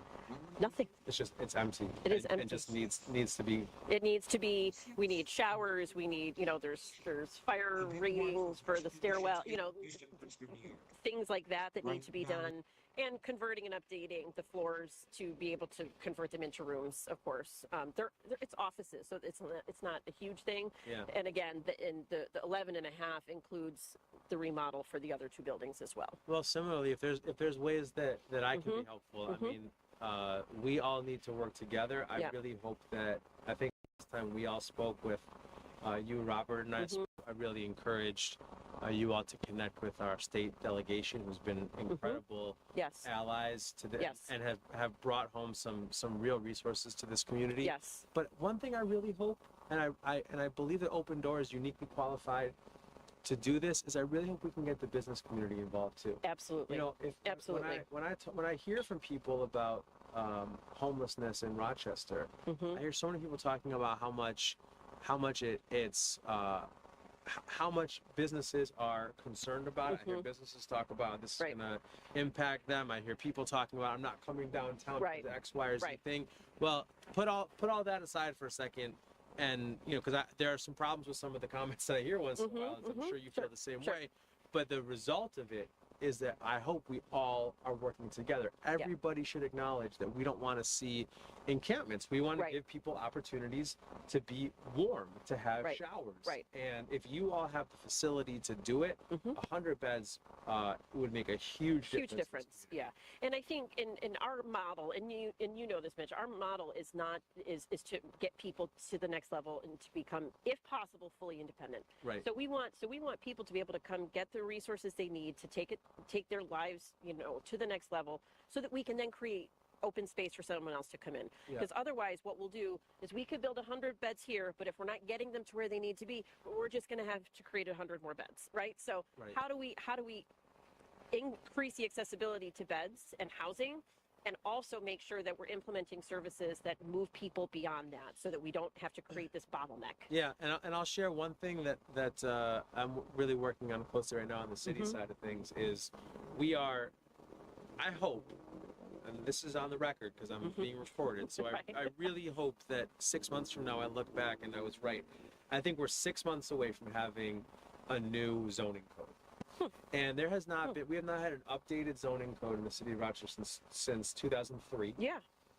Which is not, it's not unreasonable. Most cities have it's about 30 years, two to 3 decades between new zoning codes. But one thing that I really hope, our new zoning code from my perspective has to be, it's all about one thing. It's how do we make building easier? There are too many hoops for people to jump through, too much red tape. We have a housing crisis, not just here, but nationally. And the only way we get out of it, I don't care what anyone says, there's only one way. It's supply and demand. We need to build more housing. We are just short on building more housing. And projects like this, which are incredible, incredible. But this is 164 units. That does not solve the bigger problem of needing additional units.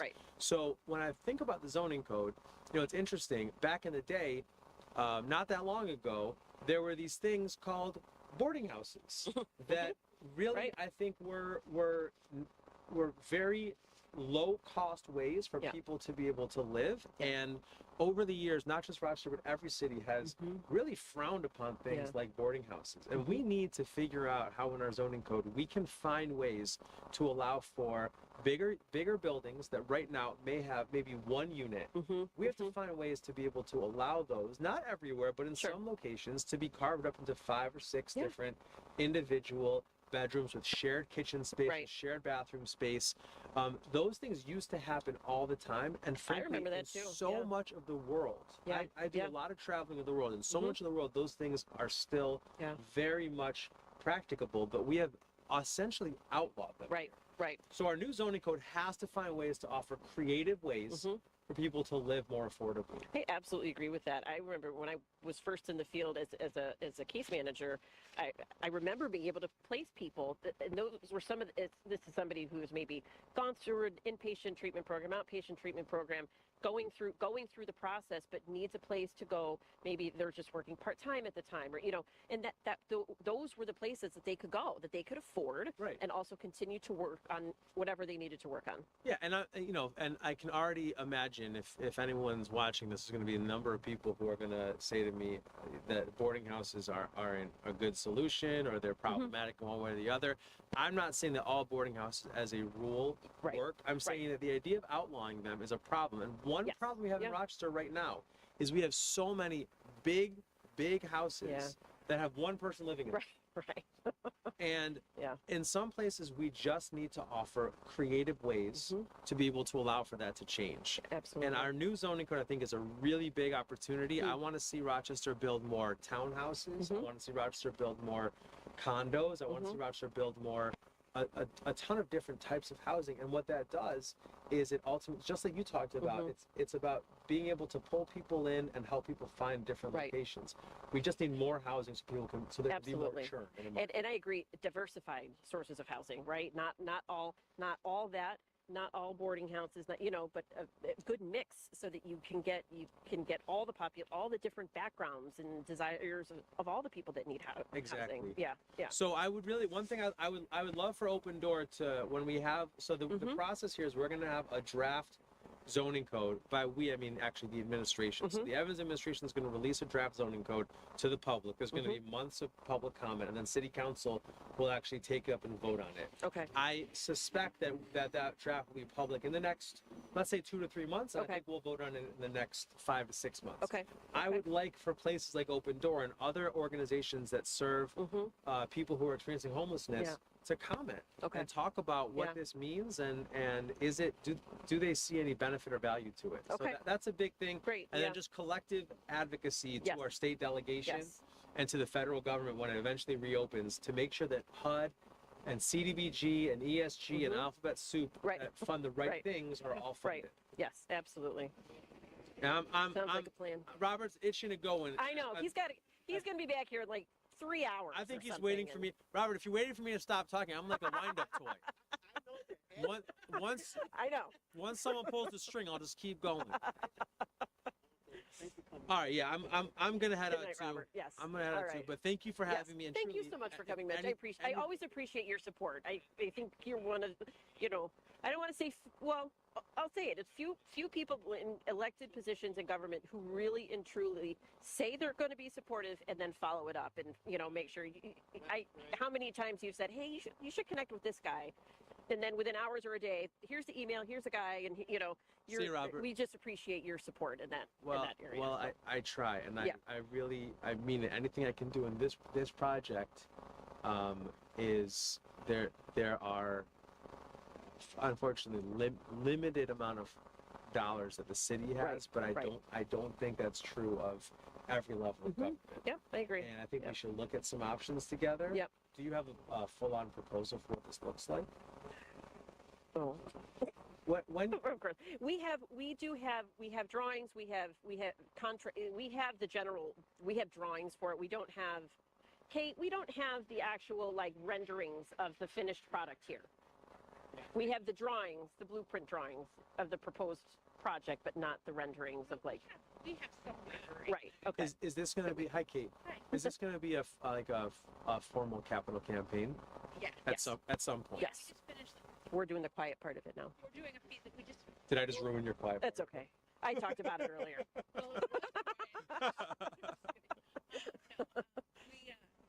We're working on a feasibility study that should be complete in 2 weeks or so. Yeah. Yeah. Just put the together and then Well, when there are materials, please send them my way. We will. And if I'll I can do help, that. let me know. Okay. Great. Actually, She's gonna go get it right now. just keep talking. Okay. Gladly. Yeah, we have.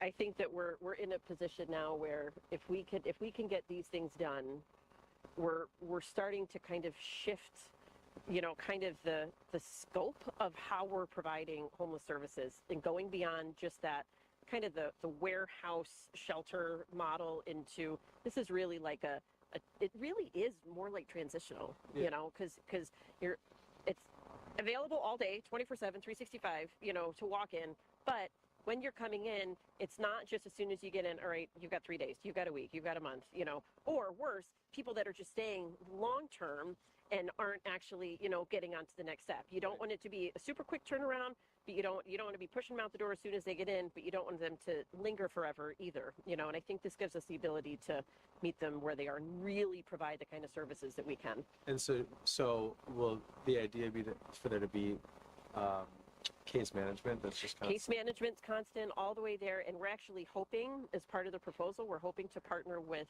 a clinic that will be on site, like an actual medical clinic on site. Yeah, because that's one of the things that we're seeing such an increase in is people coming to us with very high levels of clinical needs, medical, substance use related, mental illness, all of those things. Thank you, Shane. See you tomorrow. Are you all engaged with the 1115 waiver work at all?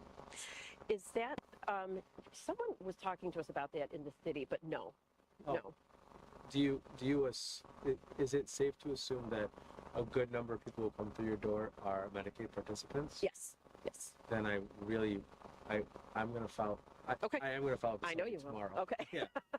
With a note to make sure you're connected. So the 1115 waiver is, I can't believe it. Am I still on camera? Yes. Yeah. So I'm not hiding it. It's going to be embarrassing when I get some of this wrong. I know, and I know because we've been talking about it at City Gate meetings and stuff too. So I should know more too. I'm also. So the 1115 waiver is all it essentially is the waiver was submitted by the state, by New York State, to ask the federal government to allow Medicaid dollars to be spent on some different things. Yes. Yeah. And there's 3 things that ended up making the plan. There's probably more, but I'm going to focus on 3. Nutrition services. That's why I know Right. we're intimately involved in it. Yep. Transportation and housing. Okay. And on top of the fact that housing is there's probably a ton of work for you all to do with them. The biggest thing is the only way people are eligible for the service, they first have to get screened. So if someone gets screened, any Medicaid participant gets screened. It's like a 12-question, it's a 12-question screening tool. And then organizations who do it are getting paid for it. And then they can navigate people and say, okay, you're eligible for service X, Y, or Z. Right. Okay. So if you all are regularly doing intake with people who are Medicaid participants, there's no reason to not be participating in the waiver, and I'm going to connect you with a person who can talk about that. Wonderful. Okay, so now I'm on the Awesome. record on a number of things that I have to follow up on. On the record, and I'm going to do recorded. it. Yes. It will never escape you. Thanks, Mitch. Cool. Yeah. So this is that's the 11th one. Yeah. That's how it breaks down. Yeah. Sorry about crashing your meeting bench. It's not crashing. They're open to the public. Are they? Because it looked very intimate, like an intimate setting. Yes, they are, but they're. Well, work sessions are almost never charged. Oh. I think probably people should know. Yeah, well, I'm cool, obviously. What's your name? My name is Donnie. I'm the data analyst. I was obviously. I think it was enlightening, but also.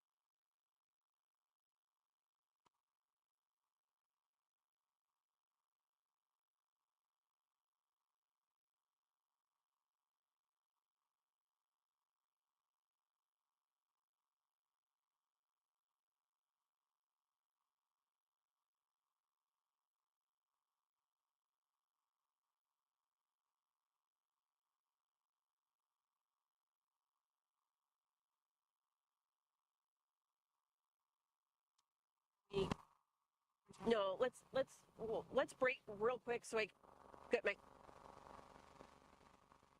and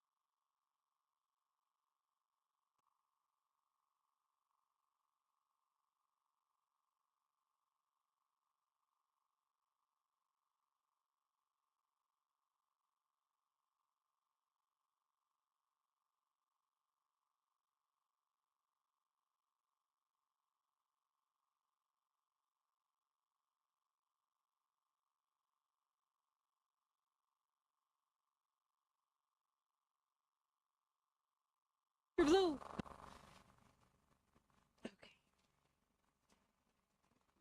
Give me a test. Test. Test, test. Test. Okay. Test. Hello. I don't think we're on yet. Oh, These are like hot. these are hot. I didn't bring gloves. I had to get new gloves. There's gloves in them. I know, but I'm okay. I have these hand warmers. These are cute. I just took them out of the Amazon box today. They're really cute. Like $45. Yeah. But they're so warm. I like the colors. Yeah. I just needed like boots that weren't Uggs, you know. Yeah, yeah. Oh, that's what I should have brought. Is like my, yeah, yeah. I get a Troy bring them. How's Gavin?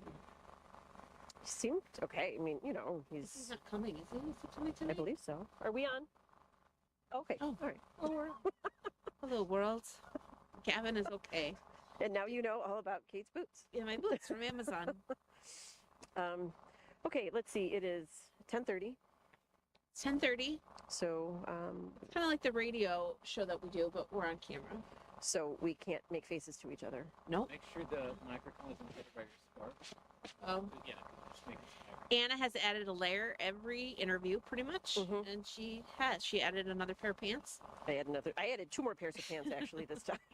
She has 3 pairs of I'm pants. just slowly expanding. But you had some good interviews tonight. We've I'm had some impressed. really good, we've had some really good conversations, which is the point of Conversations on a Bench. For anyone chiming in at this late hour. We were just talking about Mitch Gruber off and he's been very helpful for us. Really has. Always has good advice for us too. You And know? then follows through with it. If he offers to make a connection, he always does, and that's really it's good to it's a refreshing And he shows up, thing right? and he shows up. Even if it's at 10 o'clock at night on a bench. Right, that's right. Yes, it was. It was 10 o'clock when he showed up. He had Food Link board meeting, city council work group, and still managed to stop by and see us. Yeah, so that was great. Very nice of him. Good man. Yep. Yeah, so we've had some, and Abdul is a gentleman who stopped by, works for the city school districts with high school kids and talked about juvenile homelessness. And it was really sad, but what a good guy, you know, seems to really care deeply for the students. And it's always encouraging to know people like that are in the lives of students, especially the ones struggling the most. Absolutely. So, I don't know if we've actually tapped into the Citygate feed. Have we done that? Has Citygate have we connected to the Citygate feed yet? Okay. So we'll be doing that, I think, tomorrow a couple times, right? And you haven't had a chance to chat with other CEOs, right? Over. No, we had one that we were going to, our friend Brandon, and we haven't. He connected with Denver? him. Is that where he? No, he's Texas. Texas. Yeah. Okay. Yeah, so we're, but we have, Citygate has some great speakers lined up for tomorrow. Oh, good. And one of them, my friend Michelle Steeb, is going to be. She's wonderful. She's dynamic. She's been here before. Yes, she came here when Ben Carson spoke, and we had the panel. She came here with Ben Carson, who else? And Robert Marbett came during that time as well, That and was John fun. Ashman. Yeah, we had a really good group that we year really for did. the breakfast. So part of the Citygate network feed. So just to kind of recap, Open Door is a member in a national association called the Citygate Network, and it is an association of Christian rescue missions from across the country and in Canada as well. And so this event, Conversations on a Bench, is a 24-hour project where we are literally sitting on a bench and having conversations with people, raising awareness for the homelessness issue and all the different dynamics that are associated with it, whether it's talking about the root causes or what we can do about it better, what we are doing about it, what the community could be doing. So we've had elected officials, we've had people working directly with, we've had staff. And people just walk, and people just stopping by. Yeah. Some people have stopped by and had conversations with us that didn't necessarily want to be on video, and that's fine because it doesn't need to be on video. The conversations are still happening, and that's what's important. What were we? And this is their Citygate's second year of doing second this, but year, our first. Yeah, and there's over 70 missions I think it's involved. 100. I heard Is it? Yeah, I think it's over 100. Okay. But yeah. it's really cool. So if you, I don't know their website, but if you go to Citygate Network, CitygateNetwork.org. If you go and you click on it and you click on Conversations on the Bench, it will pull up a map of the United States, and they'll have dots all over the United States, and then you can click on them, and there's a live feed there. So there's other missions. So I was kind of lots of other missions doing it. Cool. Yeah. And one of them was it Denver. whoever was doing theirs from like their stadium, their football stadium or something. Something. It's pretty So cool. Yeah. so hint to Buffalo, maybe next year. Yep. Why not? But that's not Rochester. That's not. Red Wings. We could do it from the We Red could- Wings. oh, well, we could do it from the pitcher's mound. We could do it from that right now if we wanted. We could. We could just walk on over. All right, Donnie, we're packing up. You got to set this all up over again. No, right. Maybe around, It's like, maybe we around just got it to work. 2 a.m. if we get a little punchy, we'll. Right. Right. Yes. But So- also one thing about Citygate that I was going to mention, and you probably don't want to, but you won't. You don't like to toot your own horn, but you were the board chair. Like, yeah. You led it for. a I couple served years. on the board for, I think, close to 6 years. I served on the board, and I was the board president for a time, and for one of those That's terms. when I and- started. Yeah. Yeah.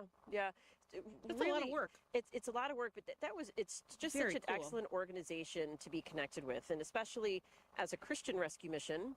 It often feels kind of lonely, I mean, we work with other providers and everything, and that's wonderful. We work really well. I mean, we have a great network of shelter providers here in Rochester, and that's why, I was glad that we were able to highlight the work Keisha Thomas, his wife, is doing. They are so Yeah. cute. They're adorable. wonderful. Yeah. And so to be able to connect with other missions like ours who really are really, gospel based and faith led, to be able to kind of talk about shared challenges, and also to be able to lift each other up and know that, we're doing the work of the kingdom, not just the work of the community. So I think that's one of the benefits of that. The resources are phenomenal. I was just in the Poconos not only do we have a national conference, we have CEO conferences and DC Summit, and then we have They have ones for district conferences. fundraisers and Right. program Yep. and just for people to connect, because it is lonely. Like, we're the only one in Rochester. The closest people to us are probably Buffalo. It's right? Buffalo and then Albany. Yes, and Schenectady. So, so it's nice. It is. It's nice to be able to connect, and they've been a wealth of resources. And For sure. Every Yep. time we go to a conference, we'll come back with something. Every Mhm. time I've gone, I've come back with, a bigger thing to implement. Yes. How to track data. Right. And, Yeah. So we're connected. We're doing this through them. They've been, even with this, we wouldn't have been able to pull this off, and they've been able to give ideas and resources on. Well, and we hired Donnie. And we have Donnie, yeah, and Shane, who Yeah, doesn't Shane. even work in this department Anymore, and Hey, he's he just- doesn't even work for the mission anymore. He does. No. He does aftercare. He's He so has his smart. own organization. Yeah, he has his own organization, but So we just They knew we we hired couldn't- good people you and and we I connect couldn't with pull it good off people. ourselves. No, it would have just been this all day, Yeah. and all night, and then all day again tomorrow. And you know what I'm going to do right now? I'm going to plug. Anna and I actually have a podcast there we go. once a month. It's on WYSL. You can listen to it, online. It airs a few times a month or a week. We do one show a month, but it airs all. It airs all month. Yeah. But you guys, if you're listening now and you find us somewhat entertaining and knowledgeable, you should tune in, because we have a good time, but we have some great guests and it's fun. Hi, there's Katie from Stones. We are live streaming. Come on in, Katie. Hi. You brought soup. Yeah. That was what you were looking at. And I was like, yes. I think it's You're supposed to the be. best. You are Oh the my best. gosh. You probably just got done working too, didn't you? but it needed to be warmed up. Okay, we have a things to do kitchen that. inside that we can do that with. Huh? I didn't know where you were. Did you park over here? You didn't walk all the way up here. No. Oh, okay. I went to the mission first. Oh, okay. Well, come say hi. Come say Yes, hi. come say hi. Come say We're hi. live This is stream. Say hi to Paul. Paul. This is Katie from Stone's Restaurant on Buffalo Road in Churchville. And we love to go there. We love Katie and How her where you got family. and engaged? It is where we got engaged. Yes, it is. Yes. Soup. Homemade soup, Soup and and- wonderful food and wonderful people. Thank you so Oh, much. that's so I can already see sweet. it may need to be warmed up, but it feels very warm right now. So yes. Awesome. Thank you. That's really sweet. Thank you. Anything you want to talk about on the bench, Katie? Oh, here. I want to talk about mental health. Okay. Oh, you know what? I'm gonna pass the mic to I was just Katie. gonna say, because we need you. I don't want to talk about much, but That's no. You We sit want you here to. on the bench. Yeah. I've got 20 hours to kill here, so. Yep. Here, and I'm gonna warm this up for you. It is so warm. It was actually keeping me warm. So bring it back. You want a blanket? Sure. Okay. We'll get cozy. It is a cozy bench. Oh, it's a cozy blanket. Yes. Yes. Okay, so let's talk about mental health. Well, I think we need more coordinated services for it. Yes, yeah. And I think that has a lot to do with the homelessness Yes. in anywhere. It Not just absolutely in does. Rochester, Yep. but- Yeah, that's what we see every single day. And we were actually talking about this a little bit earlier about the need for the clinical support for those who are battling mental illness, and also systemic, right? Systemic support, so that if it's really severe, how are they getting connected to intense treatment, right? Sure. So they can, because some of them, it's just, you need the counseling, you need therapy, but others, especially people that we see come into our shelter, need a lot more. And sometimes they're not even equipped to be able to recognize that that's what they need, because it's so severe. So yeah, and you're right, it's the whole spectrum. It's everything from the base kind of level to the high intensity level care that we need. Yeah, Right. yeah, You know. yeah. Yeah, and I don't know what your experience with that is, or kind of like what makes you kind of think this is, what motivates you to say this is what we need to talk about. But it has been a theme throughout this whole day so far. Cool. So I had no idea. I haven't been watching this at all, but I was like, when I think of homelessness, I think a lot about mental health and not having the support that you need. Because what I think of is, like, I've had family members who have had a lot of problems, and I'm just like, they don't need to be shunned. They need to be loved more. Right. Somehow they just need more of that. Right. And I think sometimes, I remember a good friend of mine used to always say this, and he would say, people who are really battling severe mental illness, most of the time they just want to feel like normal, and it's not even like, I want to get better and I want to do this. It's just, I just want to be able to feel normal, have a normal conversation, have a normal relationship, those kinds of things. And we have to recognize that people need a lot more than just kind of, I don't know, kind of, some of them need a lot more than the base level kind of, okay, go, call EAP or call, different things like that. So it's that, the addiction issue, the mental illness issue, family homelessness, those seem to be kind of the common threads throughout today. And we've certainly been advocating, and we're hoping, we've been talking about the project we want to do in this building, to be able to actually have a clinic on site. Once we open this up, and that will largely focus on, again, kind of assessing acute needs for mental illness, but then also how do you get them into treatment, whether it's outpatient, inpatient, or more. So right. And then how do they, how does everyone, what kinds of needs do you need to have a facility like that? Exactly. From the people in place that can do that. Right, because we're to help other people. Exactly, right, because we're not a clinical provider. We're a housing provider. We provide case management, but we're not clinical.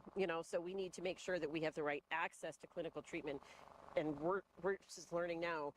If we can't get it done, we just got to do it ourselves, So we'll bring a clinic on site, and if that's how we make sure that people get access to where they need to go, then that's how we got to do it. Sure, and the more access, the more help you can get to people. Right.